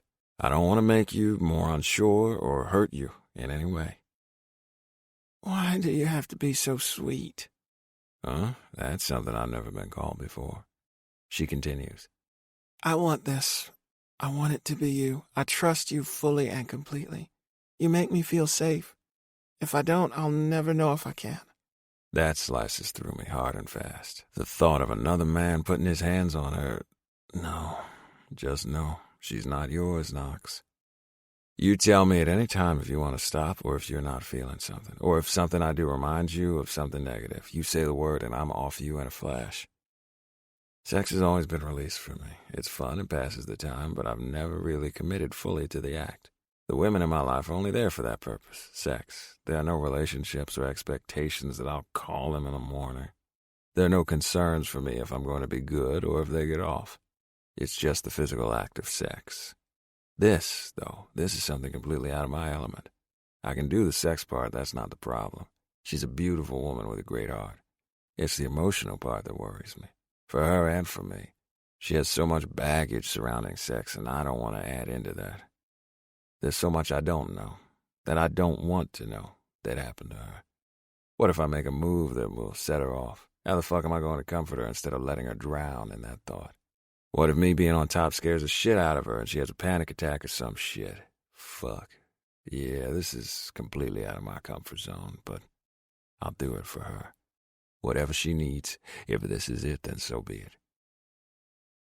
And I know I'm clean. Buck demanded condoms be used for every single person except for him.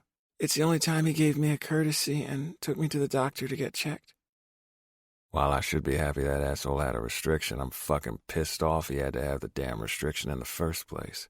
Fucker. No one should have touched her. Ever. Thank you, she breathes. I smile, breaking the anger threatening to take me over, and joke. Now that's a first. I've never had a thank you before sex. The blush on her cheeks is cute. Kiss me, she whispers. Remember, I touch you somewhere that you don't want to like, you tell me immediately. Don't let me have that on my shoulders, Carson. I won't be able to live with myself if I hurt you in any way. I will. Promise. Fuck, are these butterflies actually nerves? Yeah, this is going to be a lot of firsts for me. Our lips connect, and she meets me move for move. Her tongue sweeps in my mouth, and her taste explodes on my tongue. She's sweet as honey. My arms wrap around her, pressing her body to mine. Her soft curves envelop me from top to toe. Her hands are tentative on my arms and chest, taking their time. When her breath hitches, she tells me what she likes. Rolling over on my back, she comes over top of me and straddles my hips. Her hands come to my chest as she pulls back slightly, staring at me with those gorgeous eyes that suck me in at every turn. Knox, she breathes, eyes dilated and hard nipples poking through her shirt. Yeah, gorgeous. Her hips begin to move, pressing her heat into my hardness, each stroke giving me immense pleasure. My shorts and her panties are the only thing standing in our way. It kills me to not flip her over and fuck her hard and rough, but that's not what she needs from me. No way am I going to fuck this up, at least not on purpose. Please. Her hips move faster as she chases her orgasm. While I'd like to be the one to have my mouth and hands on her, her having this control is what she needs, so I'll give it to her. Show me how you come, Carson. Her hips roll, and holding myself together is a challenge, especially when she adds in the moans and mules. Shit. Hands on her hips, I give her a little help moving her faster and harder, ratcheting up her arousal and desire. Carson's eyes fly open, her jaw drops as an inhalation of air mixed with some sound escapes her lips as she comes. Fuck, she's beautiful. Pisses me off that some asshole tried to put her fire out. I push that out of my mind. Her body falls on top of mine, and I push her hair back as she comes down. That was... wow. She almost shudders her words. Gorgeous. Glad you like that, but that's nothing. You trust me. Her head comes up and she studies me for long moments. Yeah, I do. Knowing her past, this is a lot coming from her. Promise you're safe with me. She nods as I flip her onto her back. The bed gives a bounce with the action, a pillow flying off to the floor. Checking her face, there's no sign of fear, only desire and lust. I'm taking off your shirt, I say, waiting for her to nod. When she does, it goes to the floor. My heart constricts. The marks and bruises are still there, and it takes everything inside of me to push down the anger of anyone putting their hands on her. Gathering myself, my hands roam down her body, softly and slowly as I watch her intently, looking for any cues that she's scared. When she gives me none, my hands continue, and I wrap my lips around her pert baby pink nipple, sucking it deep and using my tongue to flick it. She moans, and her hands come to my chest, then moves down. She tears off my shirt, and the tips of her fingers graze my flesh.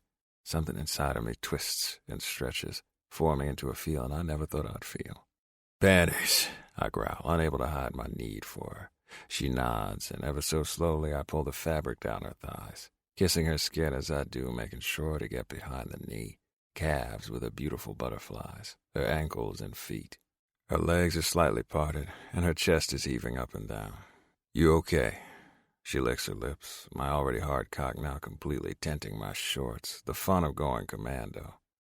Yeah, please touch me, she practically pleads. I kiss up her thighs, my eyes on her the entire time. I move to the V where I smell her arousal. Her body trembles and I watch for fear, but it doesn't come. She's nervous, and who could blame her? Reaching out my tongue, the first taste of her sends my head reeling and my heart thudding. Her hiccups and the fact she can't keep her body still only urge me on. Using tongue, lips, and teeth, I devour her pussy to the point she's thrusting her hips up into my mouth. Her body tenses as she screams out a release, and I continue to lick her, taking in her orgasm. Her hand on my shoulder squeezes me hard, no doubt leaving fingernail marks. Never wanted a woman to leave a mark on me. Carson, though, feels right. When her eyes finally flutter open, she stares at me like I hung the fucking moon. You want more, Carson? Her eyes widen as her breaths are still uneven. Yes. I tear off my shorts and grab a condom from my wallet, sheathing myself on the way back to the bed. Are you going to fit? She asks, and I smirk. Yeah, gorgeous. Her smile is sexy as hell as I loom over top of her. You want me to stop at any time? Tell me. Her hands squeeze my ass hard. Guess that means you're ready. Yes. As I slide in inch by inch, my focus never strays away from her face. She watches me intently, only closing her eyes momentarily, gasping, then reopening. Her legs come up and circle my hips, her arms around my neck squeeze. My cock is to the hilt, so deep inside of her I can feel her everywhere. She wraps around me like she was made to be right where she is. Sweat drips down my forehead as I strain to keep myself in check. My muscles bunch, wanting so badly to move, but knowing to be gentle. Knox, please, she whispers, starting to wiggle beneath me. My elbows go to the sides of her head. My mouth only inches from hers. Instead of words that I feel, which shouldn't, my lips find hers and I begin thrusting. Oh, God! She screams out, her nails biting into my skin. It's not a scream of passion. It's one of fear. I stop immediately and pull up and out, giving her room. Her eyes are wild, searching back and forth. Talk to me, Carson. Her breaths begin to even out. Sorry. My head shakes. Thanks for staying with us. Before we continue, take a minute to enjoy some peaceful music. This audiobook is our gift to you. No cost, no ads. Let's keep the good vibes going.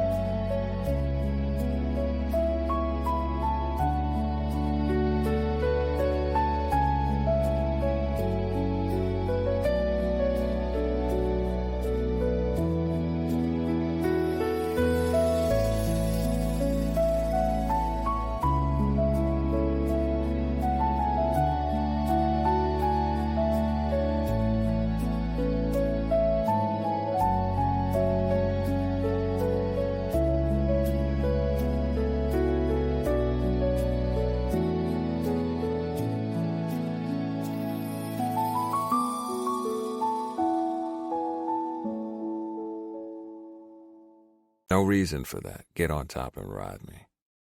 Her eyes come back to me, and the moment she clears them, she shifts and gets on top. I slip back into her warm heat, my hands going to her ass and helping with her movements. Her gaze never leaves mine, not for 1 second as the rhythm and pace quickens. Noises from her lips are sexy as hell, and when her hips begin to lose the pace we were at, she comes hard and fast. She raises her body, her pert tits staring at me as I thrust up 1, 2, 3 times and spill myself inside. This. What the hell was this? This wasn't sex or fucking. This was something completely different. This connection is so much bigger than anything I've ever felt before. It's a gift, one that will forever be imprinted on me, making everything else in my life insignificant. Now, how the fuck am I supposed to leave her? Chapter 12. Carson. He sleeps on his back, his muscles stretching and contracting with each breath. Knox is a magnificent creature. Kind, trustworthy, compassionate, understanding, funny, great to be around. His attributes go on and on. safe. That's how I feel in his presence. In another life, he would be the man of my dreams. The one who would be by my side through the good times and the bad. The rock I could lean on to shoulder the weight of everyday life. The safety net I've always craved. And he'd do it proudly and be happy to have me on his arm. In another life, we'd have children who would have his gorgeous smile and eyes. We'd raise them to be strong like their daddy. In another life, not my life. He's leaving today, and I'm gonna live with Gunny and Sharon. This is it. The last time that I'll wake up in his arms and feel his warmth surround me. That I'll be able to listen to the steady beat of his heart and feel safe. It's all ending, and it hurts worse than ever getting hit by Buck. It's ripping me up, shredding me, tearing my soul in so many pieces. I'm not sure it'll ever be put back together again. I'd wish for physical pain before ever feeling this way again. Physically, I could heal. This, him leaving me, will sear my soul for the rest of my life. There'll be no way to put a Band-Aid on it, and it'll be gone in a few days. No, this is branded on every inch of my heart and soul, turning black and decaying into dust. No, this is a pain, a hurt that is so deep it's like losing my mother all over again, magnified by 10. To never hear his laugh again or feel his lips on mine. To never have him tell me I'm beautiful when I don't feel that way inside at all. To never hear his voice so deep and raspy. It's like a death. A little snapshot of what you're supposed to have in life, only to be whisked away and you never see it again. It's final and forever. A chapter in my life that'll never be replayed. Yeah, today is gonna be hard and I have to hide it. Knox has done so much for me that he deserves to see me smile as he takes off. Not some crying, pathetic woman that he did everything in the world to help. Today, the mask needs to go on, but I need to give him something to remember me by. I want him to close his eyes and think of me. It'll be my way of saying goodbye.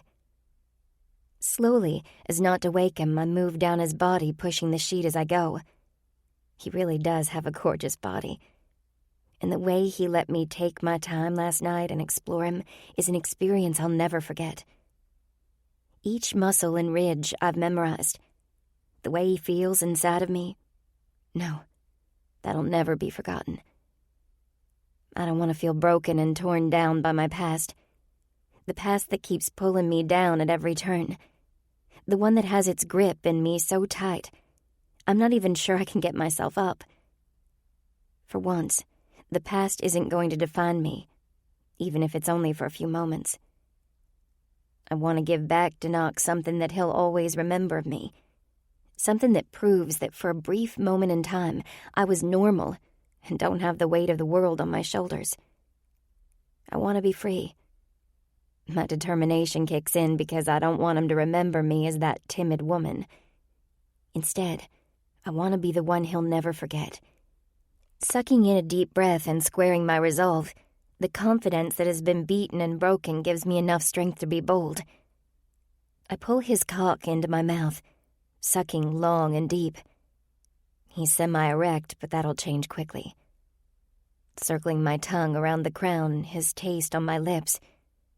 Knox's body twitches, but I keep at my task, licking a line all the way up. My gag reflex is non-existent, so when I take him fully in my mouth, he slides all the way inside. My nose tickled from his pubic hair. Knox jolts, and I look up to see his eyes fly open, coming straight to me. "Mornin'." His gruff tone only spurs me on. Using my hand to jack and my mouth to suck, my head bobs up and down over and over again. Knox's legs quiver as his balls draw up. He's close. A loud pop fills the air when I release him, then lick his strong length. It becomes a mission to make him come so hard it'll be seared in his mind for all times. "Fuck," he groans, and I love it. "That mouth of yours. Damn." Smiling around his cock, I really get to work bringing him to the point of orgasm, but not giving him enough to tip over. Carson. He warns, and I giggle looking up at him. Can't take much more. Sure you can. Carson. This time it's more of a plea for relief. I give in because, come on, it's Knox. Using hands, mouth, and tongue, I make him lose his ever-loving mind. When thick ropes of his cum lands on my tongue, I swallow each wholeheartedly. I want him inside of me, and I'll take what I can get. Well, that's a great fucking way to wake up. He groans. A power I've never felt when it comes to sexual acts sweeps through me. I made Knox crumble with my mouth. I've always hated blowjobs. Who would ever want a dick in their mouth of someone they hate? This was completely different. I guess that's what sex is when you actually care about someone. It's a connection and a bond. It's something stronger than words or actions. It reaches down into your soul and unites each of you in different ways. The harder he thrust inside of me, the deeper my body wanted him, pulled him to me, gripping him and not ever wanting to let go. If my body could have, it never would have released him. Ever. No, I'll never be the same. But every second with Knox is worth it. Let me take care of you, he says, reaching down and grabbing my ass. No. This right here is what I want to remember. I kiss his lips and jump from the bed and run into the bathroom. The woman reflected back at me is happy and content. She's confident and sure. This is the woman that I need to be. This is the life that I want. I don't want to be weak. I don't want to allow anyone to walk all over me. I want to be strong. And I will be. Getting ready sucks because I know this is it. He's going to drop me off and leave. Strong Carson. Or is it Ava? Fuck. Knox is dressed by the time I come out. Called Gunny and Sharon. They have breakfast ready for us. Great. Packing always sucks. Packing to leave a man like Knox is even worse. But I do it with a smile on my face because that's how Knox is going to remember me. Smiling. Hey, you okay? He touches my arm, turning me around. Yeah, of course. Knox pulls me into his arms, and it takes everything inside of me not to cry, not to allow myself to cry. It's hard. So damn hard. Everything is gonna be okay. You're gonna be okay. He's so confident. But he and I both know once he leaves, nothing will ever be okay, because I'll always be looking behind my back. As if he can read my mind, he says, He won't find you. The ID and paperwork are all legit. With your hair different and no makeup, no one will recognize you. Okay? I nod because if I talk, the tears will come. Stay strong and work out with Gunny and Sharon what you want to do. I know you can't stay with them forever, but let them teach you. Gunny knows hand-to-hand combat and is phenomenal with a gun. Sharon's really good with money and living on a budget.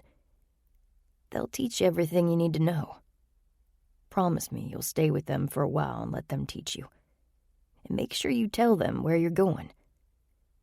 Of course. There isn't anywhere else for me to go, but he's right. I won't be with them forever. The plan is as short as possible because I don't want to put them in danger. Good. He kisses the top of my head. Let me help. We pack up the room, putting everything in the plastic bags they came from. The drive is quiet, both of us not really knowing what to say, I guess. Breakfast, though. Gunny and Sharon fill in the silence, never letting the conversation lull. It's a welcome reprieve from what I know is only minutes away. Each second that ticks away is another one closer to him saying goodbye. He stays for a while sitting outside and talking. Then he rises from his chair. I know it's the end. His face tells me all I need to know.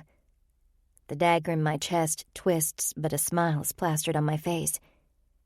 From his expression, he knows it's not real, but he lets it slide. I gotta take off.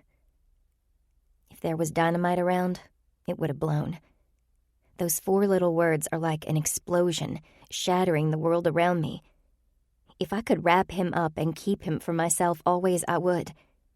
He has no idea what he's given me. Sucking in a deep breath, I rise after he shakes Gunny's hand and hugs Sharon, and they do their goodbyes. They stay on the porch as I follow Knox to the front of the house, trying with everything inside of me to keep the tears at bay. Just a little while longer. You can do this, Carson.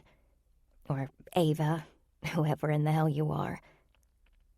Knox stops by his car and holds out his hand to me. I take it immediately, and he pulls me into his body. Wrapping my arms around him, his scent surrounds me, and I pull it deep into my memories. The woodsy and leather smell that I will forever associate with Lennox Cruz. The boy I had a crush on in high school. Now the man who gave me my life back. He will forever be seared into my soul. No matter how far away he is, I'll always be thinking of him. Always. I want you to go out there and live your life, Carson. I want you to find your happy and be the woman you were intended to be. His words shatter me, because I don't know what I was intended to be, but even if I did, he'd never see it. He'd never know, and that cuts. In the backpack, your IDs, paperwork, and burner phone, and a gun. Gunny'll teach you how to shoot it. Pay close attention to him. You call me on this phone, and I'm coming. One call, Carson, and I'll be at your back no matter what. I nod, my head still resting on his hard chest, knowing that I'll never make that call because it would put him in danger. That having him this close to me will never happen again. You won't need a job while you're here. It'll be good for you to lay low for a few months, just to make sure you're not tracked. Gunny'll take care of you. All I want is for you to be here with me, to hold me and not ever let me go. Pushing back all the thoughts, I pull back and look up at him, his beautiful brown eyes that I will forever see in my dreams on me. You be happy, Knox. Thank you for everything you've done for me. It doesn't feel like balance. You safe and happy is all I want. I'm not sure that'll ever happen with you gone. I nod. Have a safe trip. The tears threaten, and I'm only hanging on by a thread. He has to go so I can mourn this, so this hurt can escape me. Yeah, you have a great life, Carson. Knox's eyes don't have the same glitter they did when we had sex. They don't have the warmth I've come to know and love. They're hurting, just as I'm sure mine are. I hate that I've done that to him, but I know this is the only way. He leans down, pressing his lips to mine, and the kiss I crave this time hurts. My heart is bleeding. I want to tell him not to go, to stay with me and not move, although I can't. Knox pulls away, and I take a step back. You're gonna be good, he says with finality as he kisses my forehead and gets into the car. Everything inside of me is screaming to tell him to stop, that he was right, that I should just go with him. But I can't. I can't put him in danger after everything he's done for me. He can never be hurt. My mom always believed in karma. She said that good people will have good things. Knox is good people and deserves to be happy and far away from me, no matter how much it hurts me. He rolls down the passenger side window. You sure you're okay? Yes. Damn it, just go so I can let all this out. The emotions are building to the point of combustion. He nods once.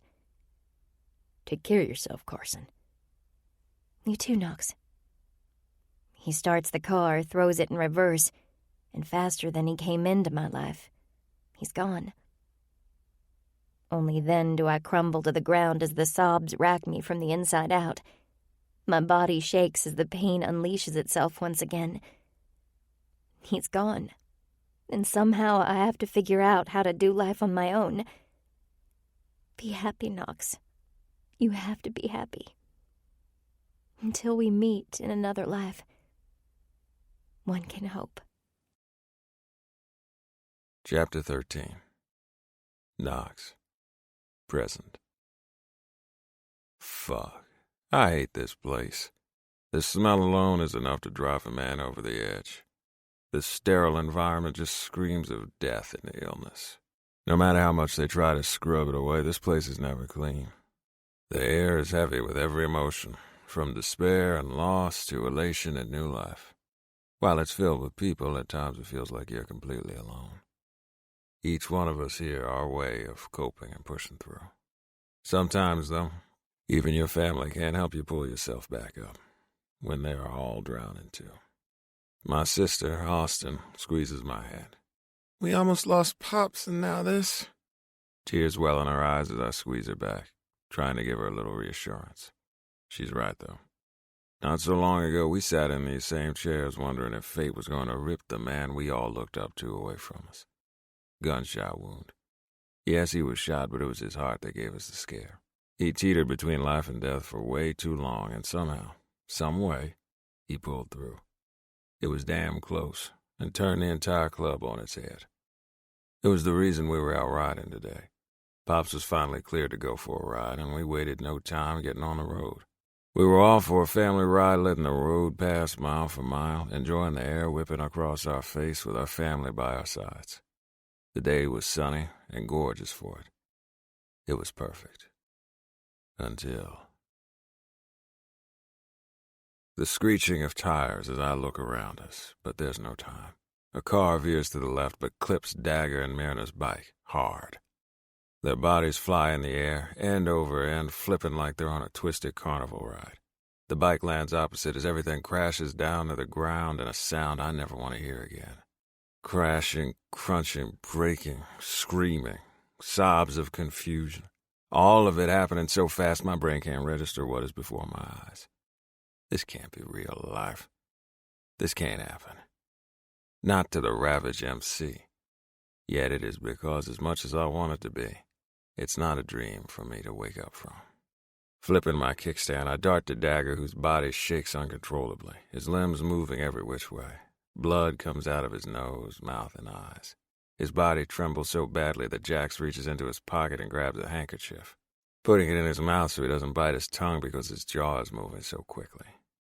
911 is called. By who, I don't know. Just heard someone yell it. I look over at Marina. Her daughter Tanner is screaming, crying for help as she holds her hand over a wound trying to stop the flow of blood. She has broken bones because I see one coming out of her skin. She doesn't look conscious. Fuck. Reese takes off down the ditch, heading to the car. I jump, following him. Fuck! He yells, smashing his fists in the hood of the car over and over again, the metal cracking from the force. The car is empty. Those sounds play on repeat in my mind, never stopping and clouding my head. The bike crashing as bones crack and break, metal scraping on the hard ground. Fuck. Wiping my hand over my face, there is nothing I can do right now that is going to fix anything. There is nothing in the world that hurts more than feeling helpless. That's exactly what I feel. It's how everyone around me feels, and why it's so damn quiet except for the tears and sobs. Looking around the room, shock is pretty much on everyone's faces, including mine. It hasn't fully processed yet. I remember it. I was there, but it hasn't really sunk in what exactly happened. It's a strange thing. Almost like you're out of your body, and all of this is happening below you, and you're unable to do a damn thing about it. Dagger and Mariner were immediately taken back for surgery. There's so many things wrong with both of them, I had to tune out the doctors before I lost my shit on them to shut them up. Broken bones, organs in trouble, head trauma. It didn't stop. It's bad. They're both close to dying. A critical care team has been assigned to each of them. That's all they needed to say, and then to get back and work on them. That's their fucking job. Not to stand out here and list all the things wrong, right? My sister would tell me that I'm taking out my aggression on the wrong person because they are there to help. But fuck, inside I'm a damn coil, pressed down too hard that's ready to spring at any moment. It's like the shock feeds that beast inside of me for action. because that's what we do. Make those hurt who hurt us. Right now, we can't because not a single one of us will leave this place until we find out the outcome of the surgeries. Tanner called Rylan, who got here shortly after us. She is hugging her mother as she cries. Rylan, though, looks like her father. Pissed. Reese is so livid everyone is staying clear of him because when he blows, it's going to be ugly. All except my father, no doubt keeping an eye on him. Reese and Dagger are super close and have been through so much shit in their time side by side. When Reese claimed Dagger's daughter, I thought for sure there would be blows coming from both sides. But Reese is Reese, and he does what he wants when he wants, claiming his woman was no different. Dagger accepted it wholeheartedly, saying no other man was good enough for his daughter. The only ones not here are Ma and the prospect, Patrick. They went to stay with Maisie, Tanner and Reese's kid, and Dagger and me and his grandbaby, and some of the younger kids. We try to protect everyone, but sometimes that's just not possible. Everything in this moment is a fucking mess. Riker pulls Austin to his side as she releases my hand, and I feel the loss immediately. I've never been a man who needs comfort, but shit like this. When they occur, you realize how short life really is. Sure, we know our time will come to an end, but we don't focus on it until it comes knocking on our door. It puts so much into perspective. Life, death, love, hate. It makes the picture of your life clearer instead of the haze that we allow to fall over our eyes as we move through life. There are many things that I haven't done in my 24 years. Love my club with everything I have inside of me. Until my dying breath will do everything and anything for them. Except I crave to have a good woman at my side. Each of my brothers is holding their women, grounding them, loving them unconditionally. Me, I sit alone because pussy is just pussy. Until it's not. I had a good woman for a few days, as much as I kept telling myself it didn't mean anything. It did. So much more than I thought. I got a taste, and that was it. Nothing else will ever compare. She's in my dreams when I close my eyes and my head when I'm awake. Always there. Always below the surface. How the little sprite got under my skin so fast, I'm not sure. It could be our history and feeling that crush we both had on each other. Or maybe it's something else. The softness of her skin and breathy sounds still plague me. Saying goodbye to her was one of the hardest things I've ever had to do. Pulling the car away and watching her get smaller and smaller in the rearview mirror took every bit of my strength not to turn around and go after her. My father says it takes a strong man to give up something for the benefit of another. Me, I wish I would have followed through with my initial thoughts to bring Carson to the clubhouse, take out the Rangers, and been done with it. She'd be at my side. Or would she? Even if that scenario happened, there's no way to know if she would have stayed. There's no time machine that could tell me. Her eyes, though, when I left, were covered in pain. She tried so hard to cover it up, plastering on that fake smile she used all the time, but I saw it. The hurt swirled around in those brown depths. But she's too prideful, or maybe it's stubbornness. She believes with everything in her that if she stays away, no one will find her, and I won't get hurt. Convincing her that I'm not scared one bit by that asshole is going to take more time than available to me. Therefore, I did the only thing I could. Leave her with someone I trusted who would protect her. The punishment for not telling the club was absolutely worth it. The desperation in her eyes along with the sheer terror. I would have said anything to get the light back in her eyes. True, I should have talked to my brothers. Would have, could have, should have, and all that. They would have helped me, no problem, but fuck, I was afraid she'd run away if we all showed up on our bikes. It would have been an all-out war, and she'd be scared shitless. I did what I thought was right, what a man would do to protect his woman, even if she'll never be mine. My lips tip as I remember. The dirt cakes under my fingernails. Hell, it's in every crevice of my body at this point. When my father told me, "We're going to expand the hole," or I should say you're going to expand the hole, no equipment but your hands and a shovel. You have 2 weeks to get it done. If it is not, we'll have something else for you immediately. During those 2 weeks, you will be in charge of cleaning all the bathrooms in the clubhouse and shop. You will get all garbage from the place and take it to the dumpster daily. You will help Bristol in the office when she needs it. You will help us if we need it. If we keep you busy all day and you don't have time to work on the hole, that's your problem to figure out. 2 weeks, and if it's not completed, you don't want to know what will happen. I knew I'd be miserable for a while. Damn, he was so pissed off, and what hurt more was the disappointment he had in his eyes. But I was man enough to make the decision and help Carson, and I wouldn't change it. I wouldn't change my decision because I knew the outcome here. She has a right to be free and happy, and giving that to her is the best gift in the world. The walls around me began to shake as I sit on a bucket, taking a break. Jumping up, I head to the stairs, getting the hell out of there because being buried alive isn't the way I want to leave this world. I'm shocked and stunned with what I find. "Hey there, dipshit," Dagger calls out, waving his beer in the air while he sits on a huge-ass piece of machinery. "About time you got out of there." All the guys stand around laughing, even I crack a smirk. "You know how to drive that thing." "Like riding a damn bike, I got this." Dagger picks up the bucket of the end loader and begins to dig down into the ground. "Can someone tell me what's going on here?" My father slaps his hand on my shoulder. "Son, we were renting this the entire time. Just needed you to put in some elbow grease." We laughed for a long time at that one. Dagger ended up giving up the wheel when his intake of booze switched over to the hard stuff. All the work I'd done over the past 2 weeks was decimated in a couple of hours, and I wouldn't have had it any other way. The laughter at my expense was welcome because for those 2 weeks I worked, all that crossed my mind was Carson, hoping that she was okay. Fuck, Dagger. That's one of a billion memories I have of him. Knowing him since birth, he always knew how to talk his way out of pretty much anything. It made him excellent in negotiations. My heart cramps and twists, threatening to spill blood.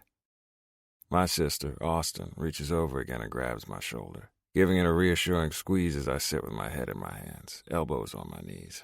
She's my twin, and we've always had a special bond. It's as if she can feel my pain inside of her as well as I can for her. The doors to the back of the ER fly open and a man with a white coat, different from the ones before, and stethoscope around his neck comes out wiping his hands with a paper towel. "Family of Cameron and Mariner Wagner?" Tanner and Reese hop up with Rylan on their heels. We all follow, creating a large half-moon around the doc, who takes us in warily as we look to him for hope. Hope that this is going to end well, that Dagger and Mariner will be coming home with us. The doctor's face is blank, and the air around him is solemn, not giving me good vibes at all. "I'm going to need you to come back for a bit to discuss some things." Tanner starts sobbing, knowing it's bad news, as she, Reese, and Rylan follow the doctor behind the door. No way the doctor would have glowing reports for them and not give them to the entire crowd. Makes it all the worst. "Damn it," my father growls, and I have the same sentiment. Being out of the loop is not a strong suit for us cruisers. We are more action men, not sitting around and waiting men. Sitting back down, no one takes their eyes off the door, and we wait. "They've been in there for like 45 minutes. What's taking so long?" I overhear my sister asking her man, Riker, my future brother-in-law, who's holding her tightly. "Don't have a clue," he responds, kissing the top of her head and rubbing his hands up and down her arms. Reaching up, I stretch my arm muscles, hearing them crack and pop, reminding me of the sounds heard earlier. Tanner and Reese come through the door, and we all make our way to them, forming a very large half-circle. Tanner's eyes are puffy and bloodshot with tear marks covering her cheeks. She's shaking and clinging on to Reese like she's going to fall over at any moment. Reese has his arm around her stomach to prevent that. Tanner can't speak because she shakes her head, holding a tissue to her nose. Reese takes a deep breath, showing us how much he's rattled, because he doesn't pause, ever. Hesitation is not in his vocabulary. He's raw power, which means whatever comes out of his mouth is going to be bad. Really bad, and I look around the circle. The guys hold their women just a bit tighter, and Emery and Bristol look as though they're holding their breath. Dagger's brain dead. Everything stops. This isn't real. You can feel the air being sucked out of the room as a dark cloud comes in to storm over all of us. The rage of the lightning hits all of us, giving such a sucker punch that every single man around me holds on for dear life. My heart feels crushing, twisting, and splitting down the middle. The pain, hurt, and devastation swirls around, making the darkness thicker so we're unable to see. Fuck. We were just out for a ride. Something we do all the damn time. This shit wasn't supposed to happen. Dagger was never supposed to go. Not like that, and especially with his woman on the back of his bike. This is so fucked up. He's on a ventilator, but it's doing all the work for him. His body is hurt but still functioning through the machines. There's nothing the doctors can do. He takes a deep breath. Myrna has several broken bones, but those will heal. Her liver, however, was punctured badly. She's still unconscious, but her brain activity shows that she's still with us. Reese pulls Tanner closer to him and kisses her on top of the head while she weeps. Losing one parent, let alone two on the same day, is devastating. Doctors believe she has a fighting chance, but she needs a liver transplant. Fuck, even I know someone can't live without a liver. Kidneys, yes. Liver? Fuck no. Tanner hiccups, and her voice comes out cracked. We're trying to see if Dad is a match for Mom. We won't know anything until they run the tests. They put a huge rush on the results because if he is a match, they need to do the transplant right away. If he's not a match, the doctors don't have another liver right now to give her. She can't function without it, so if Dad's not a match... She hiccups, the emotions becoming too much. Tears stream down her cheeks as she puts her face in Reese's chest. He wraps his arm around her and holds on tight as her body shakes uncontrollably, his face a stony mask.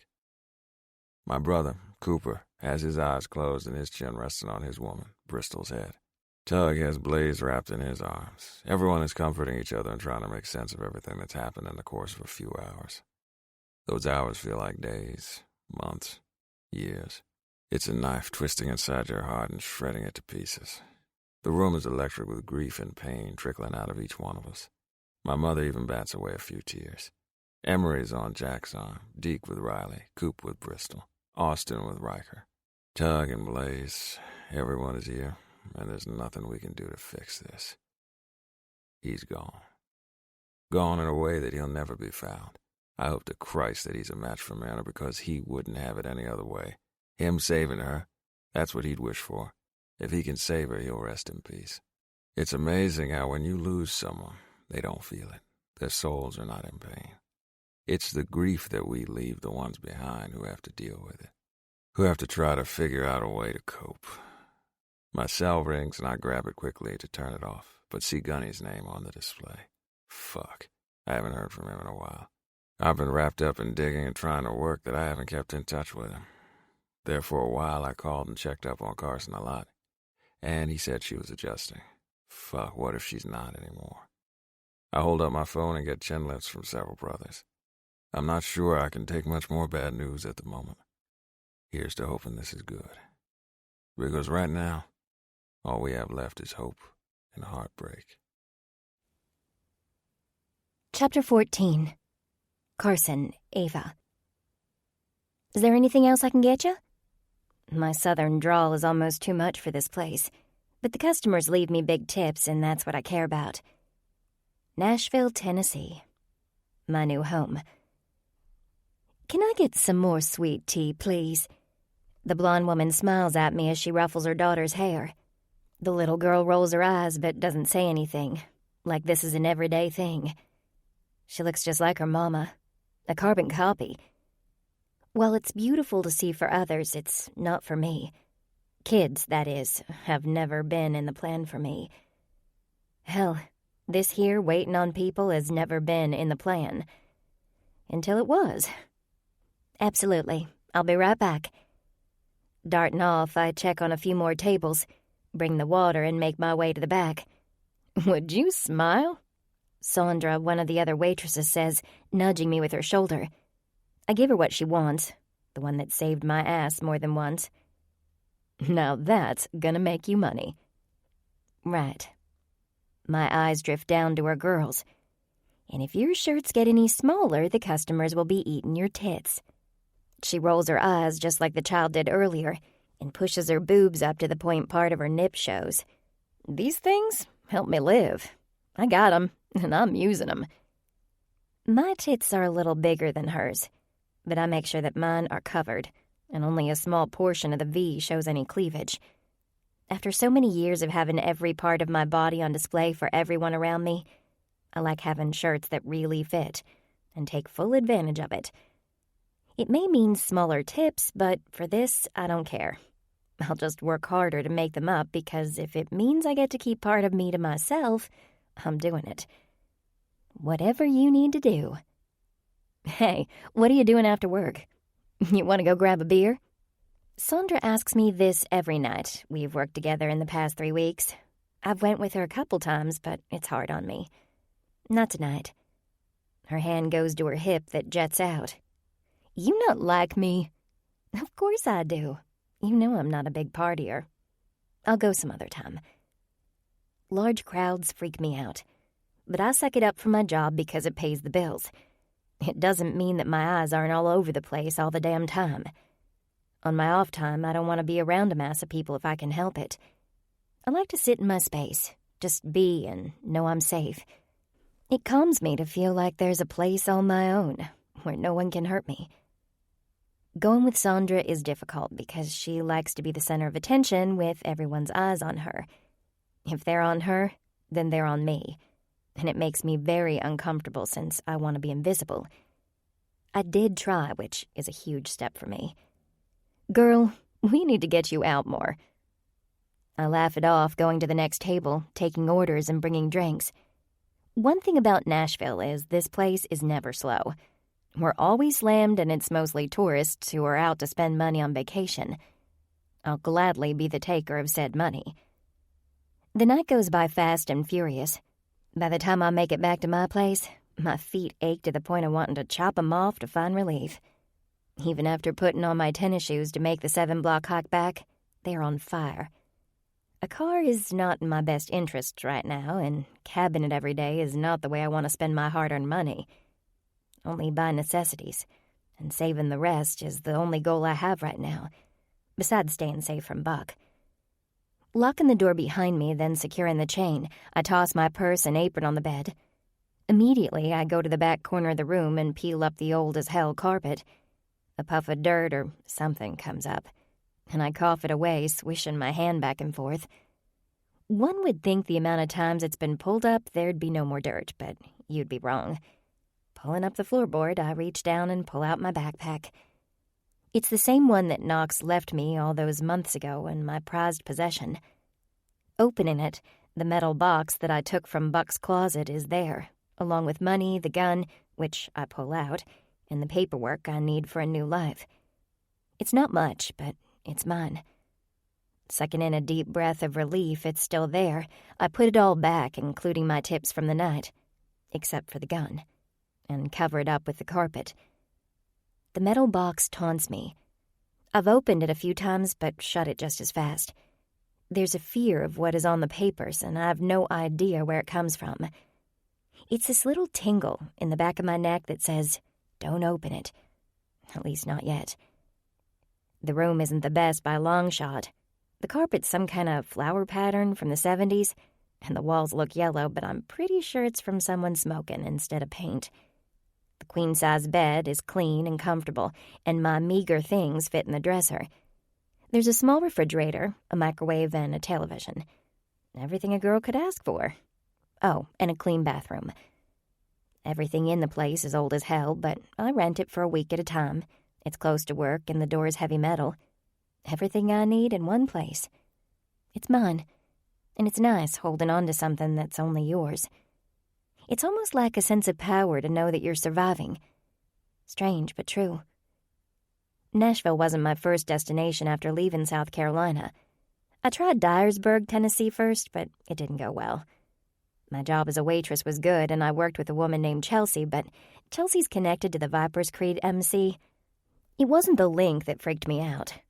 It's what one of them said while I walked by their table. Another MC in our territory is a slap in the fucking face. A very large, bald man said, who Chelsea says is her old man, Stiff. He's a mountain of a man, and one look sent chills down my spine. Another MC. There's another MC around Dyersburg. Fuck. Is it Buck? Panic fills me and my pulse picks up. Everyone's been kind here. I won't drag them into my mess either. Viper's Creed are in control and everyone knows it. The only reason another club would come here is for me. Finish up eating and let's hit the fucking road. A man Chelsea called Spook says as the fear races through me. It could be him. He could find me. Finding my breaths, I moved to the back of the diner, grabbed my bag, and dart out the door without ever looking back. It's what led me to Nashville, moving to the center of the state. My thought was, if I needed to, I could go up to Kentucky. Not that I knew anything about Kentucky. Setting the gun on the bedside table, I strip off my work clothes and hop in the shower, setting the gun on the sink. The spray is cold as hell, and it usually takes a good 5 minutes of running before it actually gets lukewarm. Every time I shower, a small part of my past washes down the drain, or at least I imagine it does. Sometimes I wish that staying in here 24 hours a day would help that process, but also know that's not going to happen. The past is part of you, but it doesn't define you. At least that's what Dr. Phil said on his show once, and it fits me. After showering and getting myself together, I lay on the bed and flip through the channels on the television, watching the screen change colors in a flash. Another good thing is the place has cable. There's normally always something on I can watch, and I'm free to do just that. It's what I spend a lot of my time on, that and practicing what Gunny taught me. Gunny and Sharon are absolutely the best people on the planet. Knox was true to his word, only making me trust him all the more. Gunny took me under his wing, taught me how to fight, shoot a gun, and how to strip away a weapon from anyone, even him. It took me a bit to get the hang of the gun. The kickback was something else, and I had bruises from the shotgun from not holding it correctly when Gunny showed me how to. Getting flustered with a gun is not something anyone should do. Once I got the hang of it, the targets got easier and easier. By the time it was time for me to leave, I was able to hit 5 of the 6 shots dead center on the target. Gunny didn't just teach me to shoot, though. No, he had me take apart the gun, clean it, and put it back together. The one on my counter has seen many cleanings and reconstructions. Gunny is a big old papa bear. He's rough on the outside, but inside he has a heart of gold. That's why when it was my turn to punch or go after him, I had a really hard time with it. Not only is hitting a bit of a trigger for me, doing it to someone else is a tough pill to swallow. Gunny would give me scenarios that I played out in my mind, putting me in positions where I'd have to defend myself. Then he repeated that, over and over again, showing me moves I didn't know I was capable of. Sharon, God love Sharon. Several nights I cried, unable to hold it in. She'd come in and hold me, allowing me a safe place to fall when my heart couldn't take anymore. She is so damn strong and confident. She told me there was a time that wasn't her and showed me how to gain a bit of what she did. The way she loves Gunny but also doesn't put up with his shit either reminded me of my mother. My mother didn't put up with anything she didn't like or believe in. Sharon's the exact same. Having that similarity made me feel more at home than I probably should have. Knox was right about her money skills, too. Balancing a checkbook is something that most people know how to do, but not me. Good thing I'm a quick study because she moves fast in her teachings, saying, gotta save and know what you're spending. She taught me so much for me to apply to this new life. Leaving South Carolina was hard, almost as hard as watching Knox leave. Being in their home brought on a sense of utter security and comfort. They grew on me in such a short time that their lives became my top priority. I had to protect them, even if it was from myself. Just like I had to protect Knox and let him go.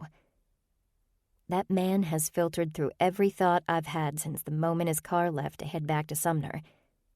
I wanted to go with him and be by his side, wake up every morning to him next to me. But it's not safe. It wasn't then and it isn't now. I have to stay as far away from him in Sumner as possible. I may not do much in this life, but protecting those who stuck their neck out for me is a priority, even if it means losing them. Danger. It's everywhere in this life, but there's no way I'd bring it to Gunny and Sharon's home, and that was the direction my staying there was taking. They knew about the calls where whoever was on the other end would hang up. It shocked me to the core, and I couldn't let anything happen to them. I told them that I'd call once I got settled, but I haven't. I couldn't. Them not knowing is better for everyone. Knox will probably be angry with me if he finds out, knowing he wanted me to tell Gunny and Sharon where I was, but I can't. Or maybe not. Considering I didn't hear a word from him after he left, he won't be mad. There was a small sliver of hope, thinking that maybe, just maybe, he'd call me. But that was squashed, and it killed me inside. Our paths won't be crossing again, and that seriously sucks, because I miss him more than I should. On the good side, I like my job and the people I work with. It's a good life, and I'm feeling so much better on the inside.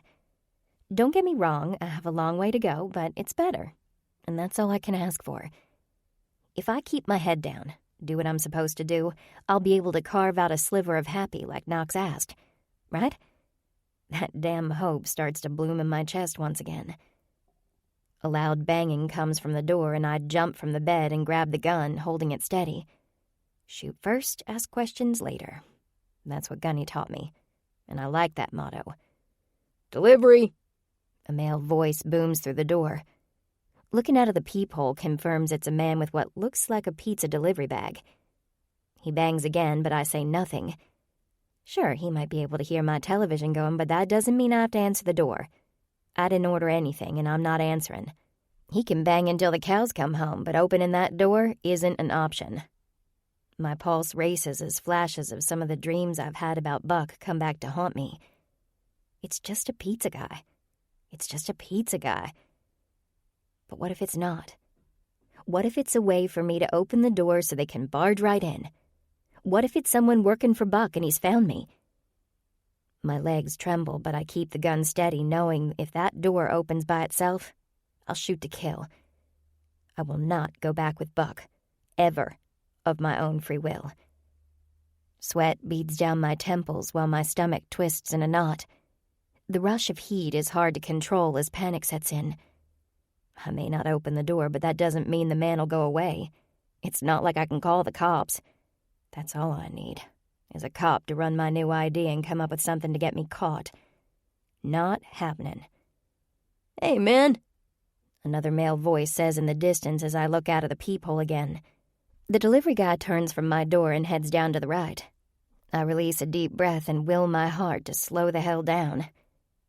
This is my life. The good, bad, and sometimes ugly. Also, it's very, very lonely.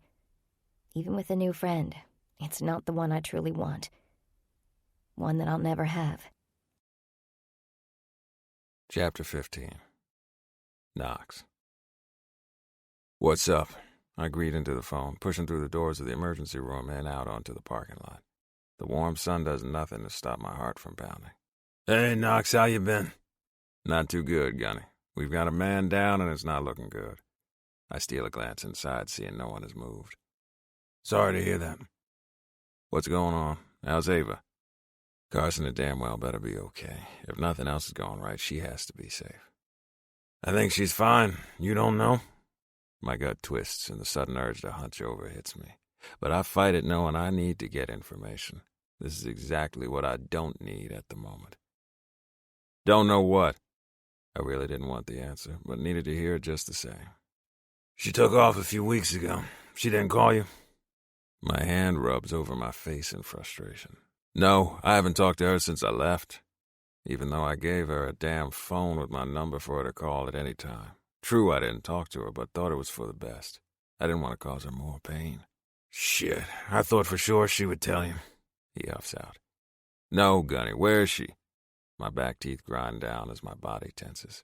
Anger starts to bubble in my veins as a cold sweat breaks out across my forehead. Fear like I haven't felt before slices through me like a knife. I have to protect her. Need to.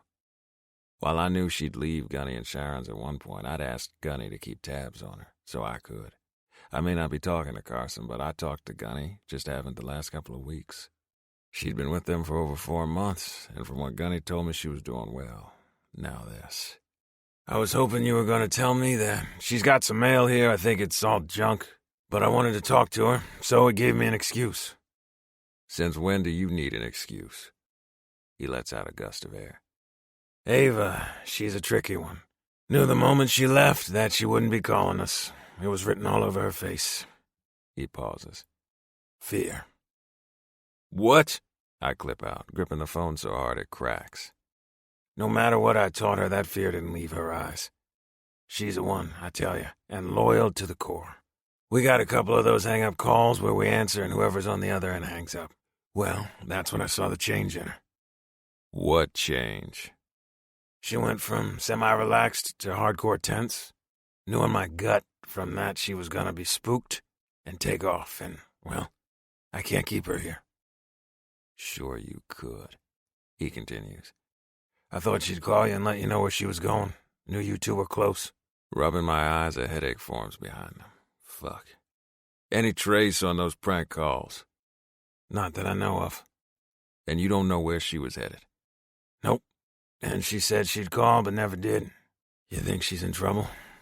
Fuck, I hope not. Ryland comes storming out of the ER doors, look of fury emanating from her, making her steps tense and determined. I'll see what I can find. You hear anything, you call me. Gotcha. The line disconnects right when Ryland gets to me, her fists tight at her sides. Who was it? I want to know who the fuck was driving that car that hit them. Her tone leaves no imagination of what she's planning. One thing about Ryland is she might be young, but she takes zero shit and protects her family full force. You could ask the woman she shot at Emery's house, but she's dead. Don't know who it is yet. We checked the car at the scene and it was empty. Once we find out about Myrna and Dagger, I'm sure Buzz or Austin will get on the search. You're giving them time to get away. Her eyes glare at me. She's vibrating with so much anger it comes off of her in waves. Whoever it was, we will take care of this, Ryland. I get you're pissed and there isn't a damn thing you can do right now, but you gotta be here for your mama. She's hurting bad. You let me and the guys handle the asshole. Tears begin running down her cheeks. He's gone. My grandpa, they can't save him. Gone. She looks up to me, pain all over her. How am I supposed to say goodbye? He wasn't supposed to go yet. She blows out a deep breath. Graham doesn't even get to tell him bye, Knox. And Graham, if he's not a match, we'll lose her too. Gripping the back of her neck, I pull her to me and wrap my arms around her body as she sobs. She shakes everywhere, and we stay like this for long moments. There's nothing that I can do to help her. We're all helpless. One thing the Ravage MC doesn't do well with. Ryland's breathing calms down as she pulls away and wipes her eyes. She pulls herself together, no doubt not wanting the others to see a slight crack in the armor that she wears so well. She doesn't want to worry her mother any more than she already is, and I respect that. Thanks for that. I couldn't let it out in front of Mom. She's about ready to go off the deep end. Not to mention the guys would give you shit, I joke, trying to lighten the mood just a touch. The corner of her lip tips up slightly. That too. Come on. Wrapping my arm around her, I lead her back into the hospital, where she goes to sit by her mom and dad, while I park my ass next to my sister. My mind races on where Carson would have gone. I'm hoping that she was somewhere safe, and no one has found her. Worry seeps in. If Buck found her, he'd do more than hurt her. He'd kill her. That I have no doubt in my mind. He's a sick son of a bitch. I'd hoped she'd stay with Gunny for a while longer than she had, but fuck, she got spooked. My plate is starting to overfill, and emotions threaten to come burrowing out. My entire world is shaken, and I'm torn between being here with my family and going out to find Carson. No matter what I do, I can't shake her. She's in my thoughts and dreams. Inhaling deep, I center myself and put the focus on the here and now. Dagger and Myrna are the top priority. Everything else is going to have to wait. There's no choice. An hour later, the doctor who came out before comes out behind those metal doors. It's like those damn things have some type of force field around them or something. In a way, I guess they do. The difference between life and death. The difference between good news and bad. I'm starting to hate those fucking doors. He marches up to Tanner and Reese, who stand. He's a match. We need to do the surgery now. Tanner cries, Thank God. then shakes her head and her body trembles. Sorry, Daddy. It has to be gut-wrenching, having one parent die to allow the other the chance to live. Knowing you're losing one to save the other is fucked up on so many levels. But Dagger would want that. He'd want to help his woman live. It doesn't make the deep cut of his death any easier, though. It doesn't make any of it easier, and I can feel it in the room. The air is tense, each one of us with heartbreak on our sleeves. Losing one of our own rips at us. Reese holds on to his woman, pushing her face into his chest while relief and sorrow mar his features. This is a double-edged sword. One good and one horrible. You've already signed the forms. Do you want to go back and see him one last time?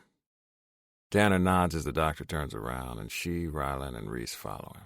The stillness around us is compelling. All of us struck with this loss that our hearts ache. This is family, and we're about to lose one of its original members. Our brother and friend. 15 minutes later, Tanner, Rylan, and Reese come out. She's a hot mess, and Reese is trying to keep his temper in check. His eyes focus on Buzz, who lifts his chin and stands up. I do as well, looking at my mother. Call me with any updates. I'm going with Buzz. Coover, Jax, Green, Breaker, Tug, and several others rise as well. Rylan looks as though she wants to, but stays by her mother's side, instead giving me a look that I need to call her with information. That's not going to happen until we get the problem eliminated. We may be helpless when it comes to Dagger, but we're going to find this fucker and make him pay. Chapter 16. Carson Ava. The double shift just about did me in. 16 hours on my feet is too damn long. They're pretty much numb at this point, and I've no idea how I made it back to my place. Tossing everything to the table and locking the door, I kick off my shoes and fall to the bed. There'll be no shower because I can't move. Exhaustion takes over, turning everything black. Knox's hands trail up my leg, behind my knee, up my thigh, and to my stomach, where he leans over and kisses me softly. His eyes lift to mine, showing me the lust and passion he feels in this moment. Me. I feel wanted and cherished. Safe. He moves between my thighs, his hot tongue licking a path all the way to my clit, which screams in agony, desperately seeking relief. His hand comes to my hips as he maneuvers me the way he wants me, licking, sucking, nipping, and driving me to the brink of orgasm. Like he knows, he pulls back each time, making his touch build and build.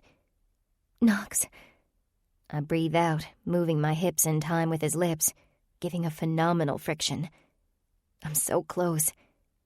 Knox pulls away and my head jerks up. What? His smile is wicked as he kisses his way up my body, stopping at my hardened nipples to circle the tips and massage them.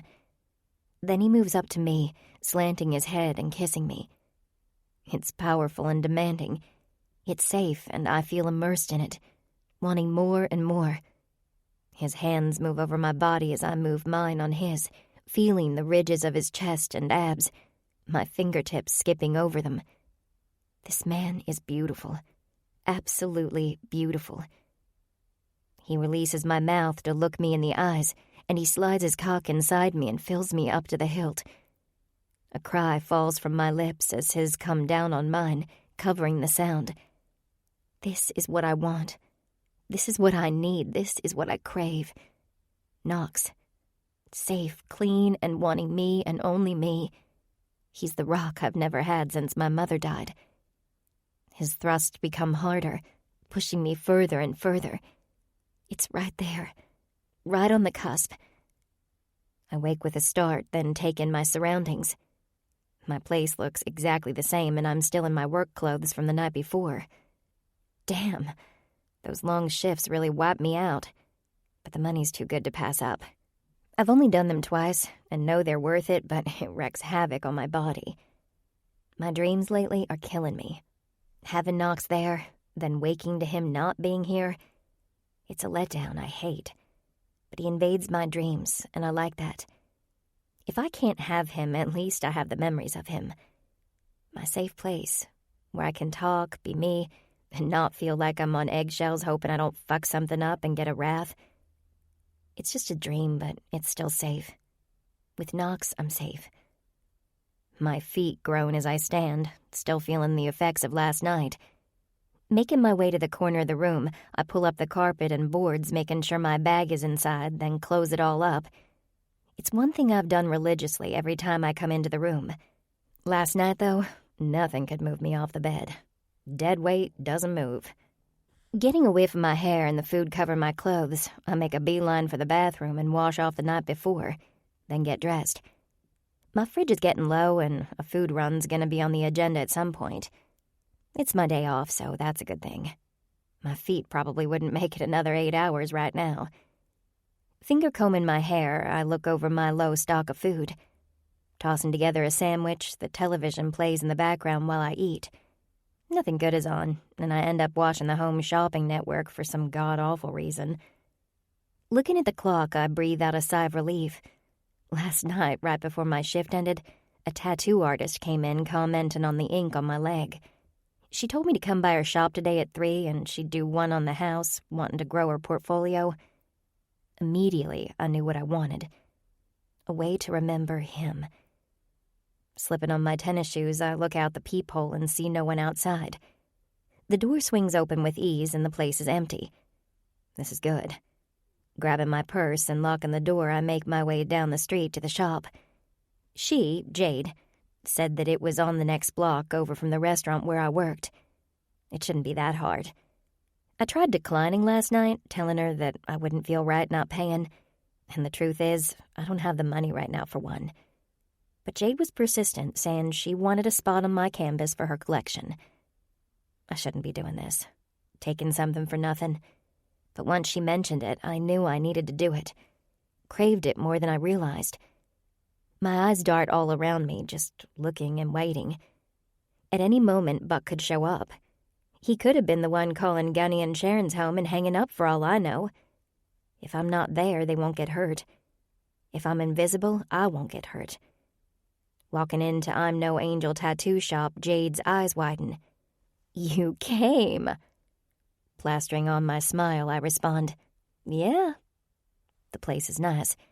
There are 4 different stations and a small reception area. Photos of different graphics line the walls from top of the tiled floor, only allowing the windows their space. "Great." Jade comes up beside me. "Let's go in my room and get your ideas down." Jade takes me down a long hallway where my heart beats rapidly in my chest. I should have brought my gun. "You can do this," I tell myself and wipe my hands down my pants, trying to remove the dampness.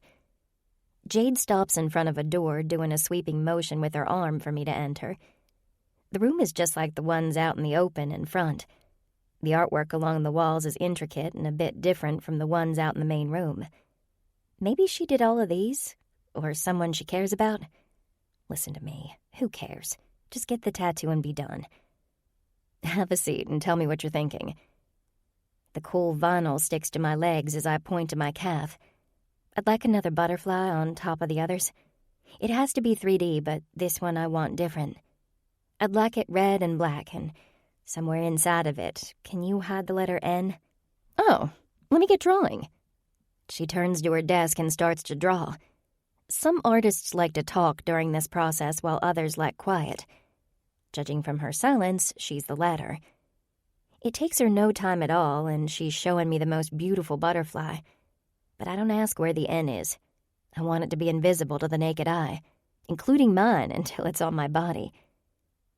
Perfect. Let me get the ink set up, and we'll get started. The needles poke in my skin over and over again, while the buzzing fills the room. Each movement of the gun causes goosebumps to rise on my flesh. A message on my skin that no one can erase, as if I'm rewriting my story and starting anew. Because once upon a time I knew what it was to be free, and to live a life full of love, happiness, and hope. Most would think that I'd need a blank canvas for that, but for me, it's different. Each tattoo is my life. The good, bad, ugly, and really fucking bad, all wrapped in words and pictures around me. I needed this to remind me of the brief moment in time where I meant something other than a pretty face. The man looked at me like I hung the moon, and not as a useless human being. It had to be a butterfly, down with the others on my calf, because each one of those represented something I lost and ached to get back. Time, my mother, freedom. Same with Knox. He was gone. Something else I lost in this thing called life. It also represented the strength of the connection I felt with him. It is also because of Knox. He got me away and gave me a second chance. Free. A new rebirth. All of it important. All of it in one small bout of ink on my skin representing so much it should cover my entire body, my entire being. something for me to hold dear until my dying breath. "Hun, you doing okay?" Jade asks as I look down at her. She's covered in concern. I give her my most compelling smile that I've mastered over the years. It's the one that saved me many times. It'll more than likely also be my demise. "Yep," I answer, laying my head back on the cushioned chair. This is something that no one can take away from me. A piece of him that I'll carry for all times. No matter if Buck finds me or doesn't, at least I'll remember. A sharp stab of fear, then resolve comes over me. Fighting, kicking, and screaming would be the only way. Never would I go willingly. I'd pay for it. That much I know. But under it all, I've learned from Gunny that I'm a fighter. I refuse to go down easy, no matter how much it'll cost me later. Carving out a little bit of happy isn't easy when you're always looking over your shoulder, wondering when the other shoe will drop. Because it will. At some point before I die, the shoe will hit the ground and shatter my world. It could be Buck or something else. But I'll be as ready as I can for that moment. The buzzing continues, and I try my damnedest to not let thoughts invade me, because each time they do, this feeling pulls me lower. The anguish, hate, betrayal, and hurt all want to take me down.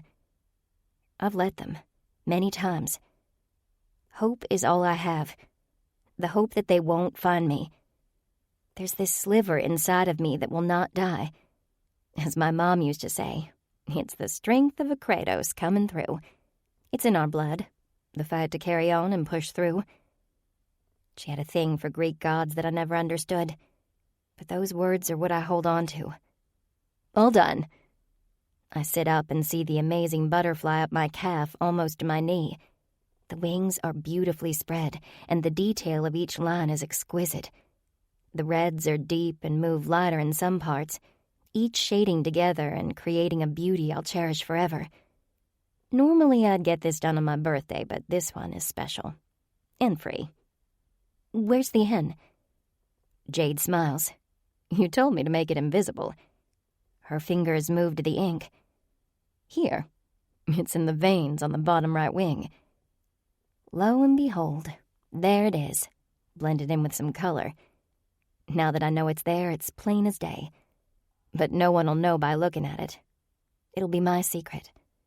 And he'll never leave me. It's great. You did amazing work. Thanks. It's my pleasure. I appreciate you letting me work on you. Can I take a picture of it? Apprehension sets in, but I push it to the side. Sure, but just my leg. She snaps the shot with her phone, then covers it in goo and wraps it up. She tosses a bottle of the goo to me. You know the drill. A smile tips my lips. Yeah. I'm building up my portfolio, and this is a perfect addition to it. Shrugging, I say, glad to help. We helped each other. Is N someone special? My throat tightens. Special. There's so much more to him than special. He's the light to my dark. He's everything. Something like that. I hop down from the table. Thanks again. Jade walks me out, and I hustle to the store, which is on the way back to my place. Inside, I grab the necessities and make my way back to the hotel. Opening the door, then locking it and setting the bags down on the small table. I freeze and look around the place frantically. Clothes are all over every surface. The bed is turned upside down, and stuffing is laying on the floor in several different piles. What food I had is tossed, and the television is smashed to pieces. First, I slowly make my way to the bathroom, not hearing anything. Looking inside, it's empty of people, but not things. My body shakes and breaths come in harder and harder. The bathtub is filled with dead monarch butterflies. He's found me. He's found me. He's found me. Panic overrides me. I have to get gone. Now. Chapter 17. Knox. Nothing. That's exactly what we found when it comes to the car that killed Dagger and hurt Myrna. Every single angle we've looked, all putting our heads together, zero. There is no paper trail at all for the car. Not even any trails on the internet or security cameras.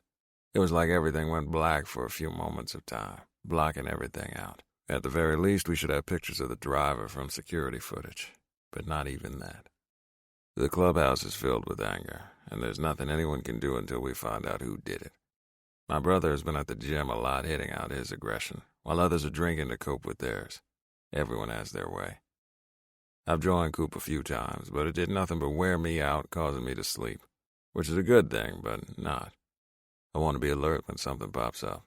I'm putting feelers out, my father says, looking over to GT, my uncle and VP. Want any information and I'll pay. GT nods and leaves the room. We're out of options. It's been 8 days and Myrna is home resting, but absolutely devastated. She has casts on her leg and arm. The transplant has gone well so far, but her recovery will be long and intense. The funeral for Dagger is tomorrow. We held off until Myrna was able to get out of the hospital, and everyone is on edge because of it. Knowing the Dagger is in a cooler and not properly buried is killing us.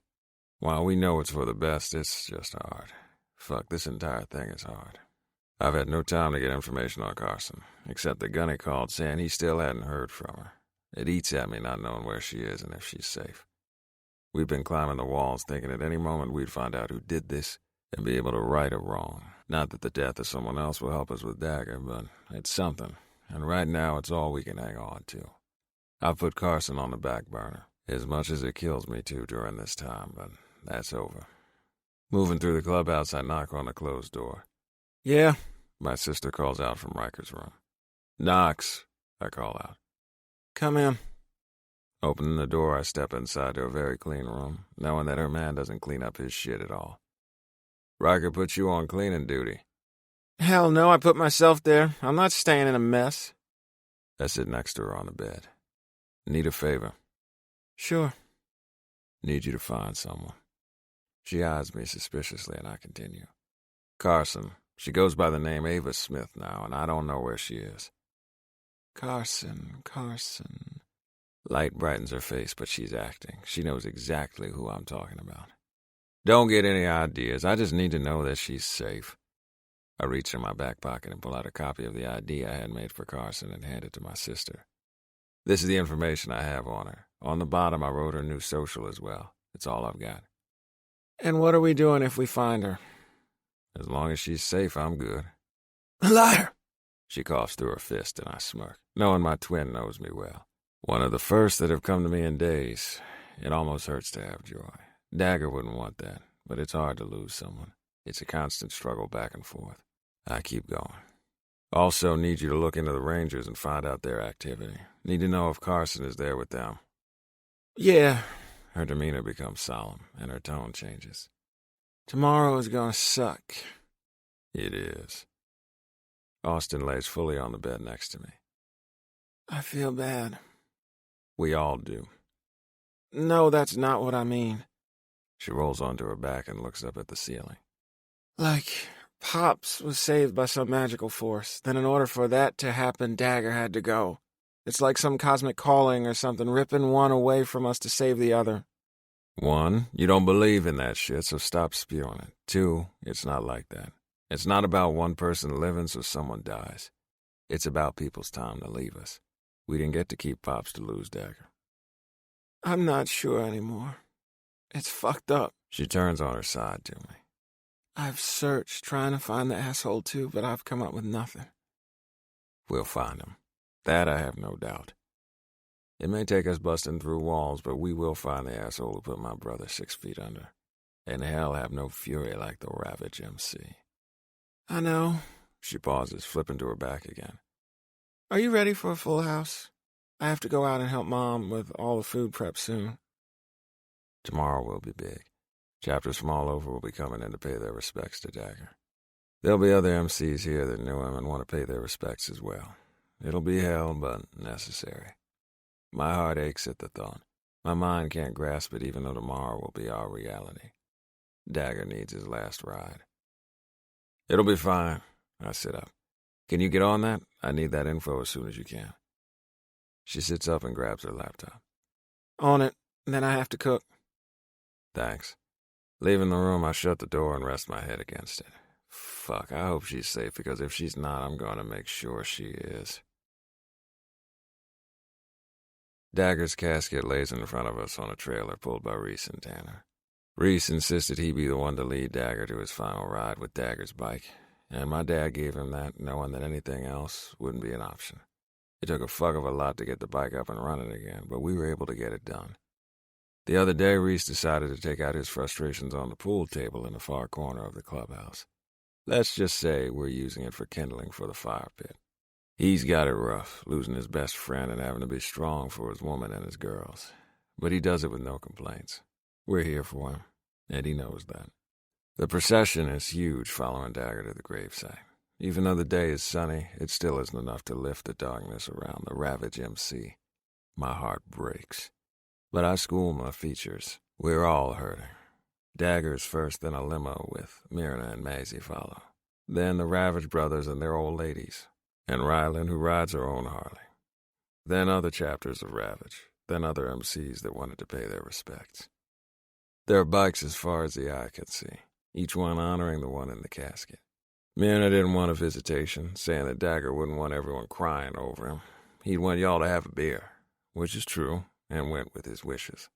We pull into the cemetery known in Diamond's tombstone, to which we lower our head to out of respect, and move across to Dagger's final resting place. Parking our bikes, Riker, Deke, Green, Jax, Cooper, and I go to the casket, lifting it and carrying it to set on the metal above the plot. Rylan helps her grandmother and sister, while Reese takes care of Tanner. My grandpa, Pops as we call him, comes up and places a hand on my shoulder, squeezing it tight. He doesn't release it for long moments, letting me know he hurts, but without saying the words. Dagger was close to everyone, but especially Reese and Pops. Pops has his arm around Ma, who's no doubt being strong for the both of them. Bones, a brother from another chapter of Ravage, steps up front to begin the service while the rest of us crowd around with Myrna, Tanner, Reese, Rylan, and Maisie, who is holding on to a stuffed bear her grandpa got her. All sit in the front row. We ask for no more chairs, knowing that we'd rather stand for our fallen brother. Our brother has fallen, Bones begins as I look down at my feet and wetness fills my eyes. Fuck, I've been good, holding myself together, but this is final. It's him in the ground, gone forever. Fuck. When I was 5, Dagger gave me my first taste of Jack. He said, "Let's get some hair on that chest of yours." He chuckled after that, sliding a shot glass with barely anything inside of it. I smelled it and gave him the look of disgust because that shit was ripe. Even that young, I knew it would knock me on my ass. "Do it," he said as I lifted the glass and took a drink. The burn was terrible, and I spit it out all over the floor. Dagger laughed his ass off, and I had to get the mop to clean up the mess. Looking back, I have lots of those memories. Dagger handed me a condom at 16, knowing I was going behind the garage to fuck some chick against the cement bricks. Then Dagger teasing the shit out of me afterwards, saying my 25 minutes behind the building wasn't long enough. Dagger at every single birthday party I'd had in my life runs through my mind. When I joined Ravage, Dagger pulled me aside, put 2 hands on my shoulders, and said, "Seeing you grow up, knew you'd be wearing this cut and one of my brothers. Proud of you, son." So many moments. So many memories that I'll forever hold dear. I feel a tear slip out of the corner of my eye and brush it away. Bones speaks, but all I can think about is all the times we went riding as a pack, as a family. All the runs and vacations we spent together. All of which swarms my head and clouds it up with memories, laughter, and pain. Loud sobs pull me back to the present. Tanner is up by the casket with her mother, husband, and daughters. She's speaking words, but I'm unable to hear them, which means she doesn't want any of us to hear them. I'm good with that. Her last moments with her father need to be recognized and cherished. She had a rough go, not meeting Dagger until she was in her 20s. Once they connected, they never parted. So much time wasted. Those 20-some years, he could have had his daughter and a woman, but didn't. Time. It's really all we have in this world. The good, bad, and ugly. All dependent on how you look at it. A line forms, and I clasp my hands in front of me, waiting for my turn. When it comes, it's too soon, and I'd love to turn back time. Placing my hand on the cherry wood, I say, "Have peace, brother. We'll take care of your family." My word. I whisper in respect one last time. Brother. Leaving, knowing that in a few moments Dagger will be under the dirt, my heart cracks and shatters as I make it to my bike. Slowly, I bend over and rest my hands on my knees, trying to pull my shit together. Fuck me. A hand comes to my back, and I look over my shoulder to see Rylan with red eyes and a small smile. I rise and engulf her in my arms, holding her. Sorry, babe. Same to you. She inhales and exhales deeply, and since I don't feel wet, she must be pulling herself together because when she pulls away, there are no tears. Guess now we give a hell of a party for Grandpa. I nod as she walks off into her bike. Yeah, we will have that. Shit day. That's what it's been. Dagger is laid to rest, and I hope he can find peace knowing he saved his woman's life. Mianna didn't stay long at the party, but no one expected her to. She tried to tough it out, but the fatigue pulled her under and the nurse took her home. The clubhouse is packed with brothers, friends, other chapters, other clubs, women and men. The kids were taken out a while ago to one of the rooms to sleep. We all wanted Mariner to do the same, but she said it was too hard to stay there. Liquor is flowing, music is playing, and women are dancing and giving us a show. Nothing will ever fill the void the Dagger has left in our lives. But this we give to honor him. The bar is covered in shot glasses filled with Jack, and I reach out, taking one. Listen up! Reese yells over the music that is cut immediately. Everyone get a shot so we can do this. Ryland grabs one, as do Austin, Emery, Bristol, and Riley along with their men. Reese looks as though he's going to say something, then backs down. This is killing him. Tanner wraps her arms around his body, and Reese closes his eyes briefly. Dagger was a good man, one of a kind. Let's drink to the fucker. Reese holds up his glass as the crowd cheers. We slam the shot glasses down to the bar, the crash is echoing through the space. Everywhere you turn, there are memories in this place. Dagger filled most of them. Yeah, the fucker is gonna be missed. His loss is tearing a hole inside of Ravage, laying one of our originals into the ground. He's a part of all of us. Everyone disperses and the music begins to thump. We left a table off to the side with one chair and a draft beer sitting in it, in memory of Dagger. He'll always be with us in spirit. Hey, man. Crow comes up, slapping me on the shoulder, and slides into the seat next to me. Holy shit, how the hell are you? Crow is from the Rebellion chapter of the Ravage MC that's just outside of Rebellion, Alabama. Their chapter is decent size and growing. Crow is in his 30s and has been the president for the past 3 years after his old man stepped down. Been hanging in there. This is a hard blow, though. Tell me about it. I grab the neck of my beer and take a swallow. Shit's fucked up. No clue who did it, huh? I shake my head, pissed that we don't have answers.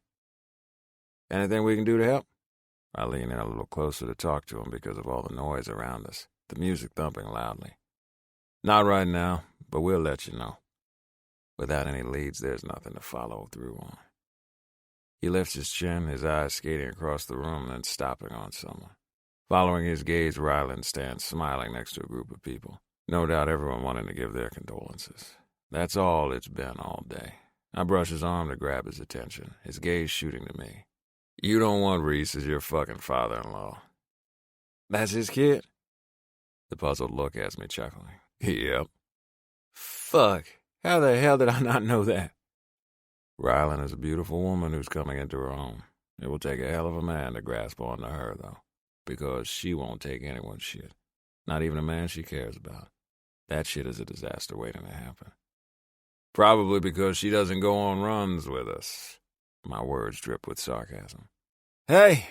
Brewer, another member of the Rebellion Ravage MC, grabs a chair and parks his ass down, shutting down the conversation of Ryland. We talk for a while and everyone breaks off. A woman with blonde hair comes up to my side, brushing her very large tits on my arm. My cock doesn't even twitch. He's been that way since leaving South Carolina.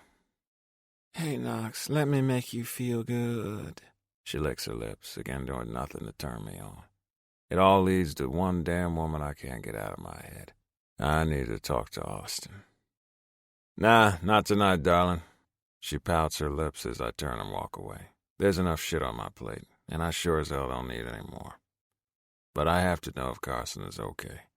Searching the clubhouse, Austin sits at the bar laughing with Emery, and I make my way to her, tapping her on the shoulder. Need to chat. Austin's smile falls as she tells Emery she'll be right back. She follows me into my room, and I shut the door, blocking out the noise of the clubhouse. She doesn't waste any time. Carson, or Ava, whatever her name is, she's on the move. Employment records have her in Nashville, Tennessee, but she didn't show up for work and was fired. She got a bus ticket out of Nashville to Springfield, Illinois, but she got off before that. She's a smart girl. Keep going, I urge, knowing she's smart as hell but wanting answers. She switched and went to St. Louis. She's there right now. The hotel she's staying at, she had to use the credit card with Ava Smith on it. She's running. That'd be my guess. Fuck, something really spooked her. What did you find out on the Rangers and Buck? Buck and a group of his guys haven't been back in town for a couple of weeks. They're smart, paying cash, and I can't get a read on their sales. Them, I have no idea where they are. Running my hands through my hair, frustration builds.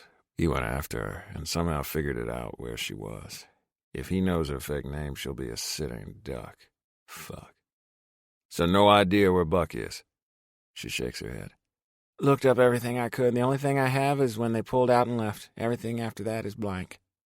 Fuck. You going after her? She asks, trying to be cute. Need to talk to Dad, then I'm out. She grabs my arms and holds me in place. You don't go alone, Knox. I lean over and kiss the top of her head. I'll be good. First, I need to talk to my dad, then round up the Ravage MC and find Carson. Fuck, I knew I should have brought her back here. Next time I see her, I will. Chapter 18. Carson, Ava. St. Louis sucks. I liked Nashville so much better.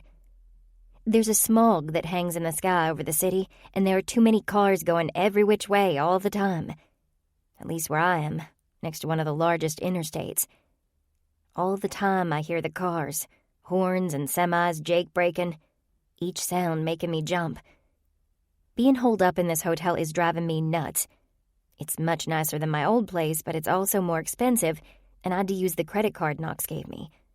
Everything I own is inside a backpack in one bag with my letters stuck in the bottom. Luckily, whoever was in my room didn't shred my clothes. The only good part of this entire scenario. I didn't get to tell Sandra bye or even call my job to tell them I quit. Everything happened so damn fast. Luckily, no one followed me. At least that I saw. Sitting in the middle of the bed, I stare at the blank television screen. Nothing holds my interest. My mind races with all the different scenarios that could happen and how I'd get out of them. For example, Buck comes to the door and I jump out the window that's 5 stories high. That's a great one. They break in the door and I shoot. I miss and they capture and shoot me. I'm not cut out for this on-the-run stuff. Yes, it's much better than living with Buck. But is it really living?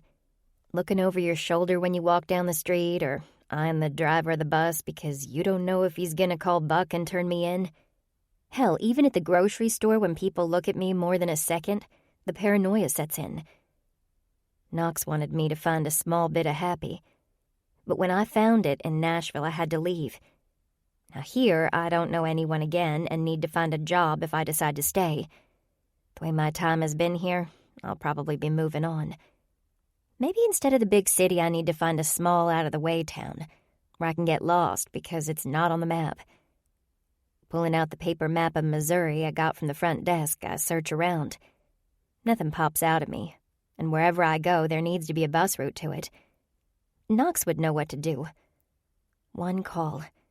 As much as I'd love to make that call, it's impossible, especially now with the thought of Buck on my tail. How the hell did he find me?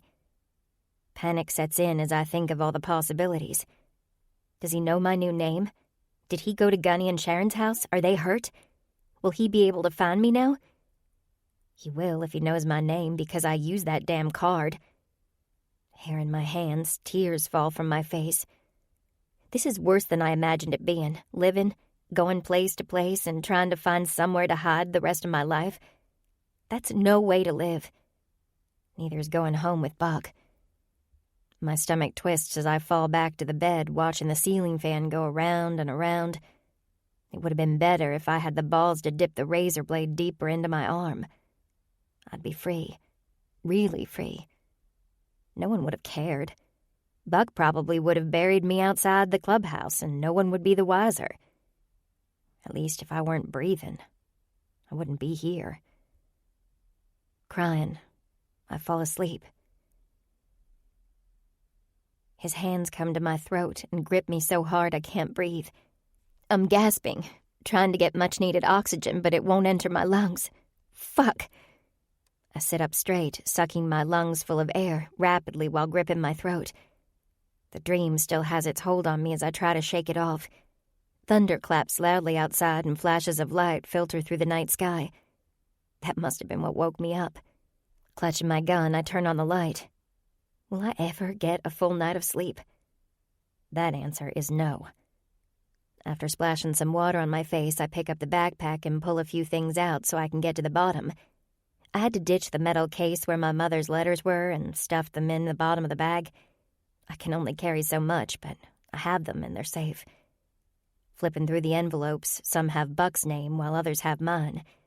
They're all opened with what looks like an opener because there are no tears.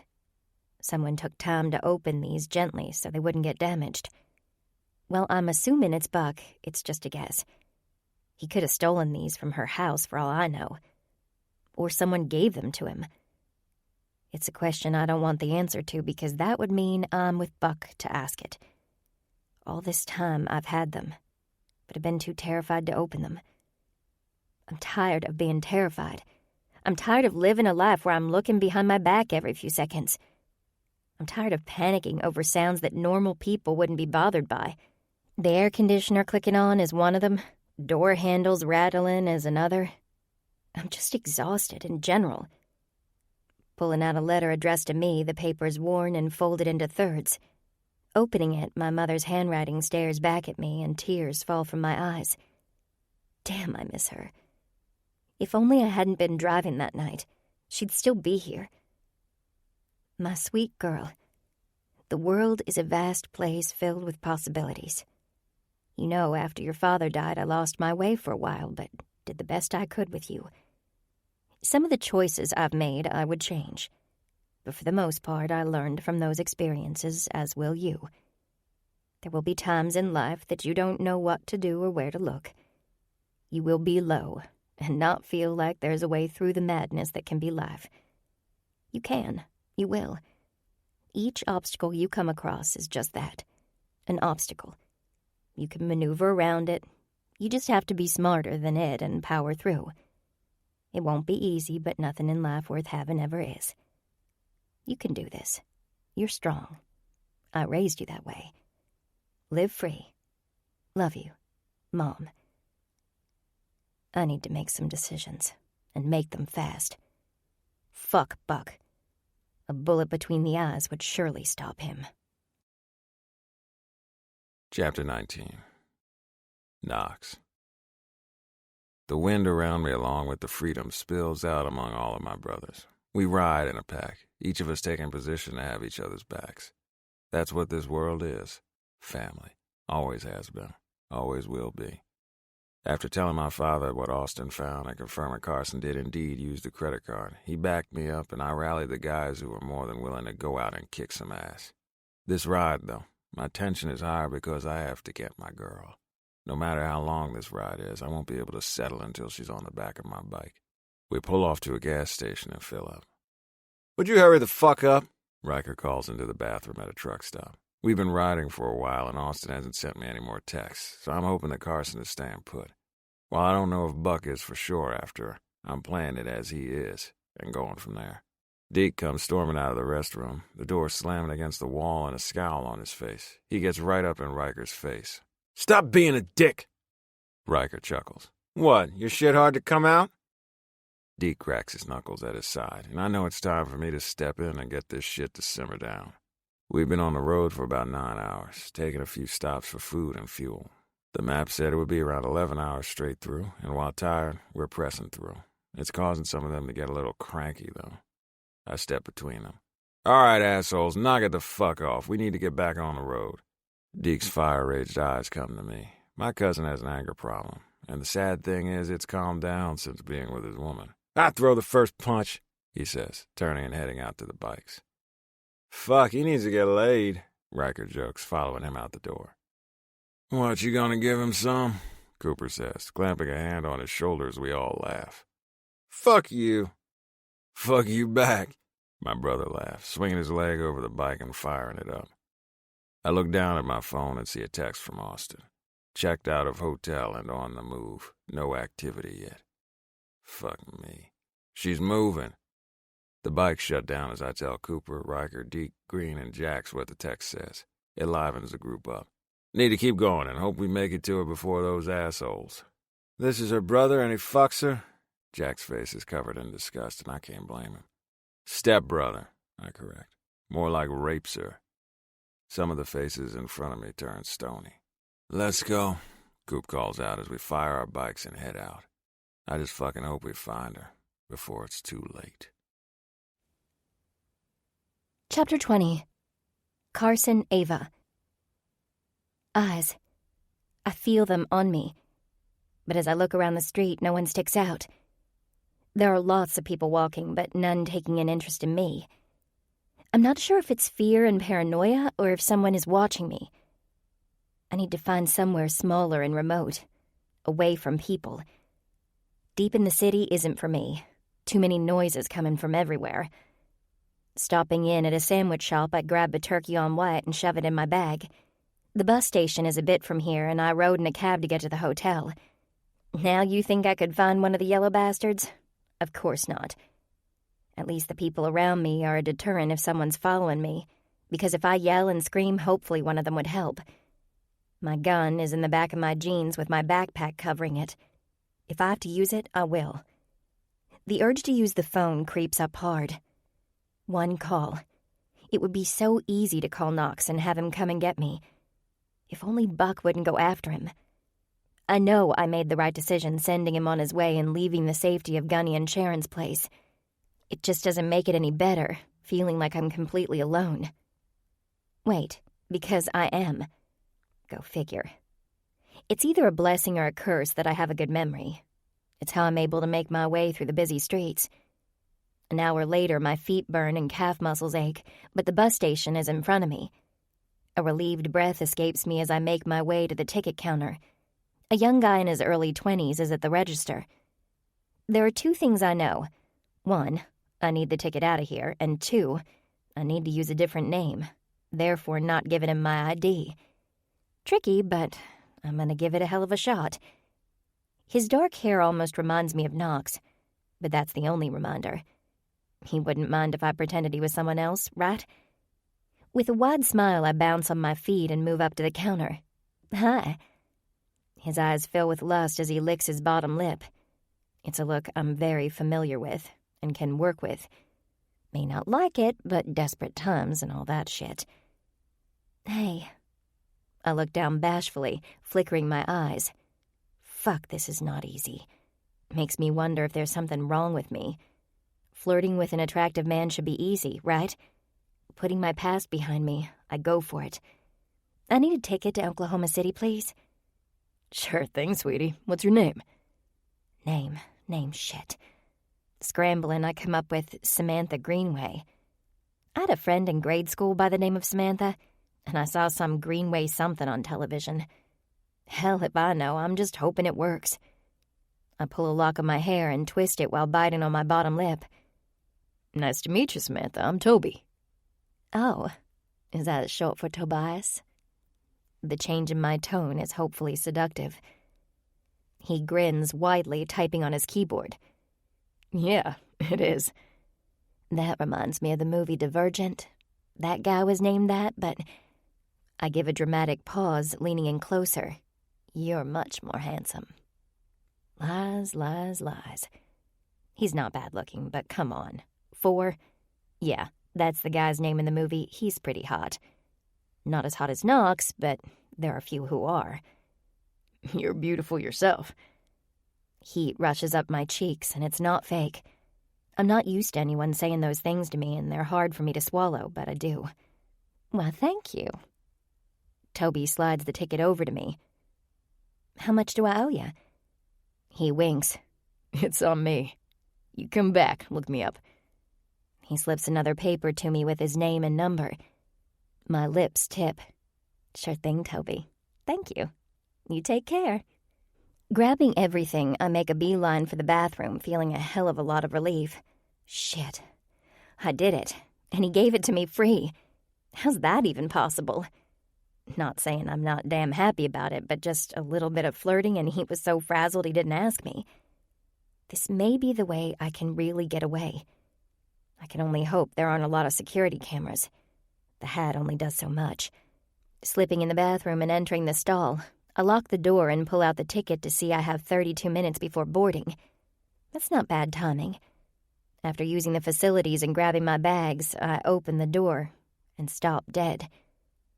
Big Jim stands in the doorway while Carrie D, another one of Buck's friends, holds a woman with his hand over her mouth and a gun to her head. Fuck, fuck, fuck! Slide it over, Carson. Big Jim demands. What?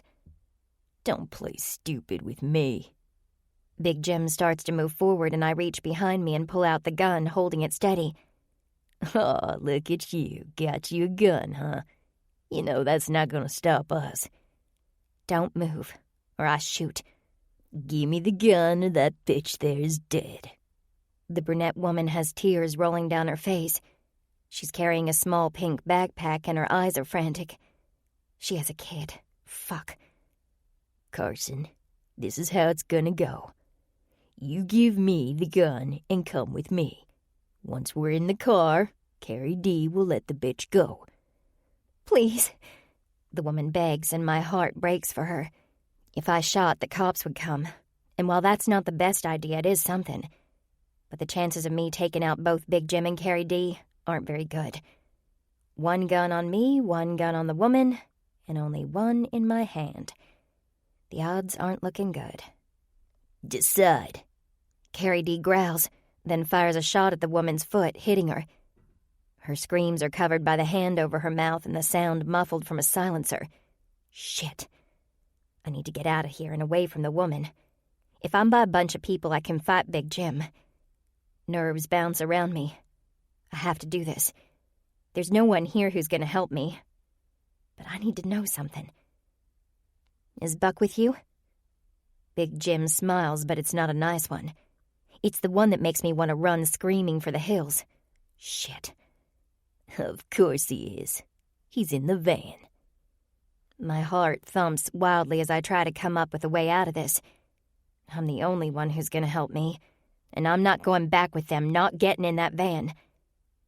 Guilt for the mother next to me slams into me hard. I can't let her die. I can't let her leave her kid, especially when I have nothing to live for. She cries hysterically, breaking my heart. Fuck. All right, Carson. Get Big Jim out of here, then fight. As long as there are people around and I cause a commotion, it'll work. Gunny showed me moves that could take him down. I can do it. Steadying my resolve, I lower the gun and set it on the floor. You are one stupid bitch, Big Jim says, charging forward and slamming his fist in my jaw. Night-night. Something sharp injects into my arm and everything around me gets fuzzy. I hear the sound of shots, but I'm lifted and can't move. It's like my limbs are heavy weights. Inside, I'm screaming at the people around us, but nothing comes out of my mouth. Fear encases me in its web, strangling me. I want to fight, but nothing works. I'm trying to pick up my arms to punch, but can't. No, this is not supposed to be happening. What are they going to do to me? God, there are so many things. This can't happen. Tears well in my eyes and everything becomes blurry. One thing is true. I am a stupid bitch. Chapter 21. Knox.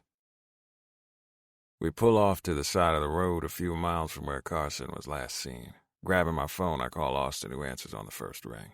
Security footage has her at the Greyhound station, but Knox. The pit of dread fills my gut. 5 minutes ago, she was carried out by a very big man who had a smile plastered on his face like carrying an unconscious woman out of the bathroom is a normal thing. Fuck! I explode as my brothers look for guidance. Too bad I have no fucking clue at the moment. Where? She's in a gray Dodge minivan with the windows blacked out. It pulled out of the parking lot exactly 3.5 minutes ago and is traveling south. It's the last thing I can pull up right now. Fuck. Text me when you find out something. Will do. I disconnect, running my fingers through my hair and telling the guys. Let's fucking go, guys. Pulled it up on GPS. We're only 2 minutes out if they're going south. Green says, holding up his phone. With a chin lift, we were all on our bikes and heading in that direction, Green taking the lead. I looked down at my phone, resting on the phone case I mounted to the tank. When I did it, I was pissed, never thinking I'd use it while riding. It's come in handy several times over the years, now especially, as I keep my eye on the road and my phone, hoping I'm not too late. Please be okay. Chapter 22. Carson. My cheek stings from someone hitting it repeatedly, but I'm groggy and can't move much. My head feels heavy like I've been hit one too many times. The hits keep coming as I hear, "Wake your fucking ass up. You think I won't fuck you while you're passed out?" Another hit, this one harder than the last. "Bitch, I like to see your fear. Just like with those fucking butterflies. Would've had you then, but Ranger shit came up and I had to bounce." Fuck him. Big Jim has always been an ass, but what should I expect considering who he hangs out with? It's just another day for him to take what he wants from a woman. I pretend to be still out of it, checking out my arms and legs to see if they can move. Fighting is my only way out of here. Then I pause. Buck's voice isn't there. Maybe he's not here. Is he? Surely he'd be back here with me if he was. It's not like him to leave his revenge on me to someone else. He's too angry with me for that to happen. He'll want to see me hurt for himself. "We got about 15 until we get there." Carrie D's voice rings out from the driver's seat. "Fuck." Big Jim growls, punching me hard in the jaw with what feels like a hardened fist, and I scream out, unable to hold it in as my jaw shifts painfully. "Knew you were fucking awake." He starts unbuttoning my pants, and my stomach turns, remembering all the times I've been in this position. All the times I've been in agony over the years, not just from Big Jim, but from all of them. The times when I felt helpless and demeaned. The times when I couldn't walk or even stand because my insides hurt so damn bad I bled for days, unable to get it to stop. There were times it felt like every time I peed, my insides would literally fall out into the toilet. The flesh worked so raw that even the softest of toilet paper felt like sandpaper against my girly bits. Hatred spreads through my heart, exploding throughout my body and making it tingle and come alive. A rush comes over me, yelling for me to defend myself. No, my fists clench. I'm not going to let him touch me, never a fucking again. My jaw throbs and I move my head to the side, trying to take in my surroundings, quickly looking for anything to help me and keeping my legs spread far apart to make it harder for Big Jim to work. That's when I see a gun, black and glinting next to the side door of the van. It's further over than my reach, and I'll have to get Big Jim off of me. But there's a chance I can do it, as long as my body works. It's my only shot. Fear rides me hard, but I push it down. There'll be plenty of time to let it come out, if I make it out of here. It's not worth my energy right now. I must get out. My wrists are taped together in front of my body, and I'm lying on my completely filled backpack, which is not comfortable. But it's there. That's a good thing. Use your legs, knees, and feet. They are very powerful things on a woman. Gunny's voice flickers through my mind. I practiced with him a lot, and he's a big man, getting him with my knee a couple of times. He told me he was taking one for the team, but he wouldn't let me do it if he could stop it. It was great practice. Gunny isn't quite as big as Big Jim, but not by much. And I can do this. No, I have to do this. You want to find your happy in this world, Carson, then show them you won't go down without a fight. Using my clasped arms, I hit Big Jim hard in the head as he grunts and begins cussing. Wasting no time, he shakes his head. I knee him in the balls hard, using everything I have, and kick him in the shins with my tennis shoe. He falls back with a thump, rage pouring off of him in waves. "You fucking cunt!" he yells as I angle toward the gun and shift myself to the side. It's right there, only a couple of inches away, and I reach with everything I have. Something, or I should say someone, grabs me by the ankle roughly and pulls me back, away from it, as I clutch onto the dirty floor looking for something to grasp. There are no seatbelts in the back, leaving a large space for whatever in the hell this is. It also gives me more room to push Big Jim away. Using my legs, I kick his kneecap hard, hearing a crack, then kick his face.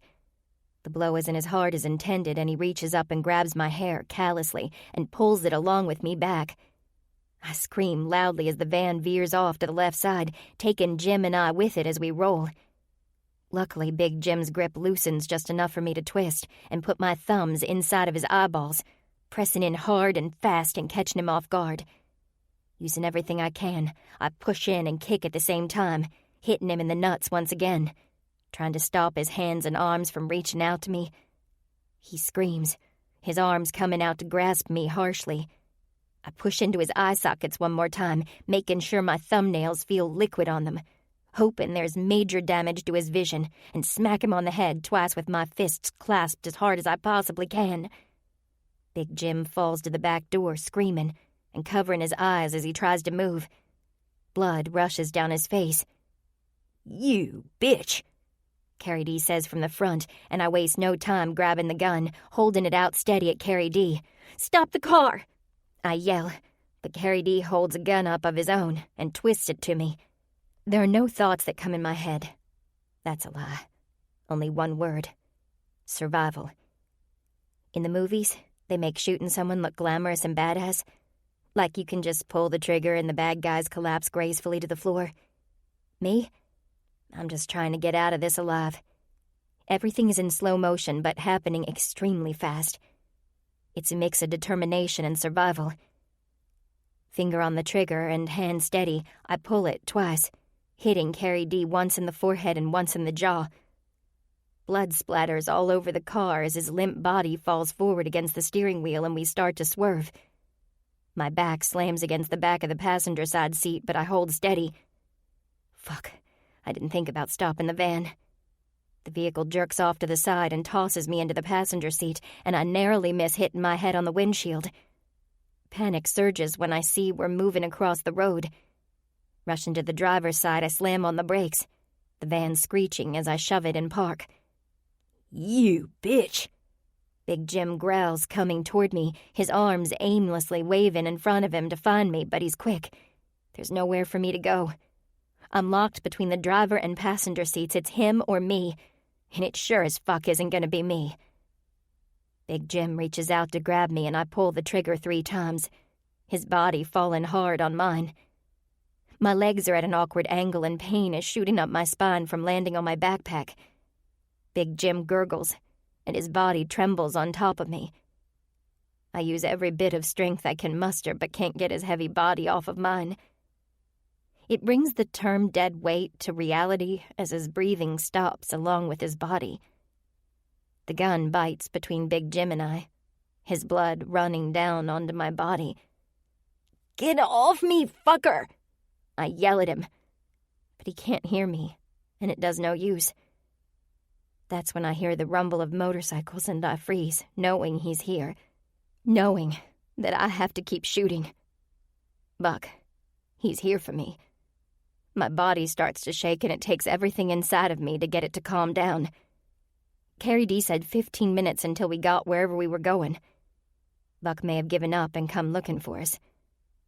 Panic like no other courses through my veins as I squirm to get Big Jim off of me, only able to get my arms free, still holding the gun. Whoever opens one of these doors is getting met with a bullet. I sit still, listening to figure out where he is. It's quiet. Too quiet. I try to lift up to look out the windows, but have no luck. The side door flies open so fast, I aim my gun and begin to pull the trigger, seeing him. Moving the gun quickly, I end up shooting the floor instead. "Knox!" I breathe out, feeling for once in all these months safe. "Hey, babe. Got yourself in a mess, I see." He jokes. "Get him off of me!" I order as Knox nods with a smirk on his face. All the doors of the van begin to open and I panic. Knox must see it. "They're my brothers. You're safe."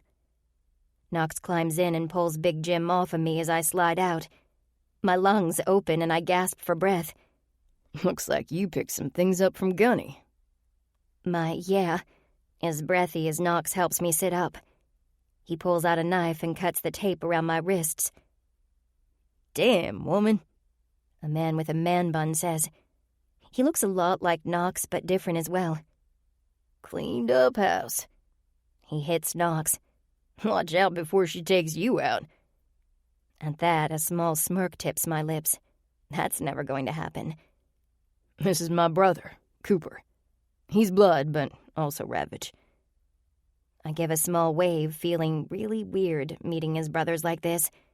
Don't get me wrong, I'm damn glad they're here, but I'm covered in asshole blood. Can we get out of here? I need to change. 2 other men look through the back door. Their expressions fierce as they slam the door, one of them getting on the phone. That's Jax and Green. You're safe, Carson. I got you. I recognize Green from the first day at the Rangers, but the others are strangers. Those words never sounded better. Knox pulls me out of the van, and we happen to be on the side of the road. How the hell I pulled that off, I have no clue. Listen, we have to move fast. Change your clothes right here. They'll turn their backs. He must have caught my fear of getting dressed in front of his brothers, giving me an out. We don't have time to get you somewhere else. Knox points to my backpack still on me. You got clothes in there? I nod and pull it off me, digging through it. What do I do with the bloody clothes? Put it in the van. We have a cleanup crew coming. They're 10 minutes out, and as soon as they land, we're out of here. Adrenaline pumps through my veins, and I don't think. I pull the clothes off and change right there on the side of the road, letting the fear get washed away for a moment. I grab a wash rag I took from the last hotel and spill some of my bottled water on it, washing the blood off of me as best as possible. The fabric is rough over my skin and feels like it's pulling a layer off with each wipe. With the amount, though, it doesn't all come off, unfortunately. Tossing the rag into the van, Big Jim's open, dead eyes stare back at me and make me falter. I killed 2 people. Took their lives from them. While logically I knew I did it to protect myself, I can't stop repeating that in my head. They were gonna rape me, or worse. I had to fight for control of my body. It was hard won, but I did it. But in doing that, I took a life, and that's a different kind of agony. I killed someone. Everything in me freezes as warm hands come to my arms, making me jump around. Hey, calm down there. Knox says, Don't go into shock on me, Carson. I killed them. I whisper the words. He smiles wide. Fuck, yes you did. I shake my head. He doesn't get it. No. Knox, I took someone's life. Knox's face goes soft for a moment as his hand comes up to cup my face. Yeah, gorgeous. You did. It was either them or you, and I'm damn happy it's you I'm staring at, instead of those ugly fuckers. Whatever is around my heart starts to spiral out. He's right. I defended myself, but what will the cops say? Cops? No cops. The rumble of motorcycles has me turning my head to see who's coming, and I reach for the gun in the van, holding it. Knox places his hand over top of the gun, his warmth like air to breathe. These are the good guys. With a nod, I lower it but keep it close. Knox stands by my side as the others go and talk to the newcomers. Now what? I mumble, still keeping my eyes on all of them. Fear does strange things, but all I can do is roll with it. Protect myself, that's what I have to do. Knox pulls me into his warm body and I suck him in.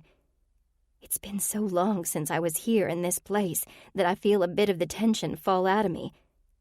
The effects of the drugs are long gone. I just hope there isn't any residual effects later on. He pulls back and holds both sides of my face. I love it when he does that. Makes me feel special and warms my soul. Now, I take you home. He kisses my lips softly, then pulls me to his back. As I hold on to Knox, I feel exactly that. Home. Chapter 23. Knox.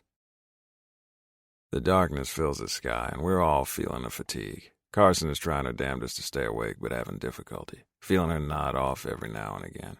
Every time I squeeze her leg, she jumps, tightening her grip around me, rousing her. She's had a rough day, and one that I'm so damn proud of her for. When we saw the van, this hope filled me. Hope that she was alive. Hope that she wasn't hurt. Just hope. I thought for sure I'd be killing the motherfuckers who took her. Well, once again, Carson surprised me. She found that inner strength that I saw a glimpse of and took action. Yes, she got beat up in the process, but fuck, she did it. She held strong and fought her way out to freedom. The adrenaline rush she felt wore off a few hours back, and she's been dragging ever since. Cooper leads us off the road to a well-lit hotel. We've put a very good distance between St. Louis and us, even going a bit more south than normal to make sure we weren't followed. Carson's grip loosens as Jax heads into the lobby to secure the rooms. Won't they be able to track it? Carson says in my ear, and I smile. Fake card, gorgeous, you know this. The tension in her body relaxes, but she's exhausted. Within moments, Jax comes out, handing key cards out and giving me ours. Fuck if she's sleeping alone tonight. We park the bikes around the back in a cluster and head in. Luckily, with no one around, because Carson's eyes dart everywhere, searching. This has been her life for the past few months. It makes me wonder if she's had a good night's sleep in a while, or if this fear she's carried around has been her nightmare. That wasn't what I had planned for her. Fuck, none of this went according to plan. But such is life. One that can change in the blink of an eye and take no prisoners. We make our way inside the building, up to the 5th floor, and down a long wide hallway with framed art on the walls. We're over here in the corner, Jax calls out, leading us that direction. The guys head to their rooms, all right together in a cluster, as we enter ours. Carson looks around, noting no one in the room, and her shoulders deflate as she pulls her backpack off her back and tosses it to the bed. She rolls her shoulders and neck, no doubt feeling the tension of the day. I have to take a shower. His blood is still on me, she says to the ceiling while rounding her head back to me. 1 second. Need to know how they got you and what they said. Her lip trembles just a bit before she wipes it away, and the strength she has shines through. I was in the bathroom, coming out of the stall. Big Jim was there with a gun pointed at me, and Carrie D had a woman with a gun to her head. Said if I didn't go with them, they were going to shoot the woman. I couldn't have that on my conscience, and I thought... Thought what? She sits on the corner of the bed, huffing out a deep breath. Thought I'd be able to scream and get away once I got out of the bathroom, because of all the people. I should have known they'd drug me. Fuckers. Well, I'm glad she got her shot at them. I would have loved to have mine. Do you have any idea what they gave you? She shakes her head, her beautiful brown-haired ponytail moving with her in waves. No, but it only took a couple of seconds and my body went limp. But I don't think I was out of it long when I woke up in the back of the van. Did they say anything about Buck? Said that he was there with them, but turns out he wasn't. In the van, Carrie D said we were 15 minutes from wherever we were going. That's when I knew I had to fight. I pull her into me and kiss the top of her head, then kneel down to the floor. You did good. Go ahead and take your shower. She nods and stands, taking her backpack into the bathroom with her. Once I hear the shower come on, I grab the key card and step outside the door, knocking on Coop's. He opens quickly. Yeah. I step in but leave the door open so I can hear the shower. She's strong, but if she's going to crash because of what happened, I want to be there. So that's Carson, huh? Coop says with a sly smile attached to his face, catching how fucking beautiful she is. Obviously. He chuckles, clucking his tongue. She did a kick-ass job with those fuckers. I exhale deep, allowing everything to sink in. Riding helped, but my mind was too preoccupied with keeping Carson awake and making sure we weren't followed. Yeah, she did. The woman I left, though, she didn't have that in her at the time. She was fragile and timid. She didn't feel comfortable around people and shied away from everyone. Makes me wonder what all she's gone through since I left. Women are resilient. They have a strength that is unprecedented once they tap into it. Listen to you, getting all sappy and shit. He punches me in the shoulder. Not hard. Fuck you. What'd you have to say? I relay what Carson said in the room as Cooper grabs his phone and connects to Buzz. Austin has been helping me out, but we need Buzz in on this one too. He'll relay it to her after we get off and hopefully get this ball rolling.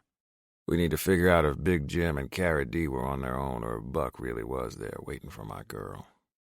From where we picked up Carson, go out about 15 minutes and tell me what's there. I only hear one side of the conversation.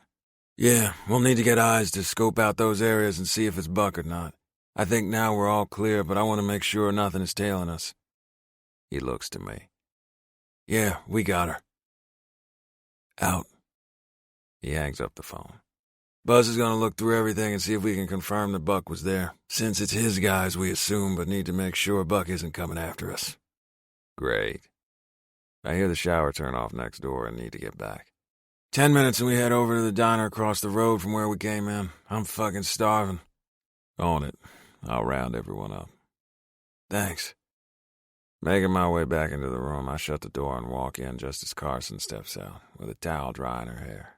She has on shorts showing off her long legs and also some of the bruises from earlier. Her tank top hugs her nicely, but she's covered. My dick hardens, and I have to will him down. Now is not the time for this shit. While I've missed her and haven't had any pussy since her, there is no way to know if she wants this.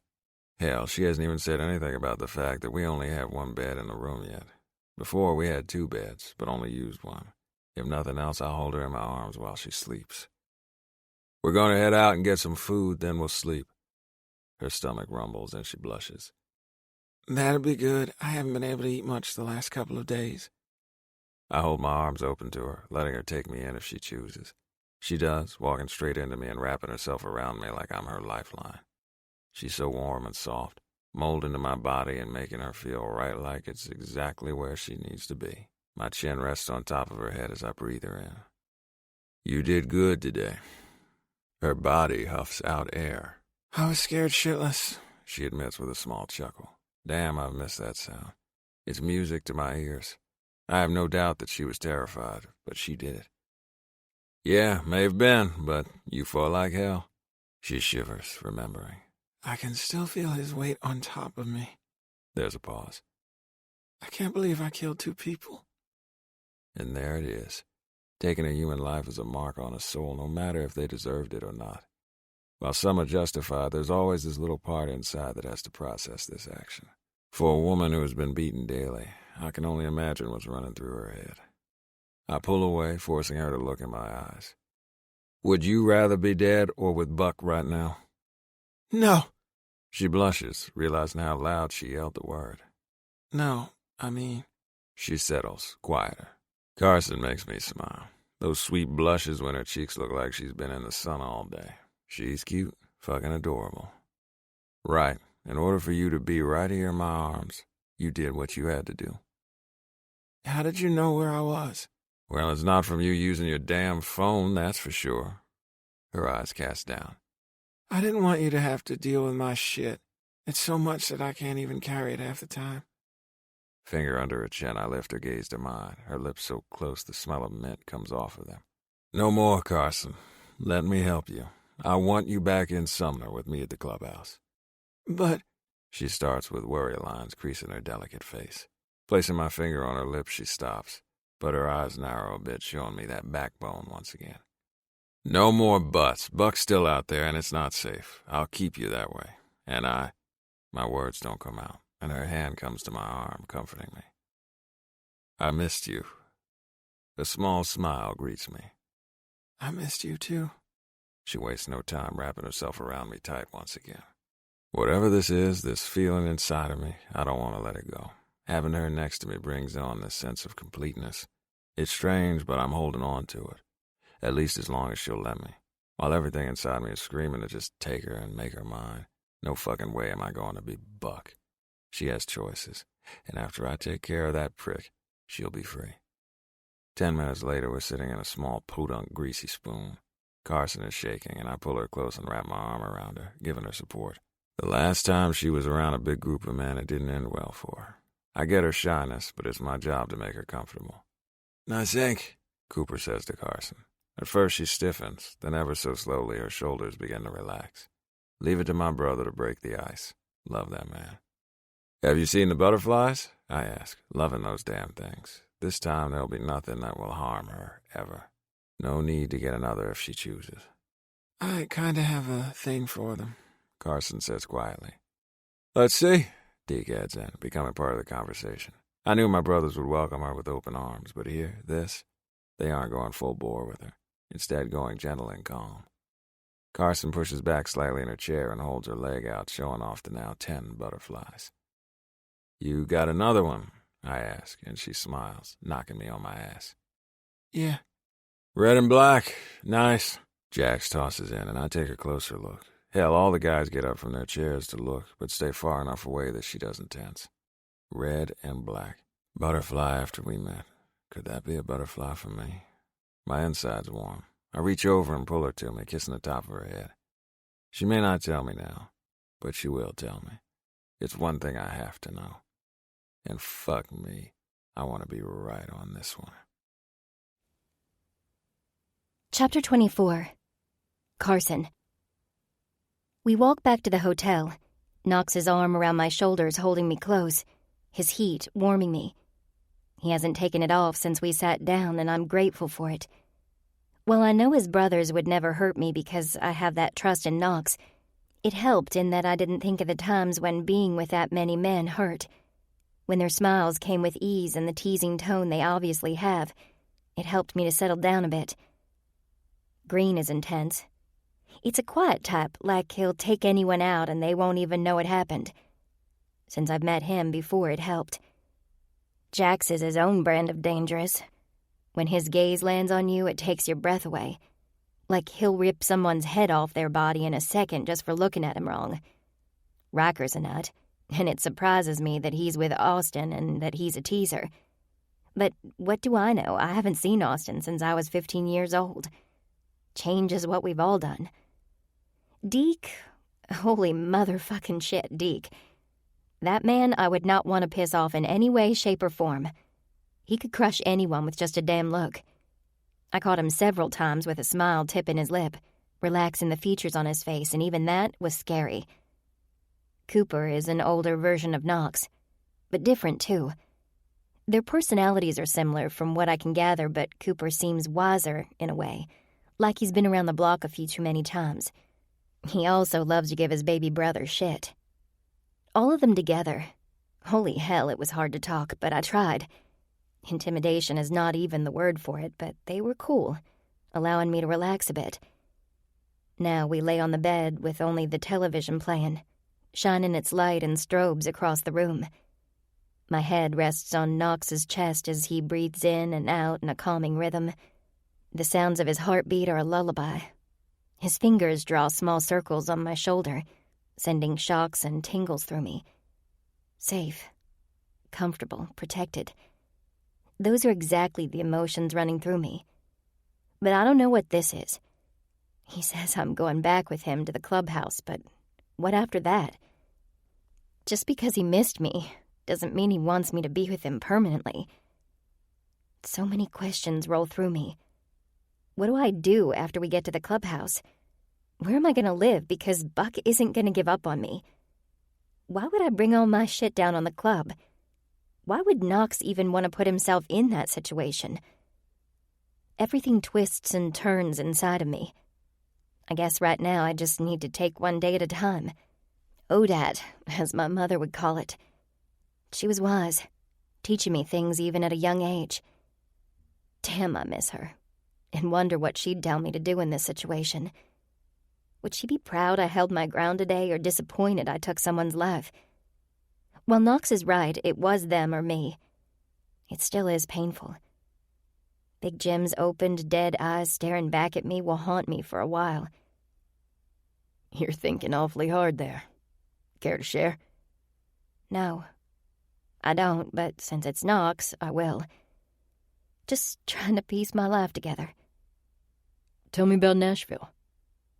I shift and look up at him, his shimmering brown eyes captivating me. How'd you know I was there? A cocky grin graces his lips, and it's the sexiest thing. Had my sister do some tracking and found you got a job there. Schoolgirl giddiness makes my smile appear. He looked me up. He gave a shit even when I didn't know. He was taking my back even though I pushed him away. Yeah, I really liked it there. I made a friend, had a good job, and felt safe. That was until... What spooked you enough to take off to St. Louis? Shivers go down my spine, not wanting to remember but unable to forget.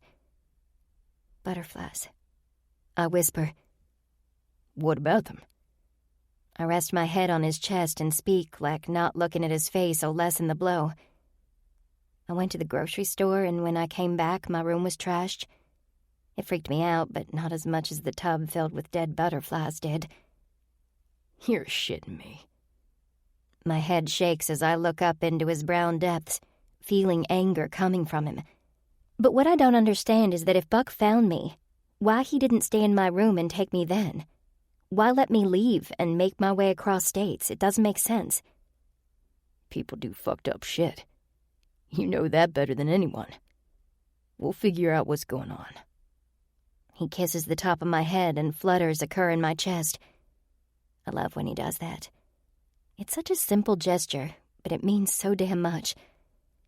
Yeah, I whisper, placing my hand on his chest and feeling the hardness beneath. My body lights up. It's him. Only him who does it to me. Tell me about the red and black butterfly. He asks, and a slow smile crosses my face. He'll be the only one I tell this secret. It's only his and mine to share. Red and black for Ravage. I bend down and move so he can see the tattoo clearly. Do you see anything inside? He sits up and looks, his finger tracing the lines, and my heart melts. I never thought I'd have the opportunity to feel his hands on me again and touching the tattoo. The one I got just for him has taken my breath away. Nope, just lots of lines, beautiful shading, and the 3D is spot on. Yeah, it's perfect. Want to tell me why I was looking for something inside of it? Slowly, my index finger traces the invisible letter N, and Knox watches with avid fascination. I wanted you to always be with me. Fuck. He groans. Not asking him, I lift up and place my lips on his, needing to feel the softness of him again, needing that connection. The fire burns inside as he deepens the kiss and I straddle him. His hands come into the sides of my face. Another thing I love about him. Small acts like this one make me feel special and unique, as if I'm the only woman in the world he's given this to. It's a euphoria in and of itself, a feeling I don't want to go away, ever. My body is so needy and primed for him. All the dreams from the past few months slam into me, making my libido fill with yearning, need. He doesn't pull away, so I take that as a good sign I didn't fuck everything up between us. He hasn't seen me in months, and for me to just jump on him like this, when I would never do something like it, filled me with apprehension. I could have read him wrong when he found me. But as he takes my mouth, he wants it just as much as I do. Then everything disappears except for him and me in this moment. Resting my body on his hard length presses against my core, and my hips begin to move in time with his kisses, loving the friction between us. He twists and tosses me to the bed, releasing me, stripping off his shirt and coming down on me once more and attaching our lips. His warmth surrounds me, encompassing me in his strength.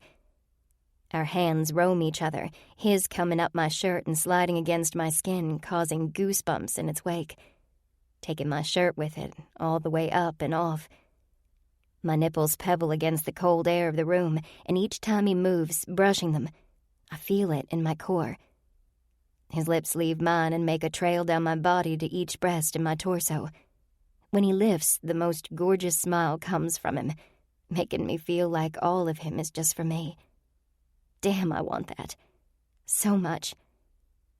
Knox sheds his clothes, then mine, grabs a condom from his wallet and sheathes himself before falling down on top of me. Are you okay? He asks, making my heart, already goo, melt further. Yeah, I'm always okay with you. His response is another searing kiss as his cock rubs at my clit. He falls down to his elbows and looks down at me, watching to make sure I really am okay. I wasn't lying. With him, nothing else exists now. I've been without him for so long, and I know what that's like. This means the world to me. He means the world to me. He slips inside of me, filling me up, his eyes never leaving mine with each glide. There's so much swarming in those eyes, and hope blooms inside of me. Hope that this won't end. But just as soon as those thoughts hit, so do the ones of Buck and how he's still out there. "Hey, what was that?" he asks, fully inside of me but not moving. Shaking my head, he doesn't take that as an answer. "Talk to me, Carson. That's what this is. We talk and work through shit." I can't tell him what I was thinking. It'll ruin everything, and I've been waiting for this moment in his arms for so long. I can't do that. But I also can't lie to him. That's one thing between Knox and I that I'll never break, because if I do, it will sever one of the lines between us, and that can't happen. Buck just came to mind. "Why?" My hands come up and clasp the sides of his face, like he does to me all the time, feeling the heat. This means too much, Knox. You mean too much. I'm scared he'll take it away. "Never. That fucker has nothing to do with us. Ever. I'll make sure he never has anything to do with you." His words come out like a vow, and the fear of him getting hurt tears at my insides. Knox can never be hurt because of me, ever. "Whatever that was," he starts again. "Get it out of your head. It's only me and you in this bed." Knox clasps my hand and pulls it down his body, landing on where his cock is entering me. "This is all you have to think about." Tears spring to my eyes because I feel it. The connection, the hunger, the everything.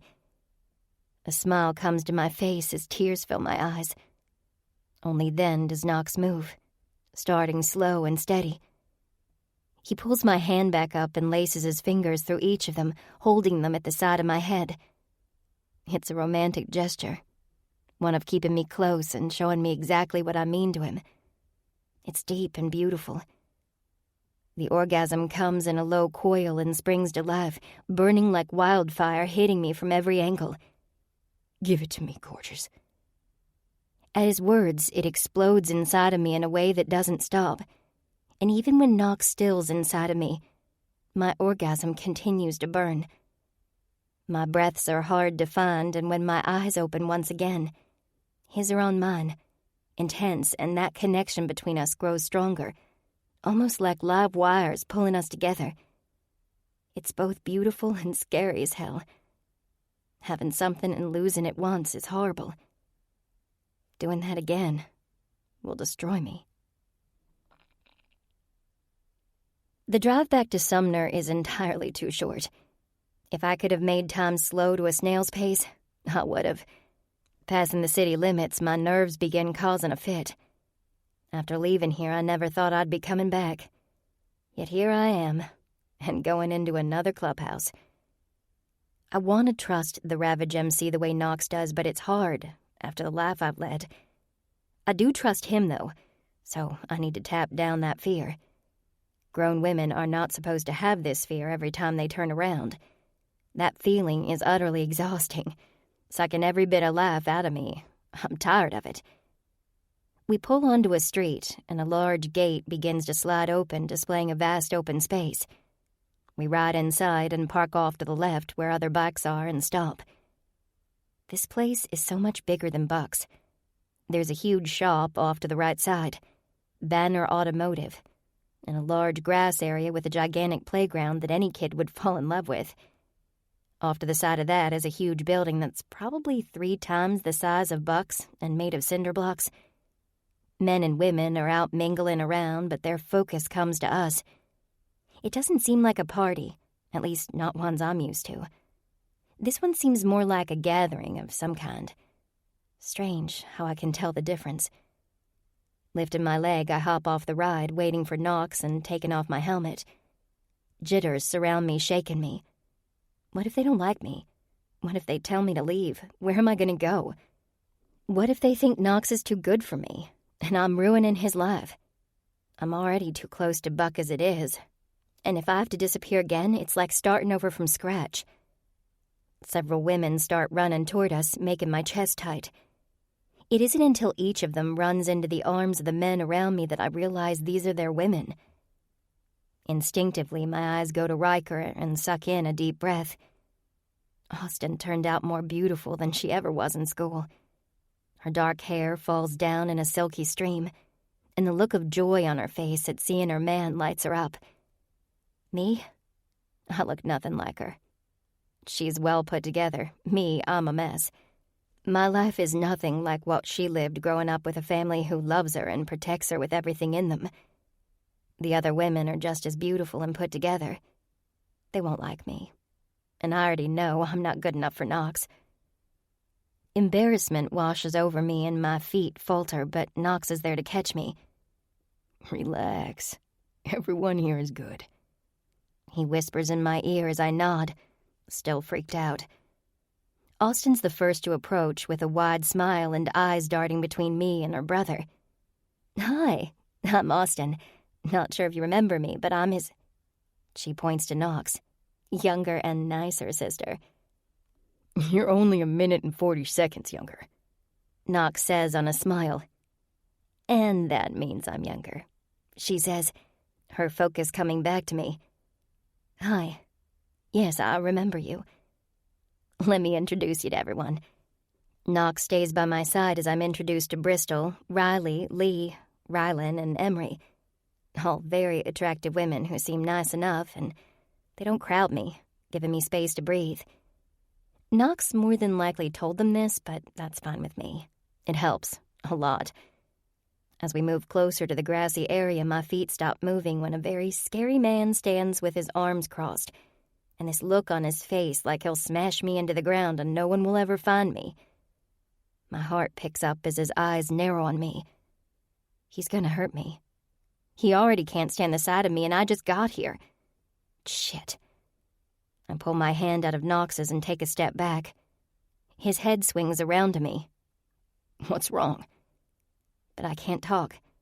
My words are lodged in my throat. Knox turns and follows my view. Then he stands in front of me, blocking it. That's Reese. He's a bit intimidating to newcomers, but he's good. He doesn't like me. I whisper, hating this fear pounding out of me. He hates me.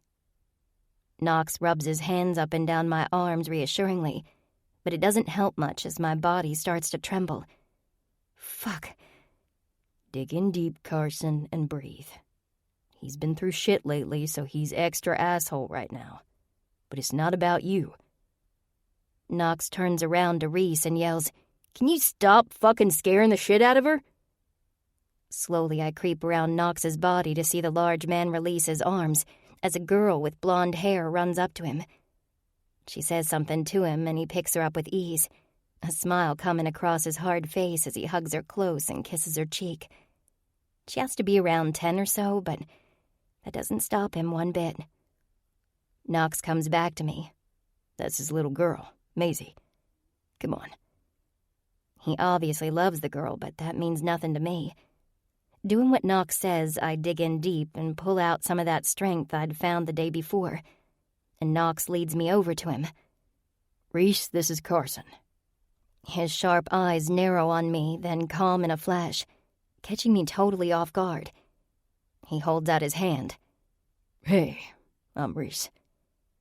Looking to Knox, then steeling myself, I slip my hand into his rough, calloused one. He doesn't hold it too tight, but it's firm, and he shakes it softly. Hell, I didn't think anything was really soft about him. He releases me. "I'm Maisie," the girl in his arms says, excited and full of energy. "I'm Maisie, I'm Carson," I say, giving her a little wave.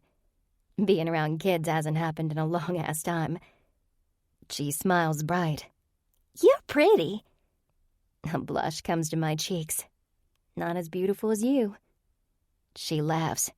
"My daddy says that all the time." Just then a boy a little older than Maisie saunters over. Yes, saunters with a swag that in a few years is gonna knock some girls on their butts. "Baby," he says, glaring at Maisie. She turns to her father as he says, "Boy." "Daddy, put me down." Reese does, slowly, but watches his daughter and this little boy intently. The boy doesn't seem fazed by him, surprisingly. The little boy has light brown hair that's a bit longer but not touching his shoulders. Maisie marches up to him and they're eye to eye. Her hands go to her hips. "Booker, shut up." "No, you're a baby and you know it."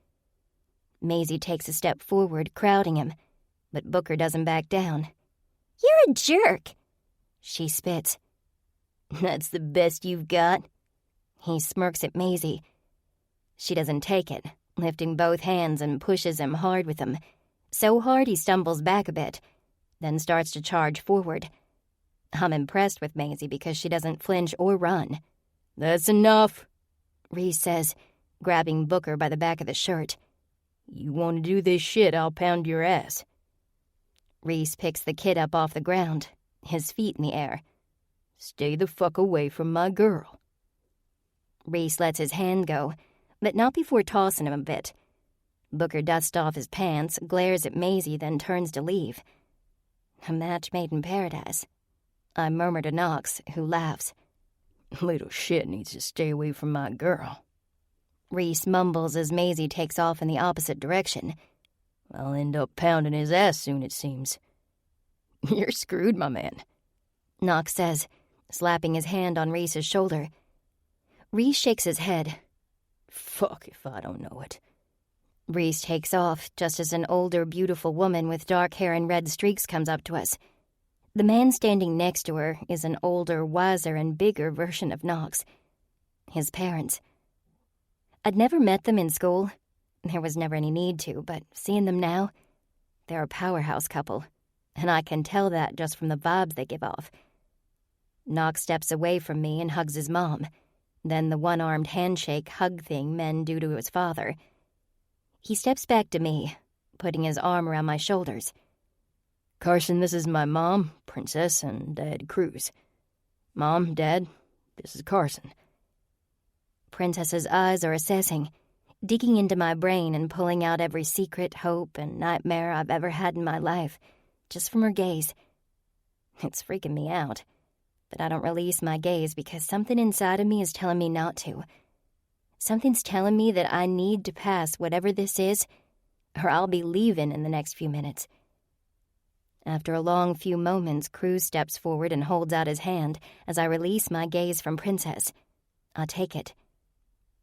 "Nice to meet you," he says softly. "Thanks. Same." He releases me, stepping back, my attention going back to Knox's mom. She hasn't moved an inch from her spot, but I don't fidget. Where I find this determination from, hell if I know, but I do it. Finally, what feels like forever, Princess steps forward, holding out her hand, and I take it as she shakes. "Welcome to our home." She releases me, nods to Knox and Cruz, and walks off. "Don't mind her," Cruz says on a chuckle. "She's just pissed at me." "What'd you do now, Dad?" Cruz eyes his son. "You really don't want to know." "Yeah, probably not." This is how the day goes. Introductions, food, music, lots of people and kids. But one thing that is absent after a while, fear. It seems to have vanished. Several hours later, I'm sitting outside on a picnic table with Knox, looking up at the night sky when Princess comes up to the table. "Give me a bit," she says to Knox, but he doesn't move. "If you're gonna scare the shit out of her, then no, I'm not going anywhere." A small smile tips her lips. So protective. Damn straight, she's been through enough. My head turns, not wanting to hear that. Pity. No one ever wants people to pity them, and those words feel like it. I'm just gonna talk to her, Knox. Go. I'm caught. If I grab Knox's arm, he'll stay because he'll know I'm scared. But I can't show her that. She's a strong woman. I've watched all night how men and women really respect her, so I won't do that. It's good, Knox, I say softly. He looks into my eyes, then nods, moving to his mother. Be good. Princess laughs full out. You're telling me to be good? Yeah, he says on a smile and walks into the clubhouse. Princess takes a seat beside me, beer in her hand, holding it by the neck loosely. She doesn't talk, and the silence is killing me. It's like waiting for a boom from a firework, but it doesn't come. Then, when you're not looking, it explodes and makes you jump out of your skin. My boy cares about you, she starts. Something's been off with him the past few months. He's been him, but not. She turns fully to me. Now I can see why. I suck in deep, not sure exactly where this is going. Why didn't you come back with him the first time? She asks straight out. I clasp my hands in my lap, trying to stop the fidgeting. Because I didn't want him involved with all the crap that's my life. He did enough for me just by getting me out. No way was I gonna put my past on his doorstep. But you did. My head shoots to hers. It was taken care of. But now you're here. Yeah, I didn't want this. Her hand comes to my knee that I notice is bouncing rapidly, stilling it. I know that. Know where you come from. Know what you've dealt with. Knox told her? Damn. Not that I would have, but hell. Everyone's gonna know how I've lived my life, and that sucks. She removes her hand. Cooper told us how you took care of those guys. I grip my hands together tightly. That took a lot of strength. I'll tell you the same thing I've told others. Scars on the outside heal. But it's the ones on the inside that tear us up, feeding and festering. It's the past that holds us back to a great future. You got out. Wear that shit, like a badge of honor. Sucking in a deep breath, her words sink in, but I don't know what to say. Sometimes the scars are so deep that no matter what, you never get over them. While I'd love to, I don't know if that's in my future. One can hope. It's hard. I whisper, not realizing I said it till after it's out. She carries on as if she expected me to say it. Know that. Nothing in life is ever easy. You take the good with the bad and make sure the good outweighs the shit. We never have a plan in life because shit happens, taking us on different paths, but happiness is out there. He'll find me, and I'll cut his balls off. My head jerks up, and a sinister smile comes across her face. What? I catch that son of a bitch. I'm cutting his balls off and shoving him down his damn throat. He's a piece of shit, and in no way a man. She stands up and says bizarrely, 9 a.m., in the gym. Meet you there. Then walks away. What the hell just happened? This place is nothing like the Rangers. The men don't leer at me, and the women actually talk to me. Unlike with the Rangers, where they treat me like I'm non-existent. All of this is overwhelming, and I feel my legs tremble. What have I gotten myself into this time? Chapter 25. Knox. Carson's lips wrap around my cock, providing just the right amount of suction, driving me fucking crazy. It's more to do with the fact that her confidence is coming through. The way she looks up at me with hooded eyes, gauging my reactions. Or the way those soft smiles tip the sides of her lips when I can't hold back and arch my back, pushing my cock further inside of her. God, this woman.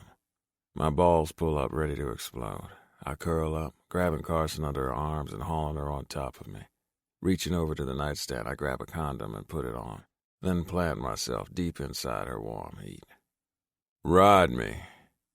That sexy glint comes to her eyes as she uses her knees and begins to push up and down. She squeezes her muscles down there, and I almost come.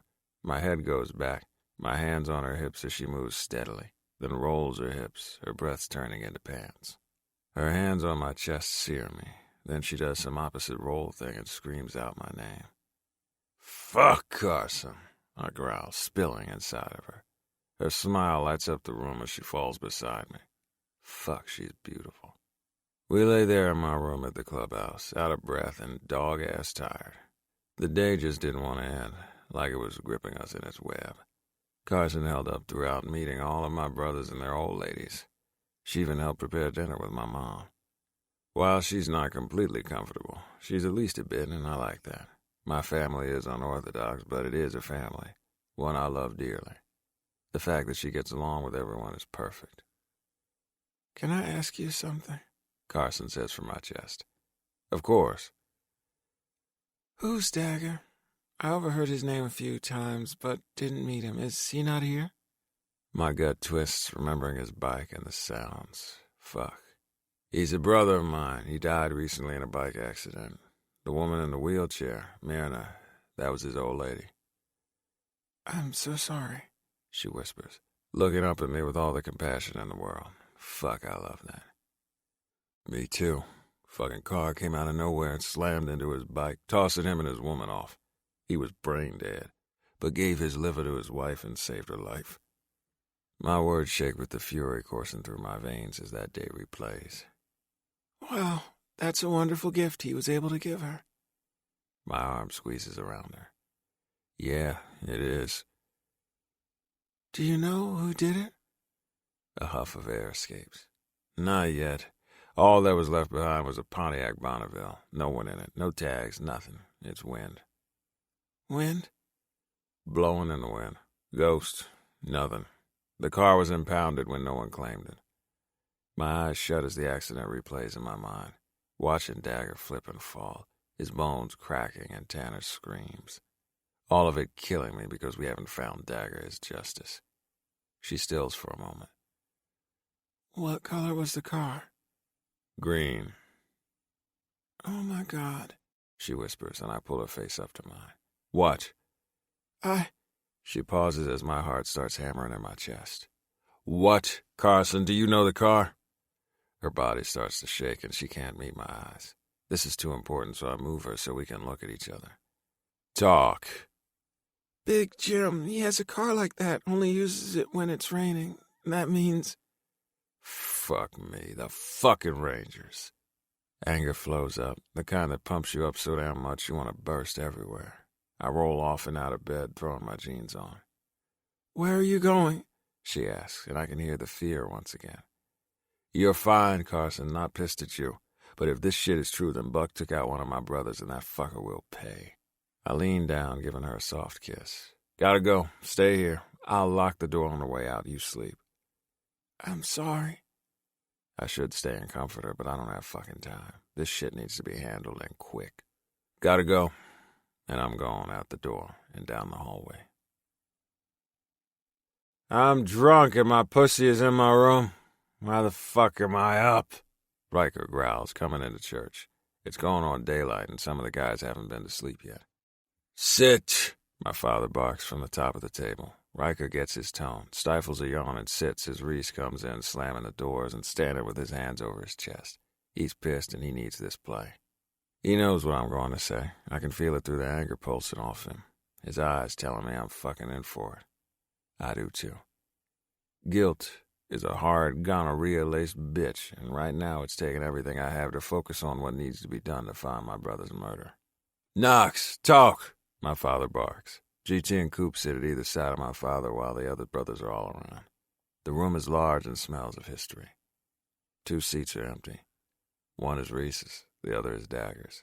Sharp pain pierces my heart. Fuck. Buzz's computer hums in the room, the silence deafening. Sucking in a deep breath, I lay it out. Talked to Carson, and she says the Bonneville could have belonged to Big Jim from the Rangers. The prick she killed? Yeah.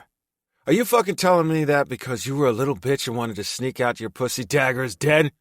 Reese roars, stepping forward with only the table separating us. His wrath is felt around the room, and I can't blame him. If this shit is true, I let down my entire club.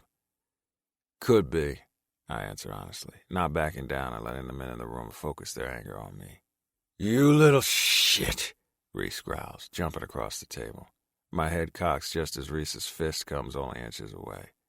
Chairs fly to the floor and crashes along with the grunts from GT, Breaker, Deke, and Coop trying to hold Reese back. Fuck. I swipe my hand over my face, letting everything sink into me, crushing and slicing me. Stop! My father barks to the entire room. It takes a bit, but Reese gets himself under control, shrugging off the men around him. We don't have the fucking facts yet. Until we do, stand down. I'll take it. His anger, his pain, I feel it too. If this is on me, I deserve what he wants to dish out. Can't promise that, Prez, Reese tells him. You can and you will, my father orders. Reese just shakes his head, telling me that if he gets me alone, he's pounding the shit out of me. The guilt on my shoulders weighs me down, and I'd much rather get the pounding he intends than feel this way. I killed my brother, and living with that, I don't know how. It is a huge mark on my soul that will never disappear. No matter how many years that pass, it will always be there, festering. With the way the brothers are looking at me right now, Reese is looking at me. Shame is all I feel. Helping Carson was the right thing to do, that I can't deny. But my actions have consequences, ones that will make living with them impossible. My father sits back down at the head of the table and begins to bark orders at everyone. Buzz is on computers. Deke, Green, Jax, and I on recon. Coop, Riker, and Breaker are setting up ears inside Buck's place. Tug, Reese, and GT are on ears once the others get them in place. We're all on Buck lookout while doing our other jobs. We need to find out where Big Jim lived and go through his place, I say to Deke, Green, and Jax as we leave the room. And that carry D. On it, Deke says, grabbing his iPad and plugging away at it. Let's get supplies and move, Jax says, and we get busy. We have a lead, and it's more than we had before. Fuck me if I don't want it to be true, though. If I cause this, I'm not sure how in the fuck I'll be able to live with myself. Chapter 26. Carson. It's my fault. Dagger died because I got Knox involved in my messed up, fucked up life. If I would have just stayed inside the clubhouse that day and not taken one more look at Knox before he went, he wouldn't have stopped to talk to me. He wouldn't have approached me at the store, nor would he have asked me to meet him again at the laundromat, or gave me the out that he generously gave without hesitation. And now, all of those actions led to the death of someone Knox cares deeply about because of my stupidity. Because I wanted one more look, one more chance to talk to him, one more grasp at a laugh I'd never have, even if it was only for a second. I knew it was wrong, and I did it anyway. It was selfish, all of it selfish. All this time I've worried about Knox getting hurt in the crossfire, when I should have thought about his entire club. All the people that he loves and would do anything for. Yeah, I should have thought about all of them and not my selfishness to grasp onto something that has never been in the cards for me. Because of me, Dagger is dead. Knox hates me now because he sees it too. If he wouldn't have met me, this wouldn't have happened, and his brother would be alive. Pain like no other slices through my chest. I should have just stayed with Buck. Not called Knox to come and get me out of that hell, or I should have made the blade go in deeper. Then Knox wouldn't be hurt. I'd be out of the hell I'd been in, and his friend would be alive. Knowing this, I roll out of bed and toss on my clothes, filling my backpack with what little I have left. Checking my money stash, it isn't a lot, but it doesn't need to be. Making sure the gun is loaded and behind my back, I sweep my hair up into a ponytail and put my backpack on. Looking around Knox's room, tears fall from my eyes as the sadness grips me on what could have been. It's worse to have something, know how good it is, than have it ripped from your grasp. But Knox has always been out of my grasp. I'm so sorry, Knox. The whisper's quiet, holding every ounce of pain I have inside. All of this has to end, every bit of it. I refuse to go back to Buck, and I also refuse to hurt Knox or his family any more than I already have. Living, though, isn't really living for me, I've learned. Looking over my shoulder at every turn, trying to keep the appearance of normal when I'm anything but. All of it I should have never done. When I was a kid, my mother would talk to me about everything that I could do with my life. different jobs that would take me all around the country because she thought it was exciting to try new places. She had these dreams for me to make something of myself and give back to the world. Her free spirit had me believing that anything was possible, that I could achieve any goal that I set forth in this life, whether it be to work at a desk job or go out exploring. She'd opened my mind to all the possibilities. After she died, I lost that. I lost me. Every year with Buck, pieces of me disappeared. She disappeared. Reading her letters helped for a while. But now, with what I've done to the only man who's treated me like I meant something more than an object, it crushes me in a way I'll never recover, ever. I just want peace. For once in my life, I want everything to stop and allow me to breathe easy. This life hasn't afforded me that, and with having Buck out there looking for me, I know it never will. No matter where I go and try to hide, he'll find me. It needs to end. All of it needs to stop. The bed stares back at me, covers messed up, a reminder of what he gave me only a while ago. All of him, fully, honestly, and real. So real, I felt it through the marrow of my bones and into my soul. Safe. My safe place. His last look at me will be burned into my brain for the rest of my days. That look of betrayal, of pain, of hurt, of devastation. All of it in a single look. Never would I want him to think of me this way. But I did it without realizing it anyway. All of this needs to end. I love you, Knox. Thank you for giving me what I never dreamed of, and showing me what safe means. Wiping my face and pulling back my shoulders, I open the door and step out. The halls are quiet now. No doubt Knox went and told his brothers what I've said. They'll all hate me, and after they showed me so much kindness today, that devastates me. It's another scar on me, but this one will never heal. Closing the door, I make my way down the hall into an empty clubhouse. I hear talking behind a door, and a light shines underneath it. He's probably in there, and as much as I want to tell him bye and thank him for everything he did for me, I can't. Because I caused this, and that guilt will never allow me to breathe easy. I hate myself. Knox was the one person to touch me in a way that was pure and kind, and I did this. I started it all because I needed one more look at him before he left. Opening the door to the clubhouse, the darkness of the early morning hours has brought on a chill, but it's the only thing that makes me know I'm alive.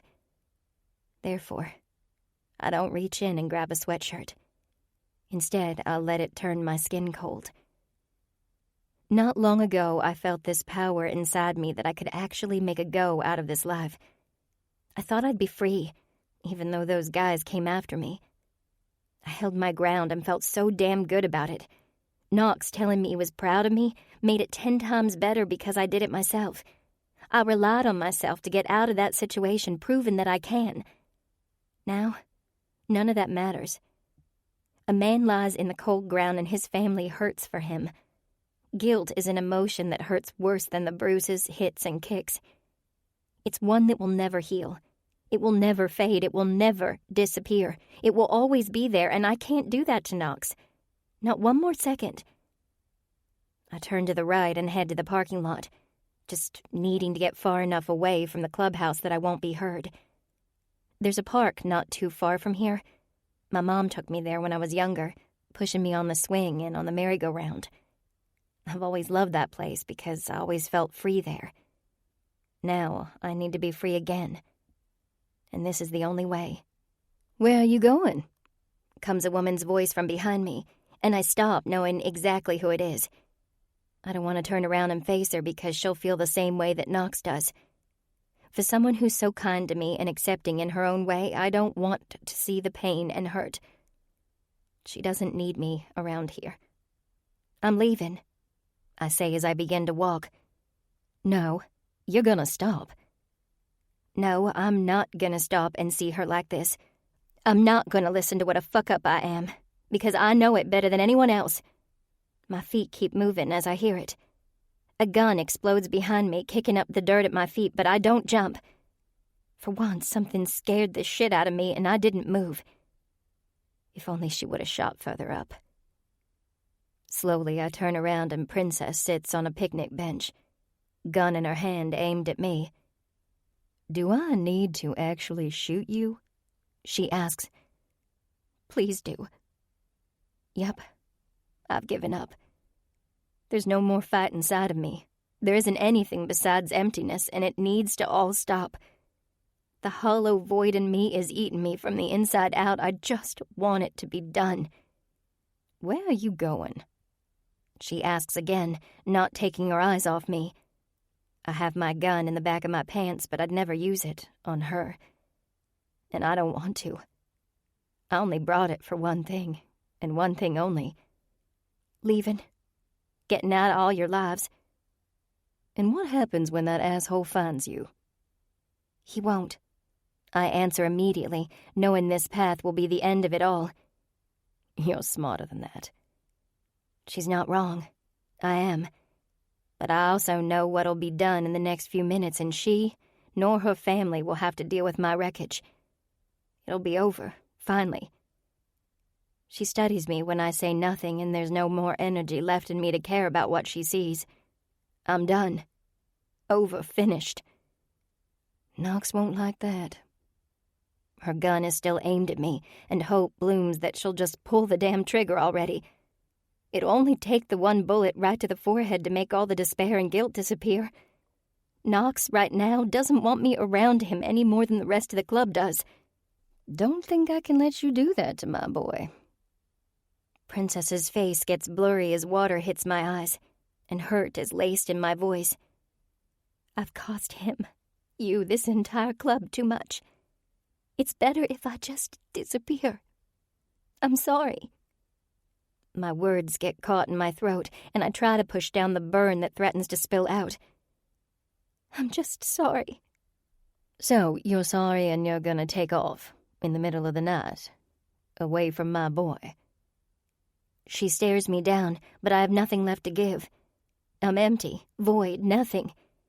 Back to what I was when I lived with Buck. This broke me. I'd thought I was broken before, but doing this to Knox, to his family, is something that can never be fixed.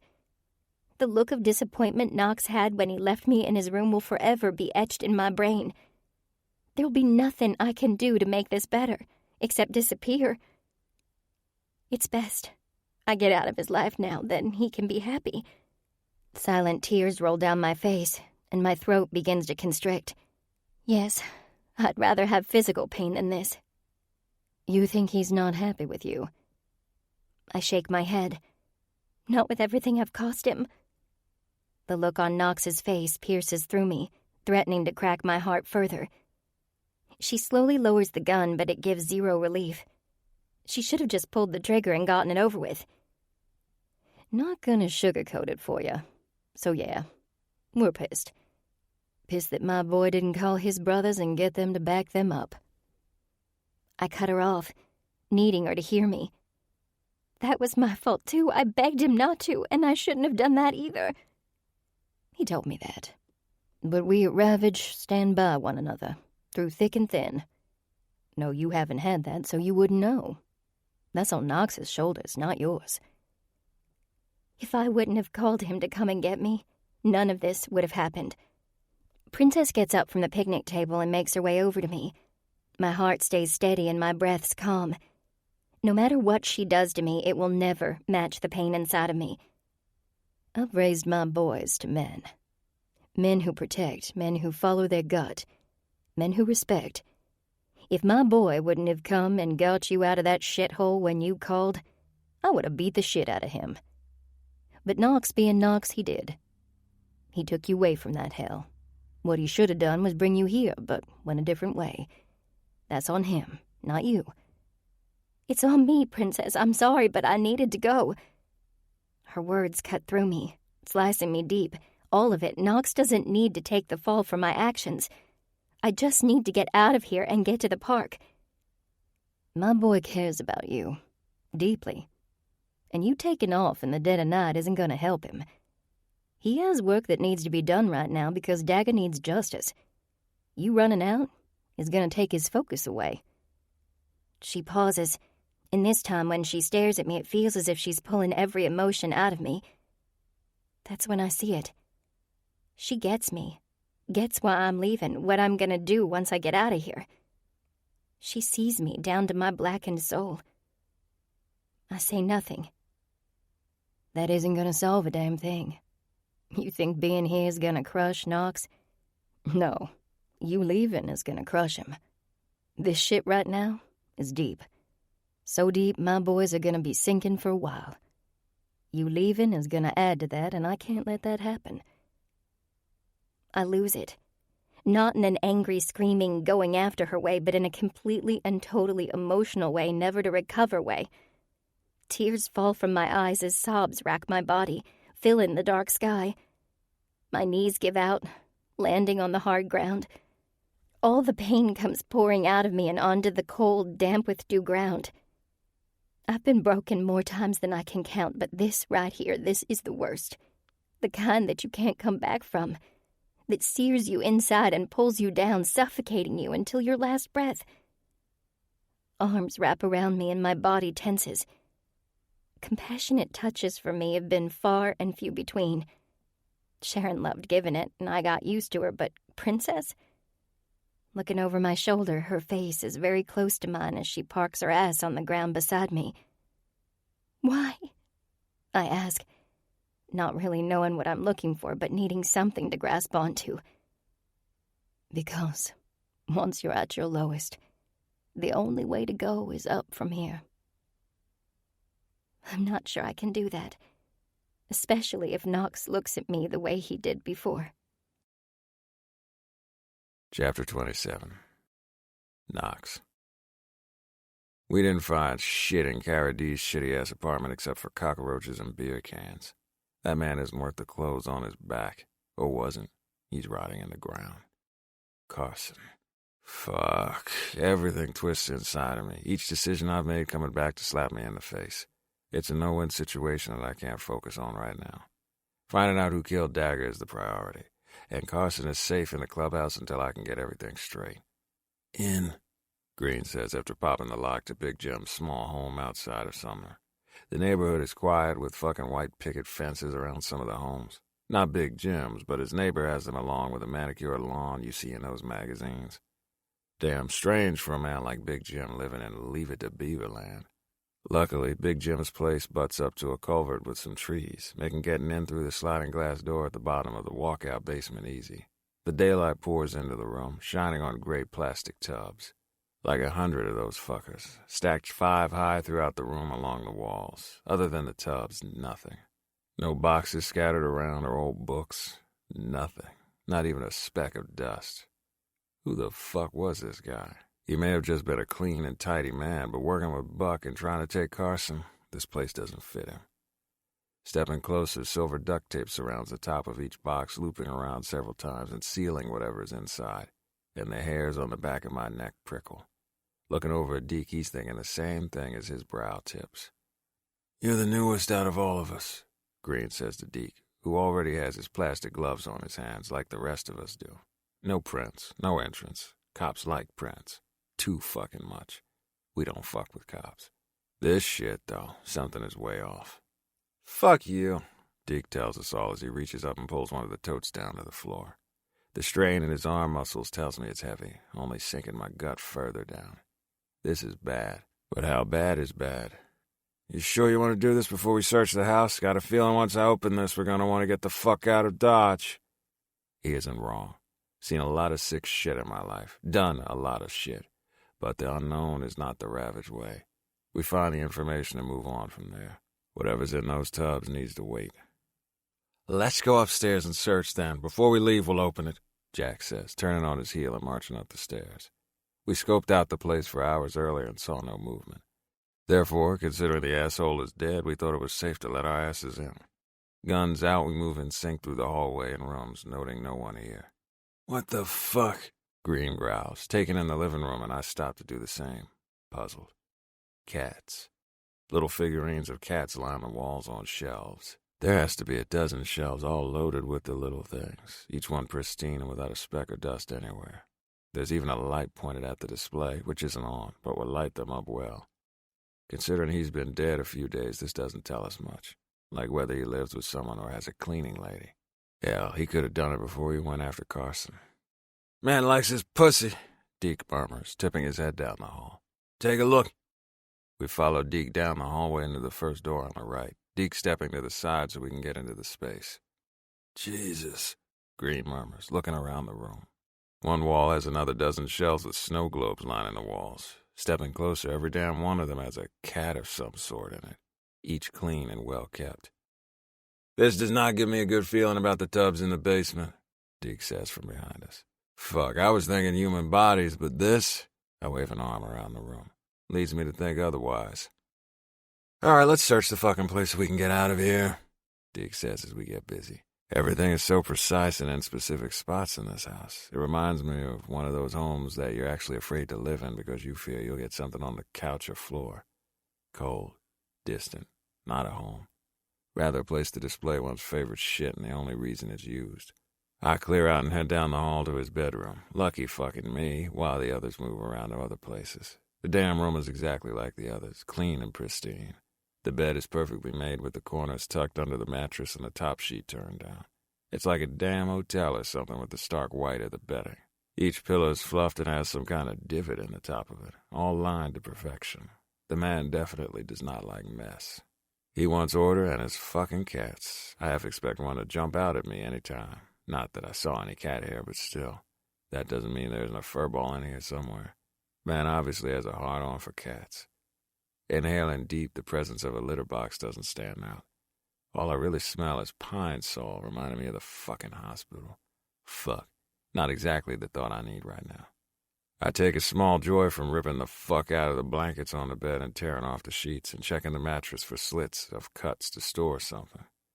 We could find something. We could not. But fuck if we won't search every damn inch of this place.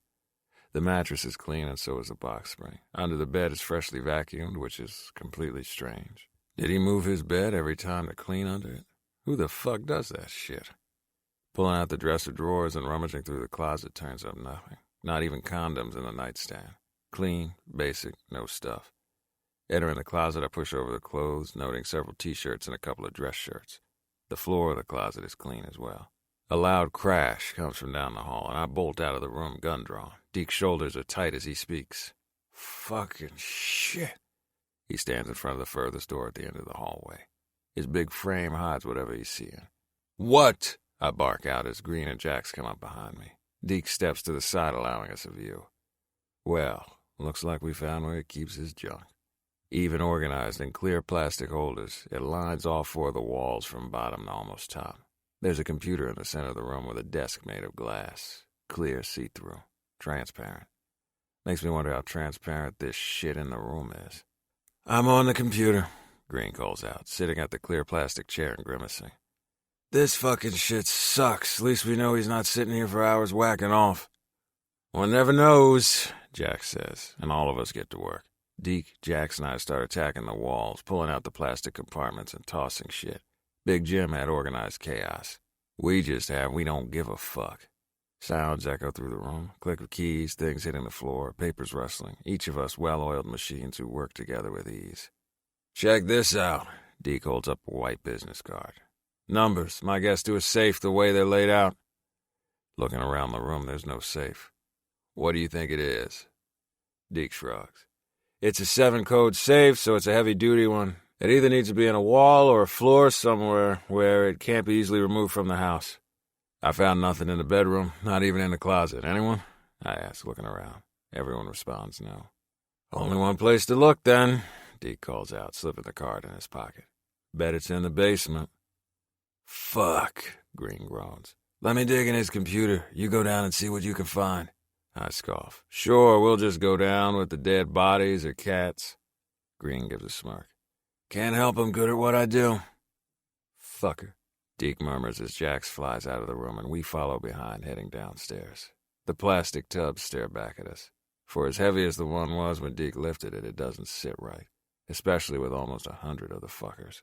Let's just move the tubs to the center and see if we can find a safe behind them, I say, pulling down a tub, noting the weight myself, and also a slight slosh of some kind of liquid. Fuck me, this is going to be nasty. Pulling the tubs away from the first wall shows nothing but wall. The second is the same. The third is the one with the sliding glass door attached, and it holds nothing. Fuck, this shit just sounds disgusting, Jax tells us as he pulls out a stack, pushing them to the middle of the room. He's not wrong. Brothers, Deke calls out from the far corner of the wall.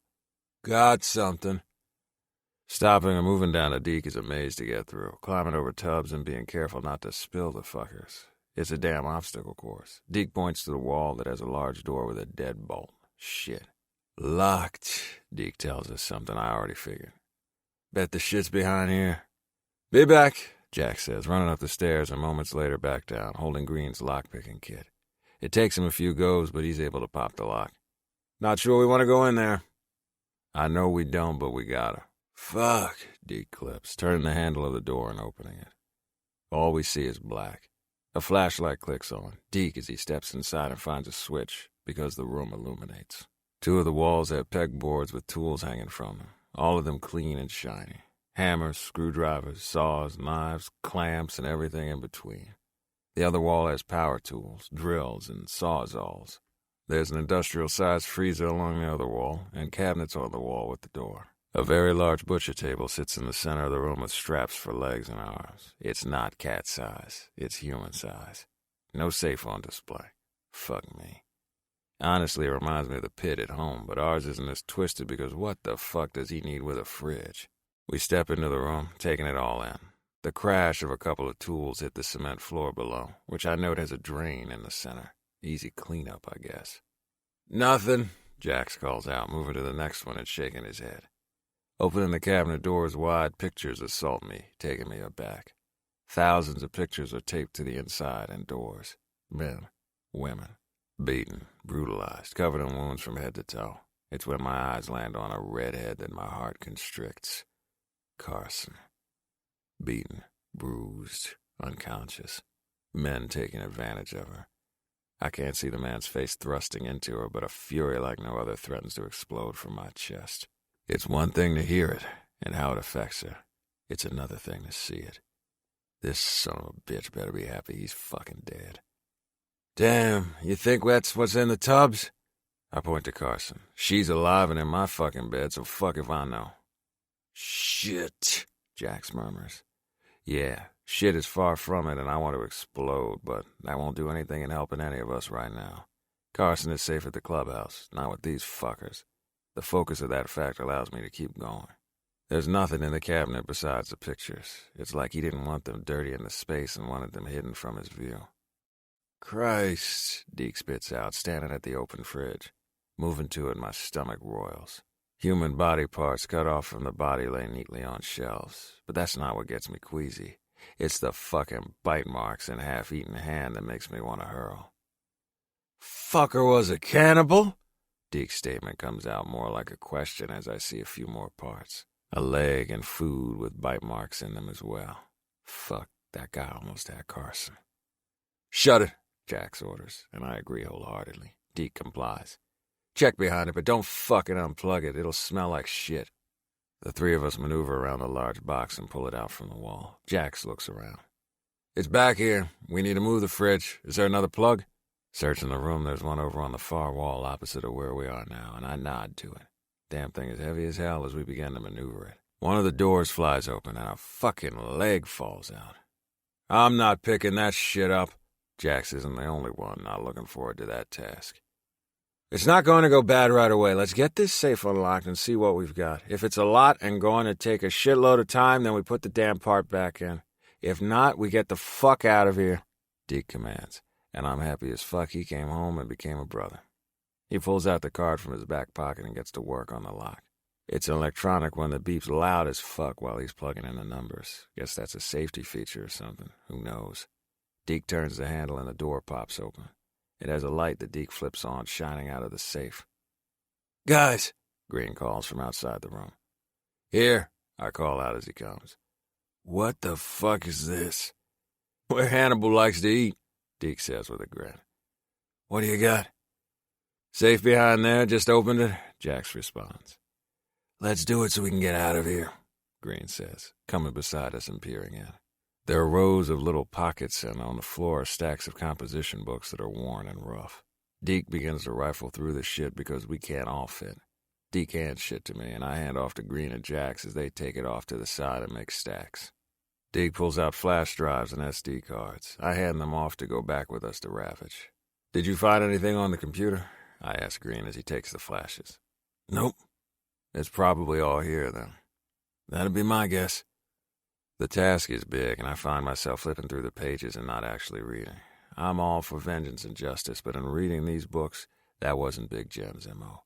He took whomever he wanted, whenever he wanted. One reads of a woman coming out of a bar drunk. Another is a man who comes out of a bathroom stall. Each book is a tale of how he found each of his victims and how he killed each one. The manner in which he did and how they tasted. Yes, fucking tasted. There's at least 100 books, and I'm guessing one goes with each one of the tubs. Fucking hell. We've got to get these back where they were. Don't like the fucking cops, but they got to deal with this shit. I bet their families are fit to be tied. They can't find their people. It sucks to say, but it's true. If someone I love was killed this way, I'd want to know. Even if it's disgusting and an image they won't be able to get out of their heads. At least they'll be able to lay their loved ones to rest. "Yeah, agree," Green and Jax respond. "Who the fuck puts a safe in a safe?" Deke calls out from inside the first safe where he's kneeling down. "It's not electronic, so we may be able to hack it." Deke pulls out the small safe. It's heavy from the strain on his arms, but it's portable. He sets it on the large table and begins fucking with it. "Just blow it up," Jack says. Green chuckles. "Yeah, and burn up everything inside." "No." I head back into the safe and continue the search through the little boxes. Surprisingly, many of them are empty, and by the time I'm done, Deke still doesn't have the box open, and Green is working on it. "Brother, it's been about an hour," Jack says, referring to the fucking foot that fell out of the fridge. "Fuck," I groan and move over to the appendage. As fast as I can, I pick it up, open the icebox, and toss it in, slamming the door shut. "This asshole is fucking nuts," Deke growls, tinkering with the box while I go back to the safe, double-checking. There's a side door and opening. It shows guns, but nothing else. Fuck, we're running out of shit to look through. And fuck no, I'm not opening those tubs. "Got it," Deke calls out as the top flies open. We all move around it, and it's full of papers and pictures.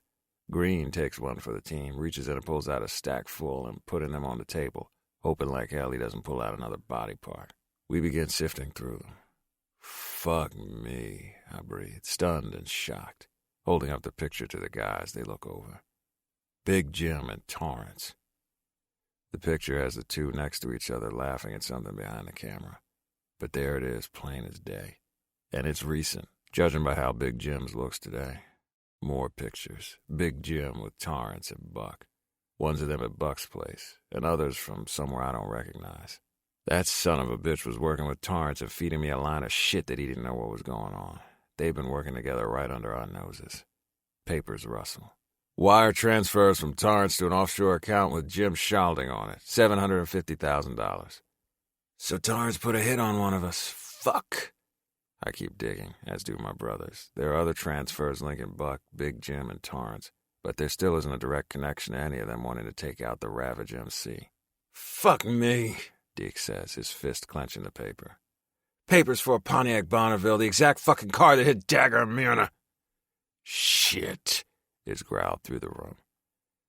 "The dates," Green says. "Look at the fucking dates. The purchase of this car and this wire transfer, 2 days apart, and 3 weeks before we..." Green looks to me. "We went to visit Buck. This shit was planned out." The attack on Ravage was planned before I even went to the Rangers for information.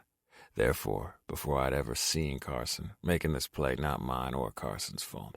We weren't the cause because the hit was already in place. We were just in the wrong place at the wrong time. Fuck.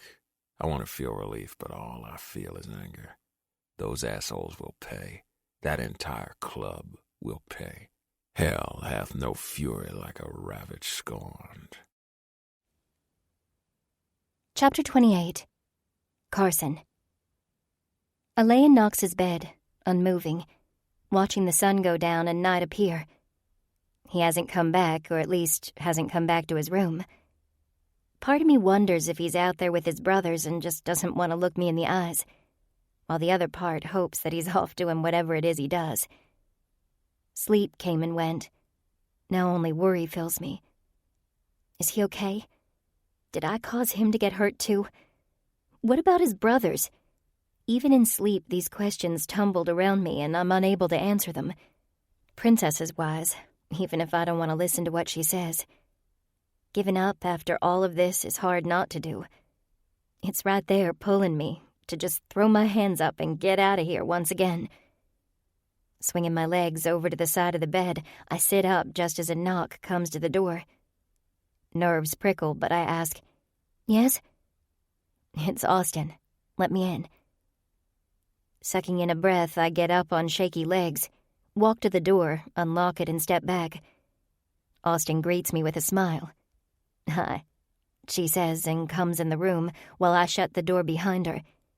She isn't attacking me, even though I deserve it. "Hey." Austin moves to the bed and sits down on the corner. And it's then that I realize Knox doesn't have any chairs in his room. Therefore, I sit on the bed as well. "Talk to Mom." A sharp breath is sucked in through my teeth. "Yeah?"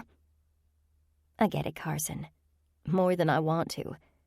I'd thought about it myself." This shocks me, but I stay quiet, listening to her.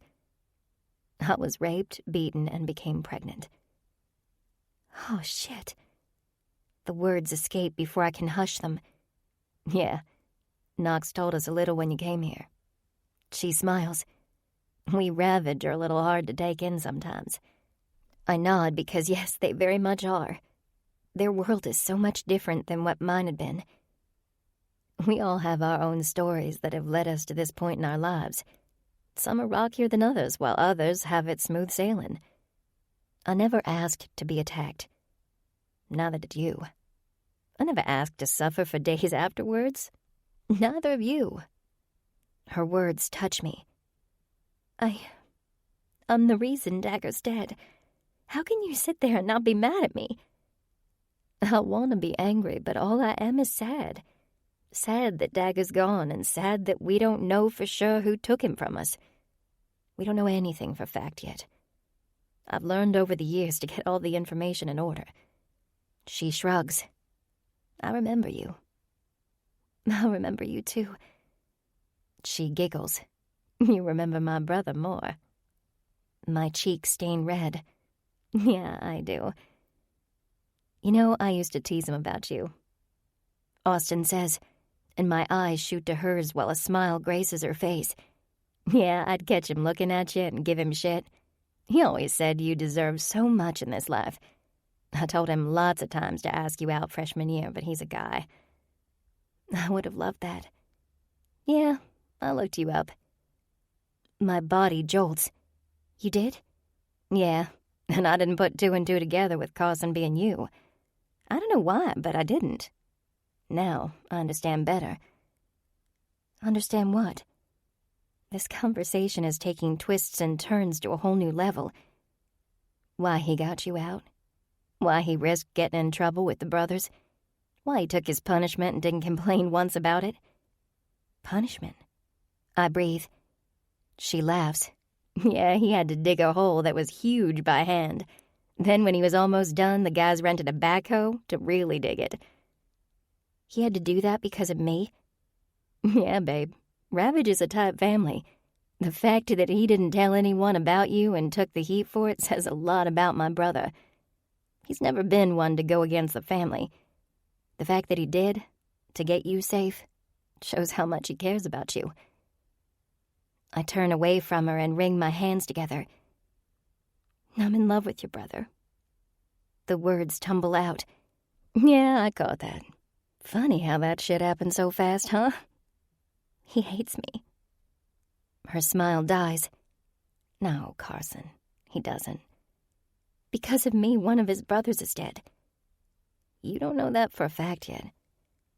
I shake my head. She's not understanding me or where I'm coming from. I start to speak, but she lifts her hand and my words die in my throat.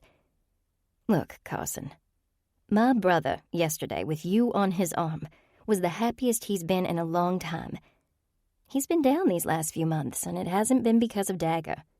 It was before that. He refused to talk about it, and we all just left him to his devices. He's a good man and deals with things his way. He cares about you, Carson. Don't hurt him. That's the last thing I want to do.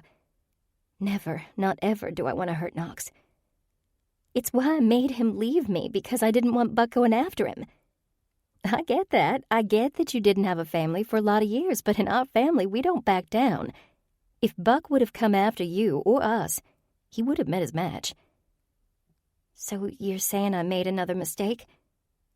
She shakes her head. Nope. It's admirable that you wanted to protect him. And you didn't know any different. Buck didn't protect you, and you had no way of knowing that would be what Ravage would do and had zero expectations. Everyone is going to hate me. She reaches out and touches my leg. Everyone here has their heart on their sleeve after putting Dagger in the ground. We were fractured by his death. But we are not broken. The guys will get the answers. I nod, really unable to say more because she gets it. She just doesn't get it. If that makes any sense. Buck's club all hated me, and there's no way I can live with Knox's feeling the same way. Just hang tight. Can I bring you something to eat? That'd be nice. Even though I really don't have the stomach for it.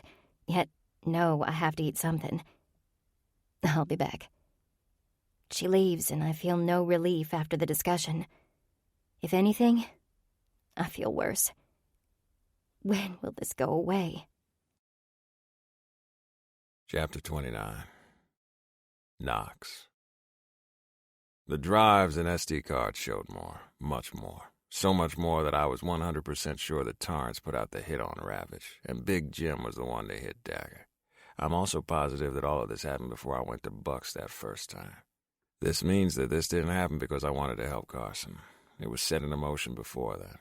While it still pisses me off, a small part of me feels like a small weight has been lifted off my shoulders. That doesn't lessen the amount that I miss Dagger, and will seek vengeance on his behalf. Torrance McKay runs drugs out of Sycamore, Georgia. He's dealing coke and heroin and possibly shipping it to North Carolina. Buzz starts as we all sit around the large table in church. As soon as we got back from that hellhole, which we did not open the tubs to, we got my father to call the meet. He's small time right now. Got a crew of about 30 all over that area. We already knew this. What's new? My father Cruz demands with his fist clenching on the table. There's so much shit on the flashing cards, sorting most of it will take me a while. This is what I've concluded so far. Buck and Torrance have been working together for about a year and a half. Torrance knows Big Jim, and he was the go-between between Torrance and Buck at first. Big Jim is a sick fuck who ate humans, so let's skip over all that shit so I don't puke. My stomach roils once again. None of us wanted to open the tubs, knowing what would be inside. Fuck that. Torrance wanted in Ravage territory, since he knew he doesn't know his shit and thought if he took out one of us, we'd all crumble. Dumb fuck. I'm pretty sure he was tasting the wares of what he sold. They concocted the plan, and Dagger ended up paying the price. So this, Reese starts, his focus directed on me. This shit had nothing to do with Knox's woman. Buzz does a few more clicks. There is nothing tying Carson to any of this. Her name isn't mentioned one bit, and all the dates from setting up the attack are before Knox and Green went to Buck's place. Why didn't he just take out Knox and Green then? Doug asks a very valid question. Buzz shrugs. No fucking clue. Why do any of these assholes do anything? Reese closes his eyes, and once he opens them and focuses on me, he gives a small chin lift, then looks away. Dagger's death has killed him inside, and I can't blame him for the anger. When I thought it was because of me, I wanted him to kick my ass. I deserved it. Breaker pipes in. Both Buck and Torrance are in Sycamore in one of Torrance's safe houses. What? My father roars, his eyes pinning Breaker. They arrived before the guys got back from Big Jim's place. They both went in. Breaker turns his phone around, and a shot of a house is up. And haven't come out. Did geothermal to see if they have underground exits. As far as I know, they don't because there's no action there. They have 4 guys outside the perimeter and 3 inside, and they just had fucking pizza delivered. What the fuck? This time it's GT, and the vein in his neck begins to tick. It's always a sign that he's about to lose his temper. Dad, Deke calls out, and GT's eyes snap to his. The vein still ticks, but GT breathes in and out. Deke knows his father's wrath more than anyone, and he's the only one who dares to call his father out on it. Their relationship is better, but not perfect. Plan, now, Cooper calls out, feeling the tension in the room getting thick and hot. We spend the next 30 minutes coming up with the plan. The second 30 is getting supplies. Then we're on the road, headed north to take care of those two once and for all. One thing I didn't get to do was stop in and talk to Carson. Once this is handled, she'll be my first stop and she'll be officially free. Where that leaves us is anyone's guess. But fuck, I hope it's with her next to me.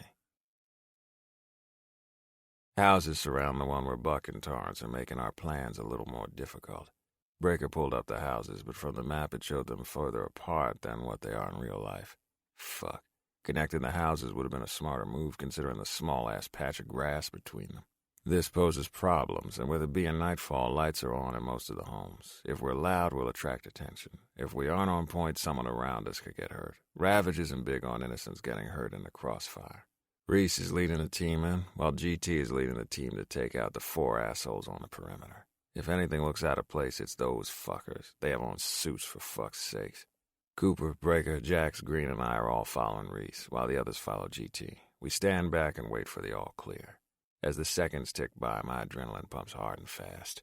Buck is going to wish he never fucked with the Ravage MC, or Carson. Cars and people can be heard in the distance, and the longer we're out here in the brush, the stronger the possibilities are of getting caught. Let's just say with the very light amount of brush, hiding is difficult. 2 of the men by us go down with the sound of a silencer going off, and we hear, "Clear," from Reese, who sticks his phone in his back pocket. It's go time for the back, and GT's crew will hit the front after we're in. Ducking low, we head through the brush and into the backyard, Reese taking the lead to the back door. He looks in, then holds up 3 fingers indicating the number of bodies he sees. At least 1 guard, possibly 3. Reese moves to the handle, turning it slightly, then shakes his head, indicating it's locked. Shit. Any noise we make getting in, we'll lose our element of surprise. Carefully, I move in behind Reese and say softly, "Distraction." He nods once, pulls out his phone, and types a text. A few moments later, the doorbell rings, setting everyone on alert as Green gets to work taking care of the lock. Reese holds up 1 finger now, so this is our shot and we take it. Jax goes in first, gun up, and 2 shots to the asshole, silencing him forever. A flurry of movement happens in the house. Another guy in a suit comes our way, and I put 2 in him, dropping him down to the ground. "Fuck!" Breaker grunts. Another one of the suit-wearing assholes grapples with his gun. Turning, I aim and fire, taking him down as well. A bullet sails through the air, and pain slices through my shoulder. Looking, it's just a graze, and we face off with Torrance and Buck, who has a shit-eating grin on his face. Fucker. "You're bigger dumbasses than we thought. We aren't going out." Buck's grin goes wider. "And that pussy's mine. Fucking bought and paid for that shit." "You'll pay worse for that shit." A growl creeps up, and I'm going to fucking kill him. Tear his heart out and burn it. Not taking any chances, I blow the fucker's kneecap out, and he grunts to the ground. Buck chuckles for some strange reason, holding his knee. "You think a bullet is gonna stop me from getting to Carson? Bitch killed 2 of my best men. She'll pay every fucking day of her pathetic existence. Her and those damn butterflies. I'm cutting that shit from her skin 1 by fucking 1. Gun steady, I take a step closer, needing to get my hands around this motherfucker's throat. "Stop!" Torrance yells, grabbing my attention and halting my movements. He holds something in his hand with his thumb sticking up. Fuck, it's a detonator. "Bomb!" I call out to the brothers. Shots go off. Buck goes down further, and Torrance is hit. He still has the button in his hand, and he moves to push it. With no time, I hear, "Move, now!"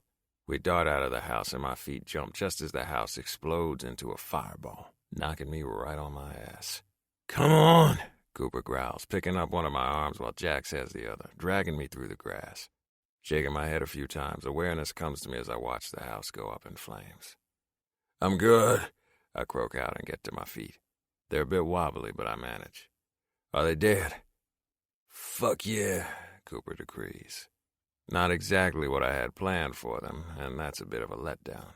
On the bright side, they're fucking dead, and can never hurt Carson or the Ravage MC again. Once we take out both their crews, it'll confirm it. Chapter 30. Carson. Rays from the sun shine in through the window, and my eyes blink trying to adjust. Warmth surrounds me, and my back is against something very hard. Knox. My heart thumps so rapidly and my breaths come in short. He's here in bed, with his arm around me. Slowly, I turn to face him, his arm not giving me much help with how it's wrapped tightly around me. Sleep has been off for me, so much so I didn't even hear him come in last night. I wish I would have.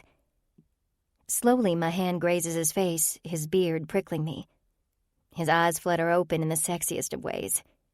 "Mornin'," he rumbles, and my core tightens.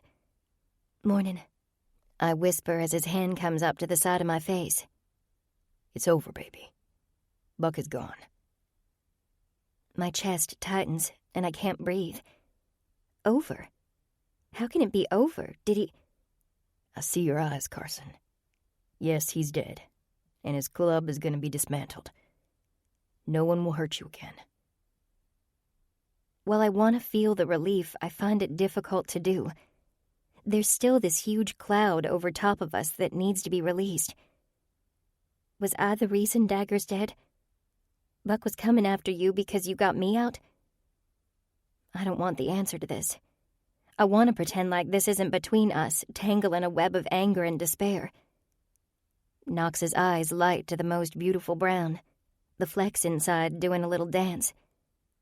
"None of it was us, Carson. Not one thing had to do with us."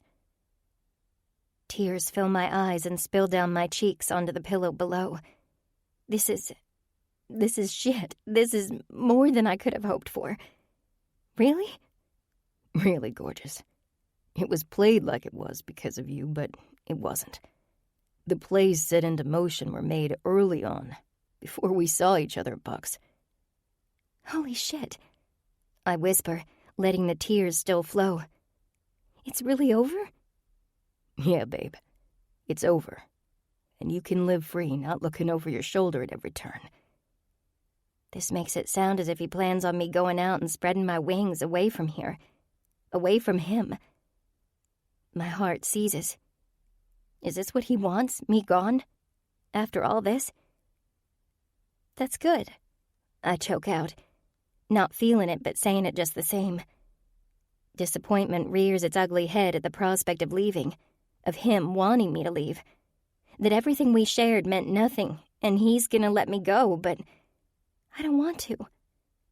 Being by his side is the only time I've ever been content and happy. Losing that'll be worse than death. He leans over and kisses me hard, deep and wet. My fingers lace through his hair and grasp on tight, letting him move me any way he wants.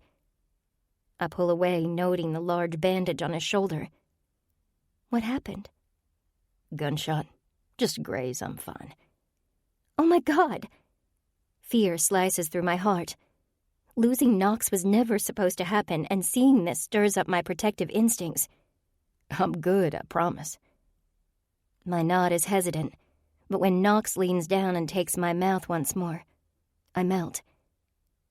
Knox releases me, heaving breaths and looking into my eyes.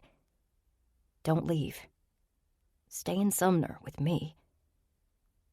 All the goodness that I never thought would exist in my life rushes me like a tidal wave. He wants me to stay with him? Really? His mouth turns down.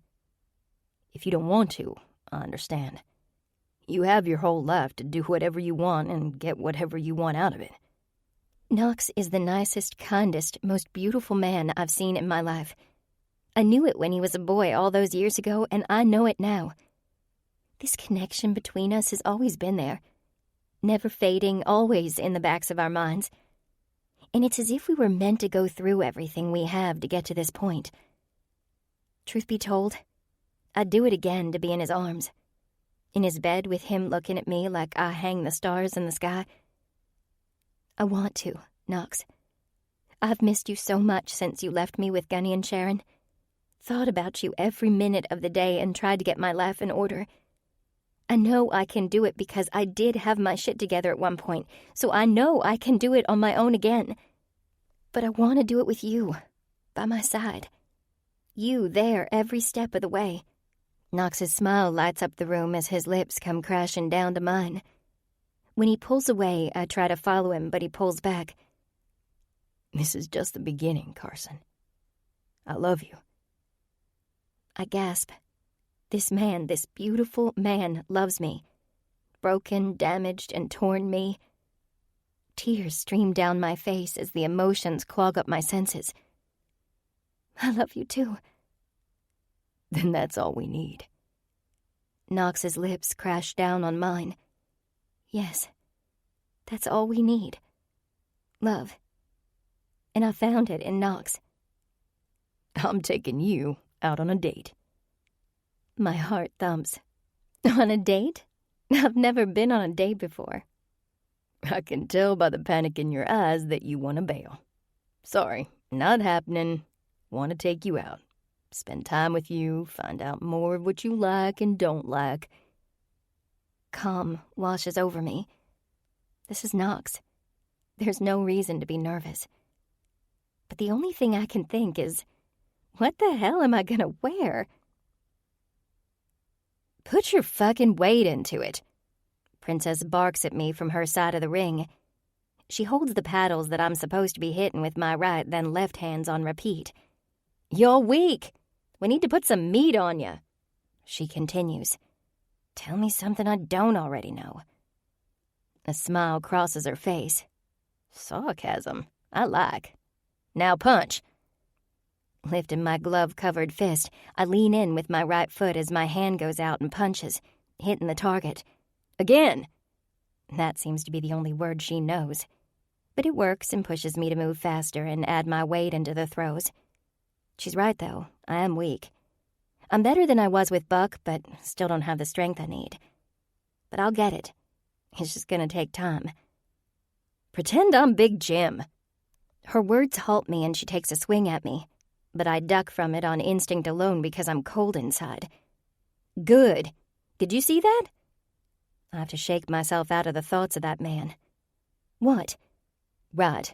When I went to hit you, you ducked. It was out of self-preservation and instinctual. That's exactly what you want your movements to become. Extensions of your body. You know what you can do, and you do it without thinking. It's the best way to keep yourself safe.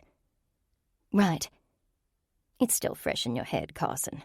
This is a normal reaction, but in time you won't have it anymore.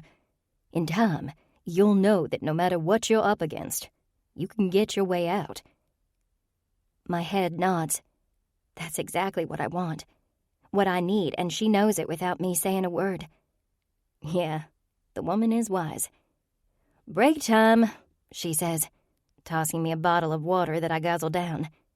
How you feeling now? Good. These really help. She shakes her head. No, I'm about sticking around to be with my boy. I close my eyes, remembering what was going to happen that night.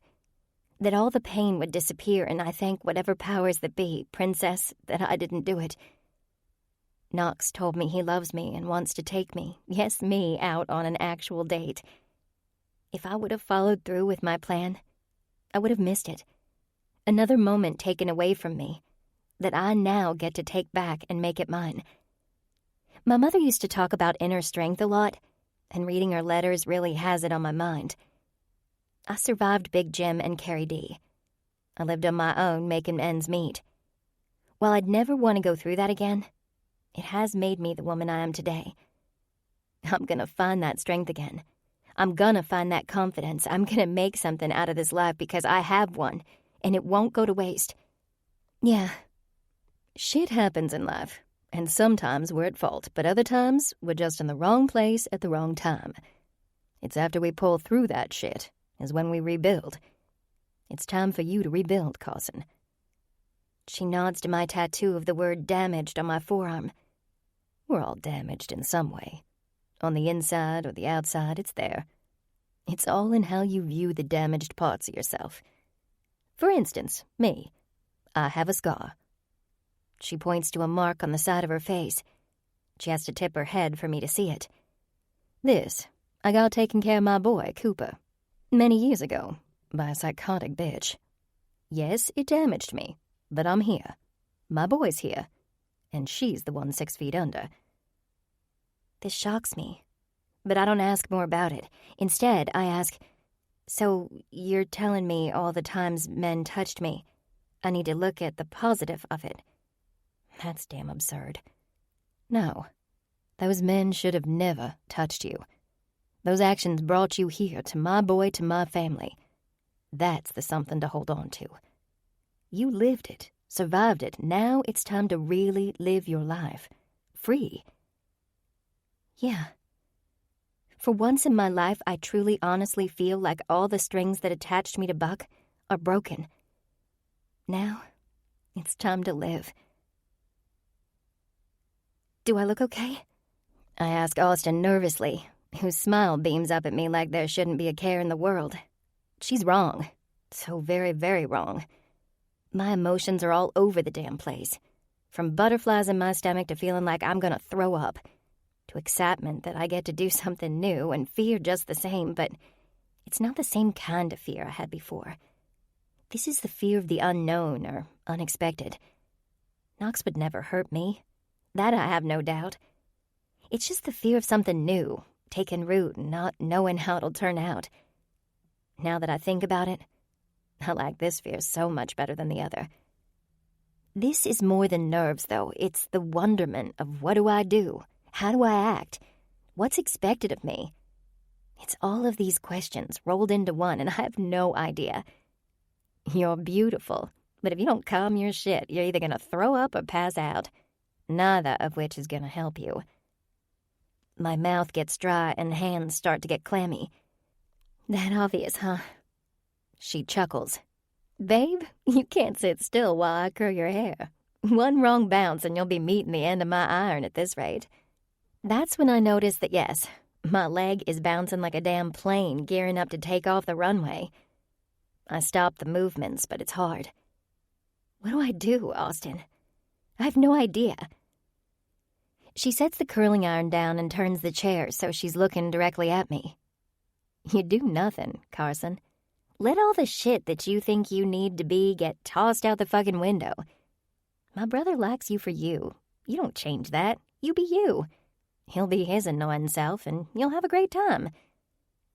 I've never done this before. A date? I shake my head, and she bites her lip. Here's the rundown. He's a biker, so you'll be on the back of his bike. No skirts or shorts because you'll be uncomfortable. He may take you for a ride around Sumner or somewhere he loves going. He'll take you to eat, and you've already done both of those together, correct? I nod, taking in every single word she tells me. Then you'll get back on his bike, and you'll go back to his place, which, good luck there, or go back to the clubhouse, and whatever you do from there is up to you. Me, I'm not thinking about that shit because he's my brother. That's simple, huh? Her warm smile lights up her face. Yeah, being with a man should be simple. You fit together like puzzle pieces, creating a whole. There are always bumps in the road, but at the end of the day, you're made of each other, and it just works. If my brother is the one for you, your pieces will fit together perfectly. And you do nothing but sit back, relax, and be you. A pounding comes to the door, and Austin rolls her eyes. He'll just walk in. He only does that to make sure Riker and I aren't fucking. See, he's an ass. I giggle. Okay, get dressed, and I'll stall him. She exits the room, and I suck in deep breaths, one after the other. Austin put me in the spare bedroom of her kick-ass house that her man got for her. She was nice enough to invite me over when she saw the panicked look on my face about this date. Austin has helped down to the last detail of underwear, going shopping for me, but saying next time we're making it a girls' day. I'd never had a girls' day. Even when my mother was alive, we'd do things together, but we never called them girls' days, and that's exciting. Shuffling on the jeans, socks, and boots, black with silver studs that look kick-ass, I stare down at the top. It's a lavender color with a low cut down the front, but it has straps that goes across, giving the illusion of cleavage, but really keeping everything covered. The smile on my face is easy. Austin did good with this one. Slipping on the shirt and pulling it down my body, it fits beautifully. I flip over my head and run my fingers through it to make the curls loose and wavy, even though in a few moments I'll be braiding it to ride on the bike. I just want to look nice when he sees me for the first time. It seems so childish, but I'm honored that Knox has given me this, even if I never asked for it. Looking in the mirror, I grab the leather jacket and toss it on and maneuver my hair. The woman staring back at me isn't the woman I've known for way too many years. She isn't terrified of her own shadow. She's sexy in an understated way, giving me the confidence I lost so many years ago. This is Knox. I love him. He loves me. This was meant to be. Stepping out of the room and into the living room, low whistles come immediately. Knox and Riker. Austin smiles brightly as Knox comes up to me. Fuck, baby. He leans in, taking my mouth, and I don't even care that people are in the room with us. He pulls away, his lips moving to my ear. Those warm tingles flow through me. Thanks. No, babe. Thank you. He clasps my hand and pulls me out of the house. I try to wave to Austin, but not sure if she saw it because of the lightning speed Knox is going. Knox turns me in his arms while next to his back and kisses me, melting my body at the same time. When he pulls away, I see it. Love, caring, understanding, trust, safety. He's the missing piece to my puzzle. He makes me whole. I can't wait to ride off with him and never look back. Epilogue. The Clubhouse. The brothers of the Ravage MC file in for church. Tug called in a meeting saying he had something for the guys to take a look at. Something from his boy, Micah. Micah escaped the wrath of the Ravage MC by going into the military to make him learn how to be a man. One that the brothers would see as more than a scared little boy. The problem is when Micah left, so did the secret he'd been carrying around for a few months and didn't know how to tell the guys, or even if he should. He decided to send his father, Tug, the information because they had a right to know. They all had a right to know. Micah knew it would turn the Ravage MC inside out, but it still needed to be said. Tug stands in front of the room holding up a large manila envelope. Came in the mail today from Micah. Says to open it with all the brothers. Maybe it's his pussy and he's trading it in for a dick, Riker jokes, getting a round of laughs from some of the guys, but not Tug. Tug has been dealing with his boys' choices for a long time, each one killing him more than the last. He wouldn't find anything funny that went against his boy, but he also wouldn't protect Micah from his actions against the club. Tug shuffles the envelope and it slides across the table into Cruz's waiting hands. According to my daughter, Micah was snooping around Ravage information, but she couldn't figure out why. He holds up the envelope. I'm guessing this is whatever he found. The room is quiet, waiting in anticipation. The anxiety can be felt throughout the space as the wonderment of what's about to come slams us around. Cruz tears the top, disregarding it to the table and pulling out the contents. His eyes scan the papers, then they widen and his face turns white as a ghost, only to turn to fire-breathing rage in a flash. What is it? GT, the VP, asks, and probably the only one besides his two boys that would at this juncture. Crow, from the Rebellion chapter, is my son.